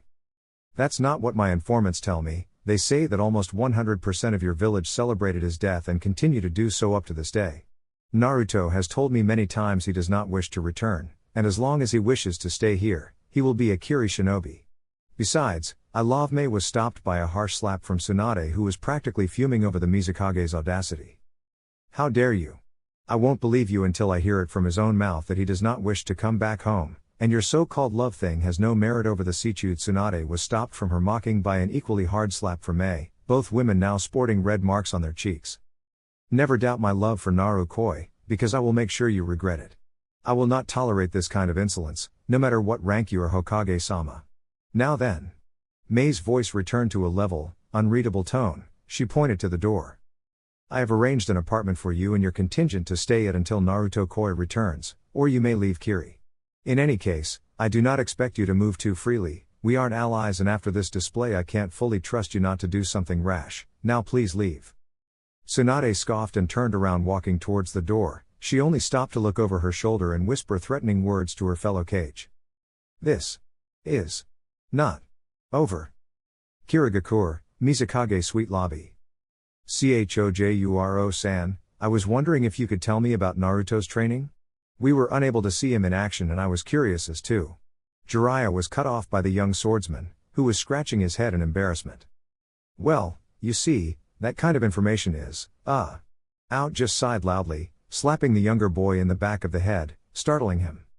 Chojuro. All you have to do is say, that information is classified. End of story, geez.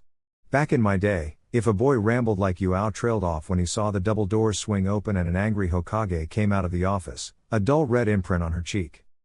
Jiraiya immediately knew something was up, as did the rest of Konoha, but wisely kept quiet and fell into step with Tsunade. Well? Are one of you Kiri shinobi going to lead us to our temporary dwelling or what? The Hokage demanded quite loudly, surprising all shinobi present at her disregard for respect. The Kiri shinobi looked at one another before Mei walked out, a similar red imprint on her cheek.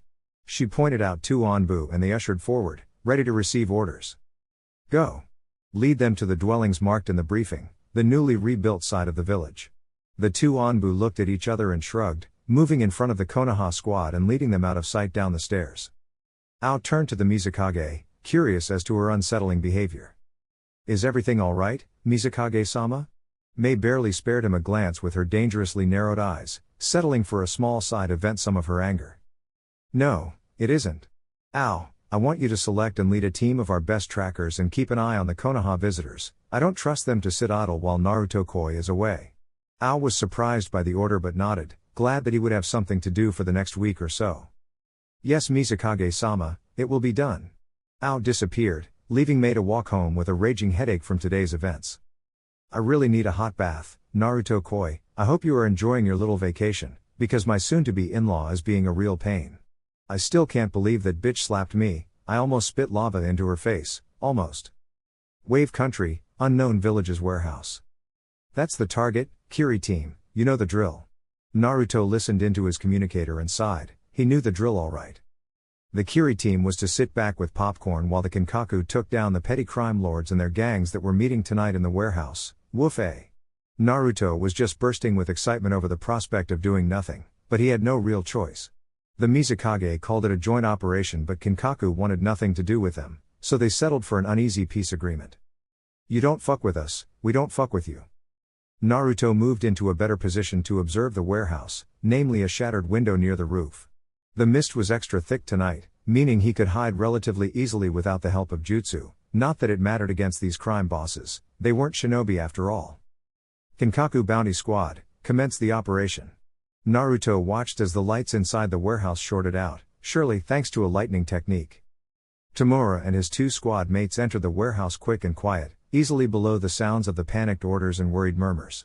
Tamura decided to use his own technique to fight while his men used their katana with lightning chakra. This seems like a drug bust, not something Hunter Nin should be doing. Naruto thought quietly, curious as to the Kumo ninja methods. Lightning release, bolter shot, Tamura whispered, his hand slowly starting to glow with a dull white lightning coloring, little lightning bolts sizzling between his fingers. Remember, keep at least one alive. Tamura alerted his subordinates. They had already charged up their katana and were charging straight for the criminals, lighting up the warehouse with their lightning-infused weapons. They began to cut through enemies, not only killing them with the blade but also with enough electricity to fry their insides and to shut down. Once the enemy realized it was suicide to attack the Golden Shinobi up close, they began to throw kunai and shuriken, slowing their advance. That was when their lightning-infused chakra blades truly shined, and they used the attack quickly to stop the enemy range fighters. Kenjutsu style, lightning crescent wave. The Kinkaku sword users swung their swords in a horizontal arc, the lightning leaping off in a crescent wave of energy straight for the enemy's position. Naruto's eyes widened when he saw the lightning wave decimate the enemy ranks caught in the blast, either slicing them or burning them with electricity.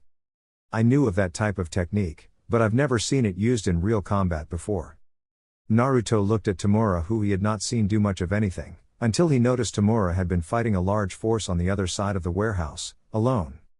Naruto's eyes widened again when he saw the interesting lightning technique used by the leader. He would point his fingers at the enemy target and a high-speed bolt of lightning would be shot off and impact the enemy. Apparently the lethality of the technique was determined by the amount of chakra put into each shot, as Naruto could see the man had already incapacitated a few while the rest lie dead. Come on you fucking pussies, is this all you got? I expected better from the little shits that tried to pick up all of Gato's little pieces of his empire, but you little bitches are horrible. Naruto cringed at the man's use of colorful vocabulary, and while he wasn't totally innocent either, Naruto didn't curse like a sailor that this man seemed to emulate perfectly. Naruto watched in amazement as the battle died down, Tamura's lackeys actually finishing off any of the survivors. Naruto and his squad shunshined to join them in the interrogation process. It caused Tamura to look at them with clear disdain and annoyance. "Kiri-san, what did I tell you about this whole teamwork thing?" Naruto was about at the end of his rope, his teammates barely holding back either. "Listen, I was given this assignment by the Mizukage herself, and I'm not going to sit on the sidelines the entire time just so you can have your glory. The least you can allow us to do is to join in the non-fighting parts. We have a right to listen in too." Tamura growled but said no more, instead turning his veiled anger to the prisoners he had garnered. His hand glowed for a second, settling with the occasional spark or crack of lightning chakra emitting from his palm. Tamura smirked and said both to the prisoners and the Kiri team what was going on. "Kumo Hunter Ninja Interrogation Technique, a perfect device to get what we want by stimulating the body with pain." Tamura walked up to the first samurai wannabe and placed his hand on the back of his neck, eliciting a loud, agonizing scream from the man. Naruto and his team were in shock over his methods. He hadn't even asked a question yet. "I always like to give my prisoners a taste of what could happen to them first before we get started, usually makes them cave in quicker." The man it was used on was glaring murder at the Kinkaku leader, but he was completely ignored. "Now then." Tamura used his other hand and gripped the man's scraggly black hair, lifting his head up painfully by the roots. "Tell me where Yoroi Yatsuki is. I know he has been used by your organization before because of his ninja services, so don't give me any bullshit." "Yoroi Yatsuki, wait, you must be the hunter ninja he is always droning about. He's been waiting for your asses to get here for quite some time now. He's probably going to fry you." The man was cut off by another shock. This one was directed to his arm, making it twitch uncontrollably while the man screamed in pain. "That was some great information. Now tell me where he is, you little bastard." The interrogation continued for the next 10 minutes. Naruto had become bored with the whole thing and was leaning up against a crate when Tamura sighed in frustration. He walked away from the prisoners and consulted with the hunter ninja assembled. "I can't seem to get the little pansy to give up his location. It's as if he's been through the interrogation tactic before and is hardened to it or something." Naruto tapped his fingers on the crate he was near, thinking about the problem. "It's possible that this Yoroi of yours, since he knew you would come, did these same or similar techniques on some of the more well-informed gang members, keeping them from revealing his secrets," Naruto suggested, making Tamura turn to him with a befuddled but understanding gaze. Tamura seemed to think about the possibility more and more, slowly nodding to himself. "Yes, that would make sense from the man's earlier statement. But this is our quickest way of getting info. How else are we going to get him to talk?" Naruto decided to commune with his Baijuu while everyone else contemplated the question. "Hey, Kyubi. Do you think with a little of your chakra and a lot of killer intent, we could freak this guy out enough to get him to talk?" "Well, if you were able to make eye contact with my chakra coursing through you, I could plant a little genjutsu I know into the man's consciousness. It should freak him out enough to crack." Naruto nodded and spoke up, bringing the attention back to him. "I think I have a way. Just give me a minute with him alone and I can get him talking." Naruto stood straight and began to walk towards the prisoner but was stopped by a rough hand on his shoulder from a glaring Tamura. "This is my mission, Naruto. I can handle this, now step down." Naruto gripped the man's arm and threatened to break it with the intense strength he was putting on it, making Tamura cringe under his mask. "Listen, Tamura, you need to wake up and realize that you can't do everything. Right now, no matter how much I wish I was not, I am your teammate and I'm trying to fucking help you. Now get off your damn cloud of greatness and back down to Earth's reality and piss off." Naruto finished his little speech with intensifying the strain on the man's arm to its zenith, making him howl with anger and pain. "You son of a bitch." Naruto just kept walking, ignoring the temper tantrum the captain was probably throwing in his mind. He took the prisoner roughly by the arm and dragged him behind a crate, scaring the man into thinking they were going to kill him. "All right now then, look into my eyes and see what will befall you, mortal." Naruto's voice slowly changed as Kyubi's chakra leaked into his system, flooding him with strength and bloodlust. No matter how much he trained and harnessed the red chakra, he could never defeat the nagging feeling for death and blood to rain when he used it. Naruto took off his mask and the man saw slitted, demon eyes that were blood red in color, scaring him to the point of almost fainting. His eyes soon dilated, having been caught in the genjutsu, and Naruto waited for a few moments before he started to scream bloody murder and attempt to break his bonds. Naruto held him steady, waiting for him to calm down somewhat before he could ask the question. After a few more tense moments, the man's voice had broken into quiet sobs and whimpers. "Yoroi Yatsuki, where is he?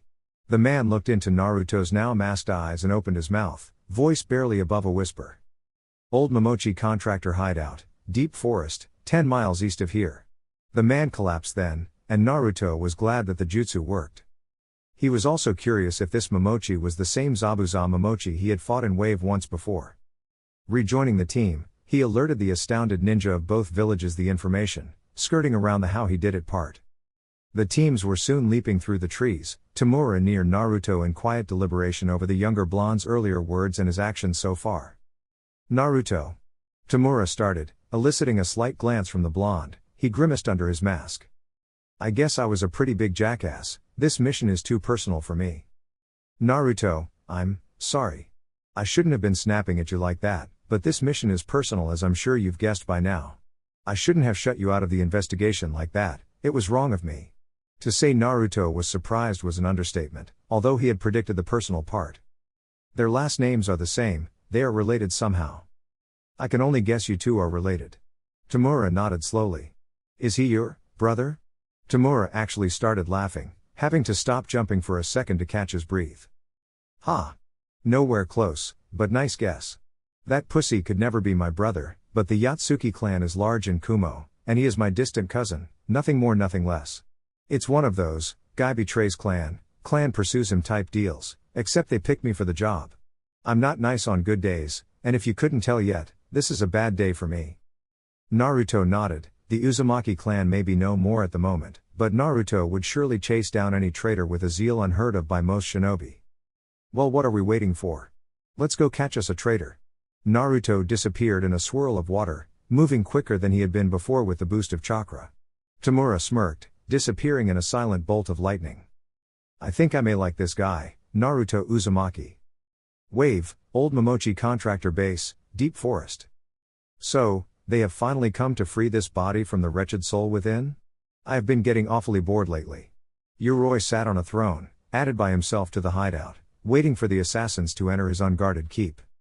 His skin was a dark brown but his hair was a bright blonde, almost white resembling the current rakage. He had twin katana on his back and he shifted uncomfortably in his kumo vest and leggings, his black underclothes covering all but his arms.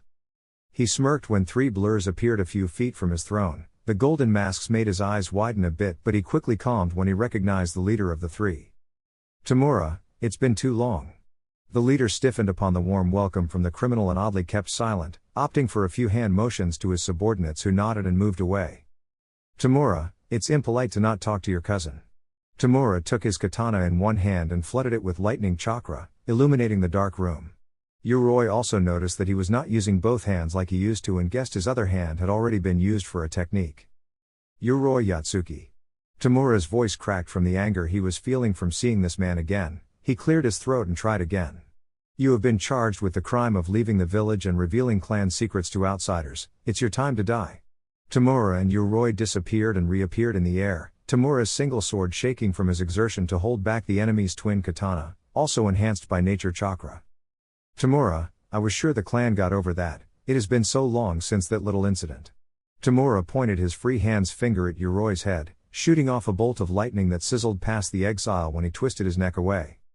Yoroi began to shake his head back and forth in a scolding manner, and in the blink of an eye, Tamura's free hand was being held at the wrist while Yoroi held both katana between his fingers in the other hand. That was a dangerous technique, Tamura, you could have hurt me. Tamura was pissed, Yoroi had become more than the damn weakling he used to be after he stole one of the clan's technique scrolls. You piece of shit, ah! Tamura screamed in agony when Yoroi twisted his wrist, rendering it unusable by the Kinkaku captain. Quickly freeing himself from the traitor's grasp, Tamura started to think up a plan while he nursed his broken wrist.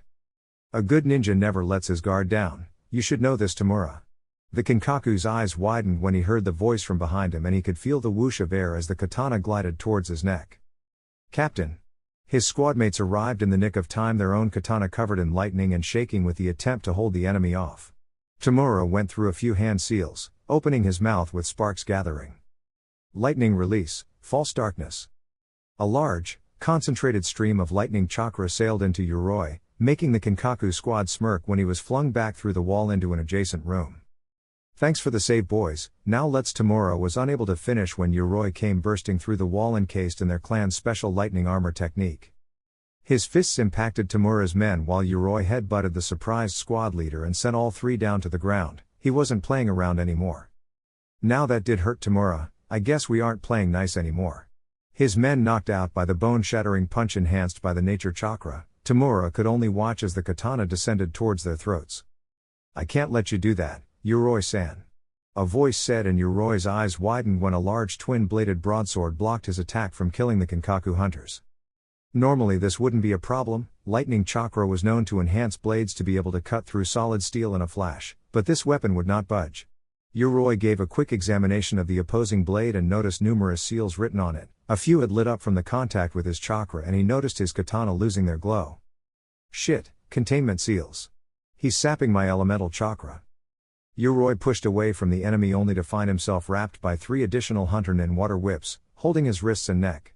The strength forced Yoroi onto his knees while Naruto helped Tamura get up and finish the job, but he was sadly mistaken when he heard screams coming from his fellow Kiri ninja. Yoroi's lightning armor had been reactivated and it was currently electrocuting Naruto's squad, forcing him into action. Shining to the enemy, Naruto swung his broadsword in a wide arc, creating sparks when it was met once again by chakra-infused blades. Yoroi scowled as his chakra was absorbed again from his blades and attempted to move one blade to hit Naruto's central mass when Naruto altered his grip and pushed the X-Cloud away from him. Shadow Clone Technique. Naruto's shadow clones quickly moved and picked up all the unconscious ninja in the battlefield, escaping through the large hole in the wall. So, we are alone now. I wonder what you will do now, Hunter-san, Yoroi said, flexing his arms and basking in the feel of lightning chakra dancing across his skin. You may not enjoy it so much. Naruto formed a single hand sign and shot a large blob of mud towards Yoroi, who deftly dodged it, laughing as he did so. Mud will not do much against me, Hunter. You'll have to. Yoroi trailed off when he heard hardening of rock and turned to see the hole in the wall plugged by newly formed rock. So that's what you were. Yoroi sensed danger and saw Naruto exhaling some sort of mist from his mouth, and he quickly remembered Kiri's hidden mist technique. Hiding in a mist won't help you much here. I could easily find you? Yoroi watched as his skin began to peel off and his lightning chakra shield calmed and dissipated away from his body. Naruto willed the acidity to increase. Seeing Yoroi's painful expressions showed it to be working, and his skin falling off was a good indicator too. What the hell did you do? Naruto snickered, glad to have the upper hand in this battle. The Uzumaki bloodline was known to few, it seemed. Killing you, what's it look like? Naruto lifted his mask slightly to reveal his mouth and he shot 2 lava globs, both aimed at and hit his swords, melting the instruments of destruction. Yoroi growled. He wasn't having as much fun anymore. In fact, he wasn't having fun at all. His skin was bleeding now, muscle had been revealed in some places and it burned like his entire body just got hit with antibacteria spray. Then again, while I could just watch you melt away, I think Tamura would like the honor so. Unable to stop him, Yoroi watched as Naruto disappeared and felt a jab to his neck, and everything went black. Wave hideout, 10 minutes later. Tamura, he is all yours. Naruto dropped a tied-up Yoroi at his feet, still wounded from his battle with Naruto. Tamura looked down shocked at the Kiri ninja's ability. He did what the Kinkaku squad could not, what he could not. Naruto, how did you? Naruto just shook his head, and Tamura understood. Most ninja didn't like to reveal their techniques if they didn't have to. Tamura, spare me. The golden mask leader scowled at the now begging traitor of Kumo, and he kicked him in the ribs to shut him up. You die now. Tamura gathered a specific amount of chakra into his 2 pointer fingers, asking Naruto to hold the criminal so he was kneeling. Tamura jabbed the 2 fingers into 2 different spots, the back of Yoroi's neck at his spinal cord and one right to his heart. The lightning chakra worked its magic, shutting down the nervous system and the heart organ with overloads of concentrated electricity. Naruto was slightly intrigued by the method, but knew better than to ask. Naruto. Naruto turned into a punch sent by Tamura, just barely dodging it, his hand already on his broadsword. That was for beating him without me. Thank you though, if it wasn't you for you, we wouldn't have just lost, we would be dead.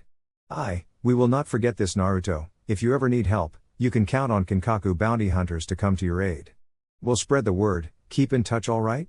We'll dispose of the body right here. Naruto nodded and walked off, mentally noting the location of the base and the reminder of help from the bounty hunters. His squad fell into place behind him. So I made new friends, Mayheim will be so proud. Kirigakure, 3 days later. We are home, now go take a break. The other hunters nodded and disappeared, leaving Naruto to walk up to a strangely waiting Mei at the gate. "I'm back, Mei, Heim? What's the matter?" Mei looked quite depressed, only barely cheering up upon seeing Naruto here. "Naruto, we have unwanted guests." Naruto's eyes widened and then narrowed, hand moving to his broadsword. "Where? They didn't hurt you, did they?" Naruto asked quickly. Mei just shook her head and hugged her fiancé, who hesitantly hugged her back. "No, Naruto, it's Konoha." Naruto's eyes widened. They had come for him? Chapter 8. Naruto comes home, Konoha's plea. Kirigakure front gate. Naruto ripped off his mask and looked into Mei's worried eyes, making sure she wasn't lying to him. "Konoha was here? Mei, are you serious? Konoha is here?" Mei just nodded and placed a hand on his cheek, trying to comfort both him and herself. "Yes, even Tsunade has come. I'm sure they want to bring you back home. So far, all we have done is argue with each other, and I was at the end of my rope when you arrived. I'm glad you're home. I need your help to explain to Konoha that you do not wish to come back, otherwise." Naruto totally understood what could happen. If he didn't defuse this now, war could become inevitable. "Alright, I will meet with them tomorrow if that is alright?" Mei just nodded very slowly, and Naruto was confused at her sluggish behavior. "Did something happen, Mei-Heim?" Mei just looked at him and shook her head, but he knew better than that, so he gripped her shoulder in a comforting gesture. "Don't lie to me, Mei, I can see right through you. These arguments, how bad have they gotten?" Mei looked into his serious gaze and backed down at the ground and sighed, turning away from him. "When she first came, it was only verbal with a slight altercation. But now, it's gotten to the point where I can barely keep myself from wringing her and that pink-haired girl's necks." Naruto's eyes widened. "Sakura was here? Wait, altercation? Sakura is here?" Mei sighed again, and started walking towards the compound, Naruto quickly falling into step. "Tsunade slapped me after I defended our relationship." Naruto stopped walking, his body seized at the thought of his ba-chan hurting Mei. "What the fuck, Tsunade? Why would you do something like this?" "What?" Naruto whispered in an edgy voice, his temper raised to its zenith at the thought of Tsunade slapping his Heim over and over again in his head. Mei turned around and hugged him in the street, not surprised at all by the possessive strength his arms brought with them when they wrapped around her waist. "If it makes you feel any better," I slapped her back. Mei tried to joke, and thought she succeeded when Naruto's mouth switched from a scowl to a snickering smirk, but it only lasted a second. "That does help a little, but it doesn't change the fact that she did what she did. She disrespected you, this village, and she has disrespected me too." Mei just shook her head at his reasoning but said nothing. It was impossible to reason with an Uzumaki when they were angry. The clan was known for being stubborn. "I know, Naruto, but that is why you need to speak with her. No matter how many times I tell her that you don't wish to come back, she won't believe me. You are the only one she will listen to now." Naruto nodded, knowing that it was his duty to clean up the mess he had brought to Kiri. He had to be the one to fix Konoha. "Alright, Mei-Heim, but like I said, we'll do that tomorrow. Right now though, I need a bath and you look like you could use one of my special massages." Naruto playfully waggled his eyebrows at the young woman, who actually let out a giggle and started smiling. "You read my mind, how about we knock both out at the same time?" Mei suggested and felt herself being picked up like a bride. Naruto was a bit anxious to feel her again, and she couldn't agree more. Next day, Kirigakure, Konoha's arranged living quarters. "Tsunade, we have just received word that the Mizukage wishes to speak with you in her office." Kakashi alerted, frowning inwardly at Tsunade's angry grunt of acknowledgement. Yeah, let's go see what the woman has to say." Kakashi spoke up again, stopping the Hokage's upcoming rant. She also mentioned Naruto was there as well. Even the Kiri guards outside couldn't have caught up with Tsunade if they tried. She had barreled out of the apartment heading straight for the Mizukage's office. Kakashi looked at the other Konoha ninja and saw them preparing to join Tsunade at the meeting. He walked out into the hall since he was already dressed and ready. He noticed the Anbu outside the door still looking in amazement towards the direction Tsunade left the complex, silently laughing at them. "What the hell was that?" one of them mumbled, and Kakashi thought to answer with an embarrassed smile, trying to think of something nice to say but couldn't find the words. "That was one excited grandma." Kirigakure, Mizukage suite. Naruto and Mei turned to see the door practically caved in from a sudden weight placed on it, bursting open to find a disheveled and crying Tsunade. Naruto was unable to stop her when she grabbed onto his bulky frame, feeling slightly uncomfortable from the feeling. He put his own arms around Tsunade and gave a light hug back, patting her shoulder a bit. He didn't feel like being nice to her right now, but it had been 3 years, the least he could do was offer a hug. Mei stood off to the side, watching the awkward interaction with conflicted emotions running through her. Of course she was happy that Naruto and Tsunade reunited, but she was also afraid and a bit angry at the outcome of this talk. She didn't like how Tsunade had acted to her so far and she was scared that Naruto might be forced back to Konoha, and she would not allow that. "Hi, Tsunade," Naruto said with a little tenderness in his voice, but it brought the older woman down not to hear the endearing nickname he had used 3 years ago. "Naruto, you little brat. Why did you leave?" Tsunade leveled a punch right towards Naruto, but found herself staring in shock from Naruto's hand effortlessly holding her own. Naruto did not look amused, he was not about to be punched for some stupid reason and not fight back. "Don't do that," Naruto ground out, slightly scaring the blonde in front of him. Mei remembered he was still angry over what Tsunade had done to her and she moved to calm him, but was stopped by a hand from Naruto. "I can keep myself in check, Meiheim." Mei just nodded and backed away from the two. "Meiheim?" Tsunade looked between the two and wondered why he called her that with such endearment.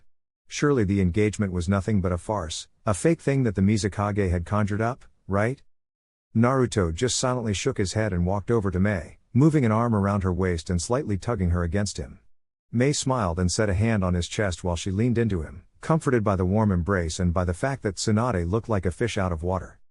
"Mei is my fiancée, and she is also my princess. I love her more than anything else in this world, since she is my world to begin with. I hear that you don't believe what Mei has said to be true, but I'm telling you that it is."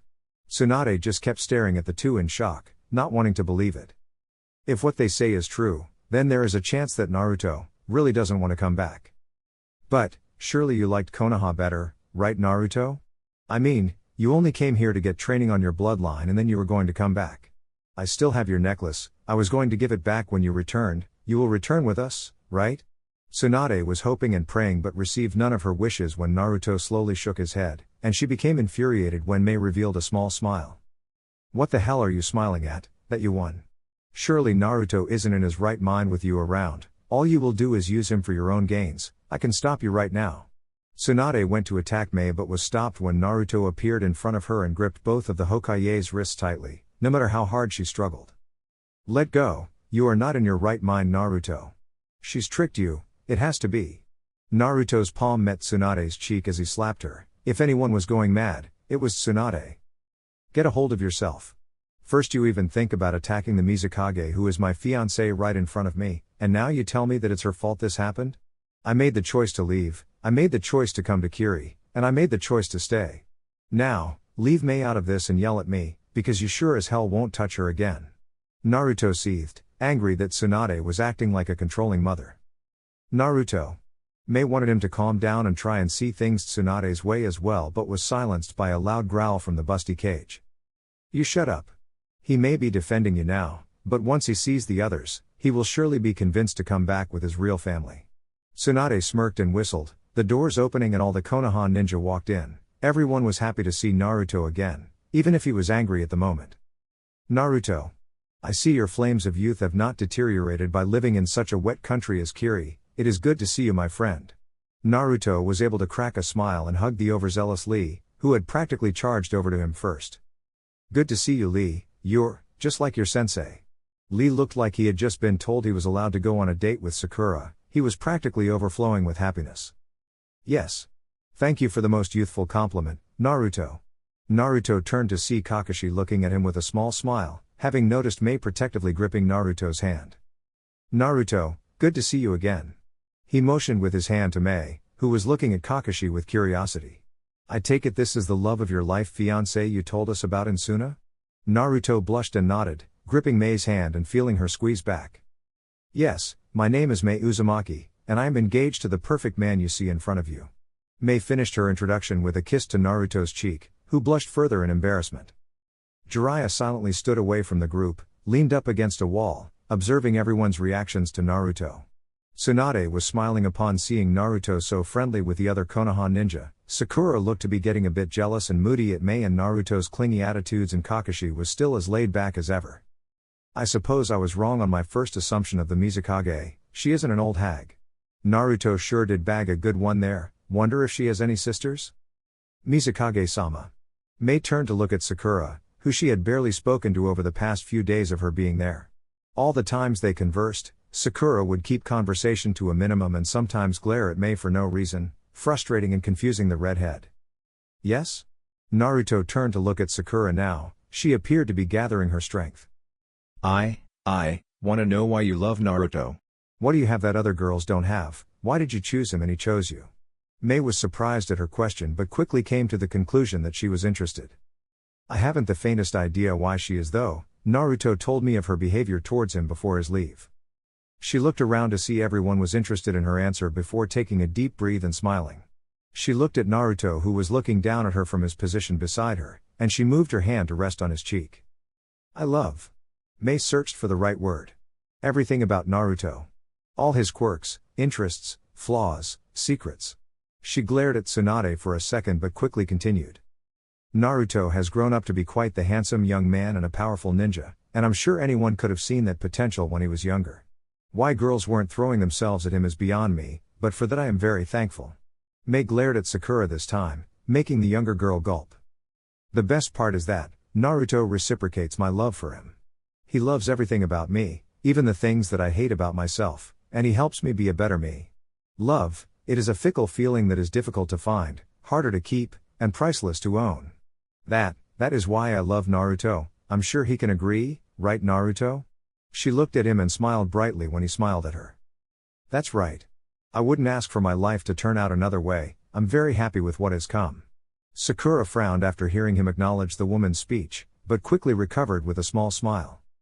I know I cannot have him, perhaps this is for the best. I understand, thank you Mizukage-sama. Mei just nodded, not really paying attention to anything other than Naruto. Tsunade had progressively sunk deeper and deeper into anguish as the conversation went on. Sure, she was happy Naruto found happiness, but why did he find it with Mei? Why couldn't he have waited a little longer for Sakura or even found some nice Konoha civilian girl? Besides, Mom encouraged me to go out and explore the world. She told me that she and my father would be proud, no matter where I lived or went. And with that adventure, I came here and found what I really wanted all along, a nice Uzumaki girl, just like Mom said. Mei blushed at that, feeling eyes on her again. Naruto, what about your family? What about Konoha? Tsunade whispered, making Naruto frown at the thought of his precious people. While Konoha will always have a place in my heart, I have another family now, one that is just as important that I will not let go of. At that, a large group of Kiri shinobi filed inside, including Ao and Chojuro. They fell into standing behind the entangled Uzumaki couple. This is my family. Naruto motioned with his free arm. The Kiri shinobi smiled and gathered around Naruto, clapping hands over his shoulders or Ao messing up his hair.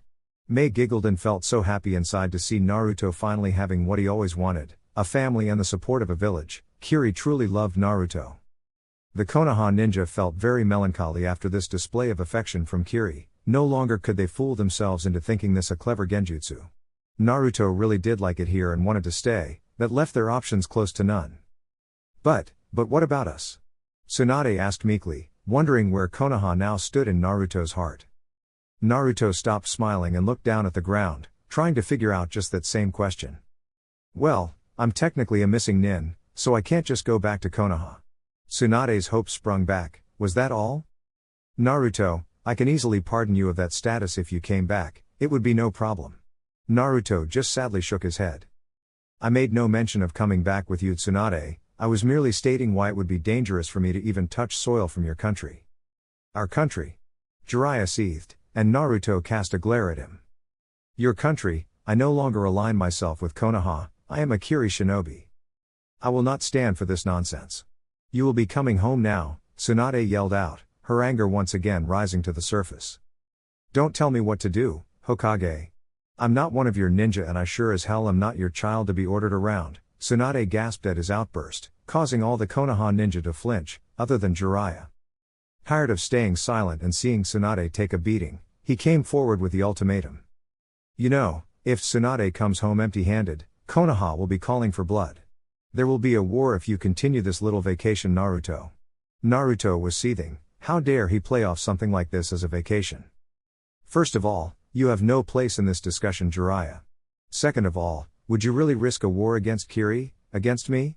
Naruto quietly hissed the last part, shocking the Konoha ninja. Naruto would be willing to fight them?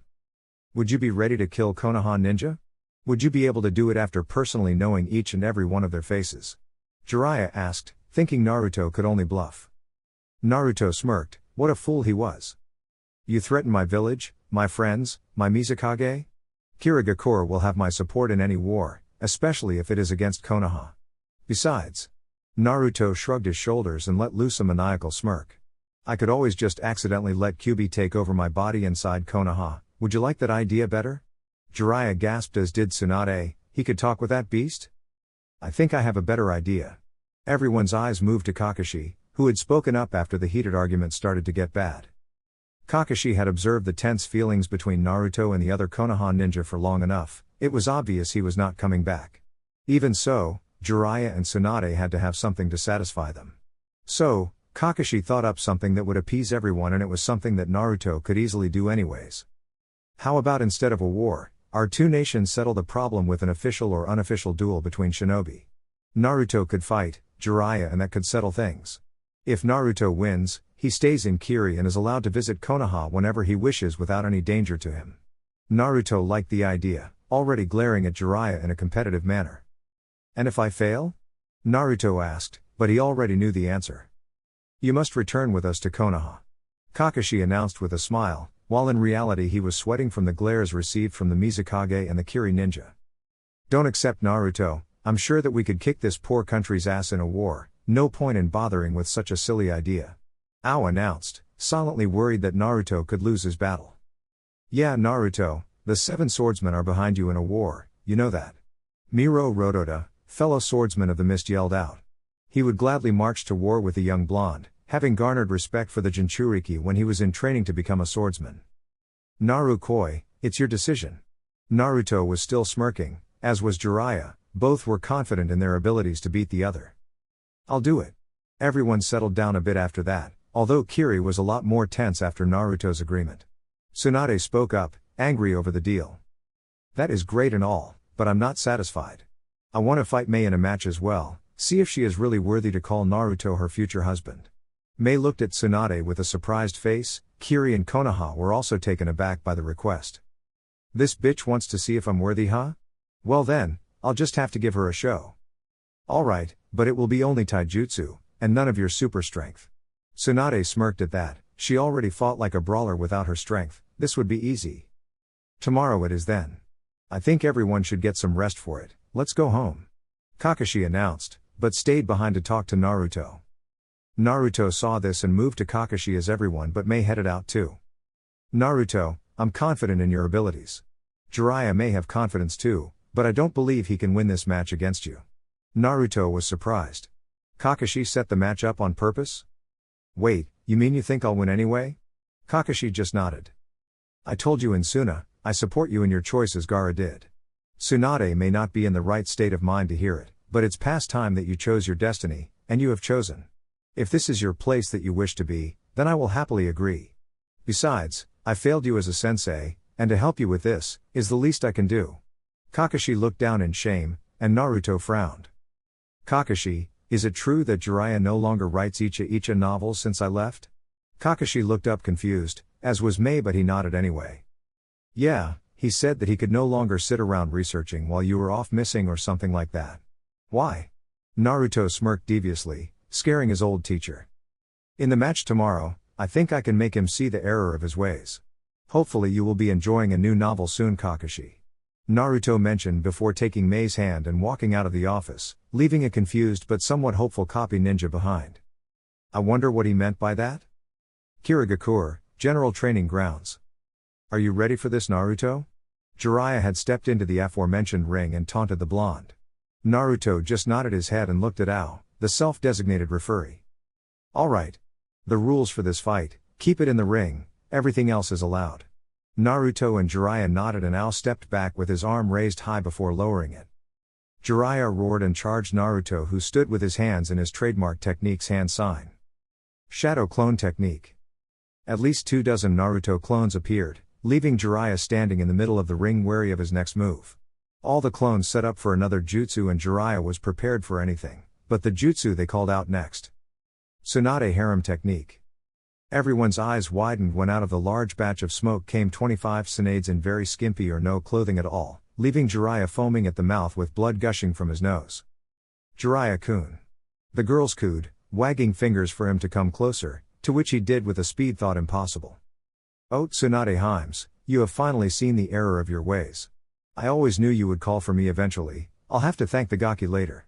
Jiraiya felt himself being pulled closer and closer until his face was buried under the clone's excessive cleavage, smothering him into a blissful unconsciousness.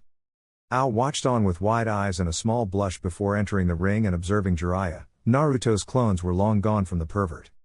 Naruto has knocked Jiraiya unconscious. Naruto is the winner.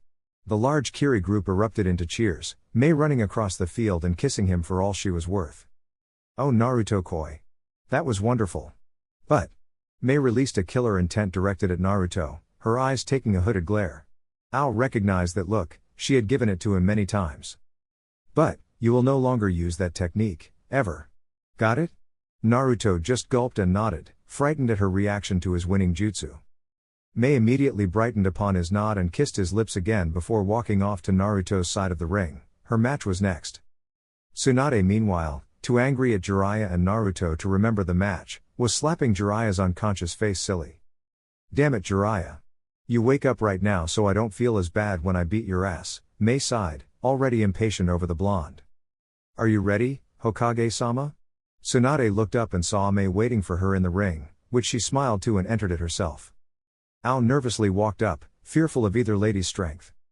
Okay, this match will consist of only taijutsu. Keep it clean, like back in my day when Kunoichi he was interrupted from his rant by an irate Mei. Ow! Shut up and start the match before I kill you.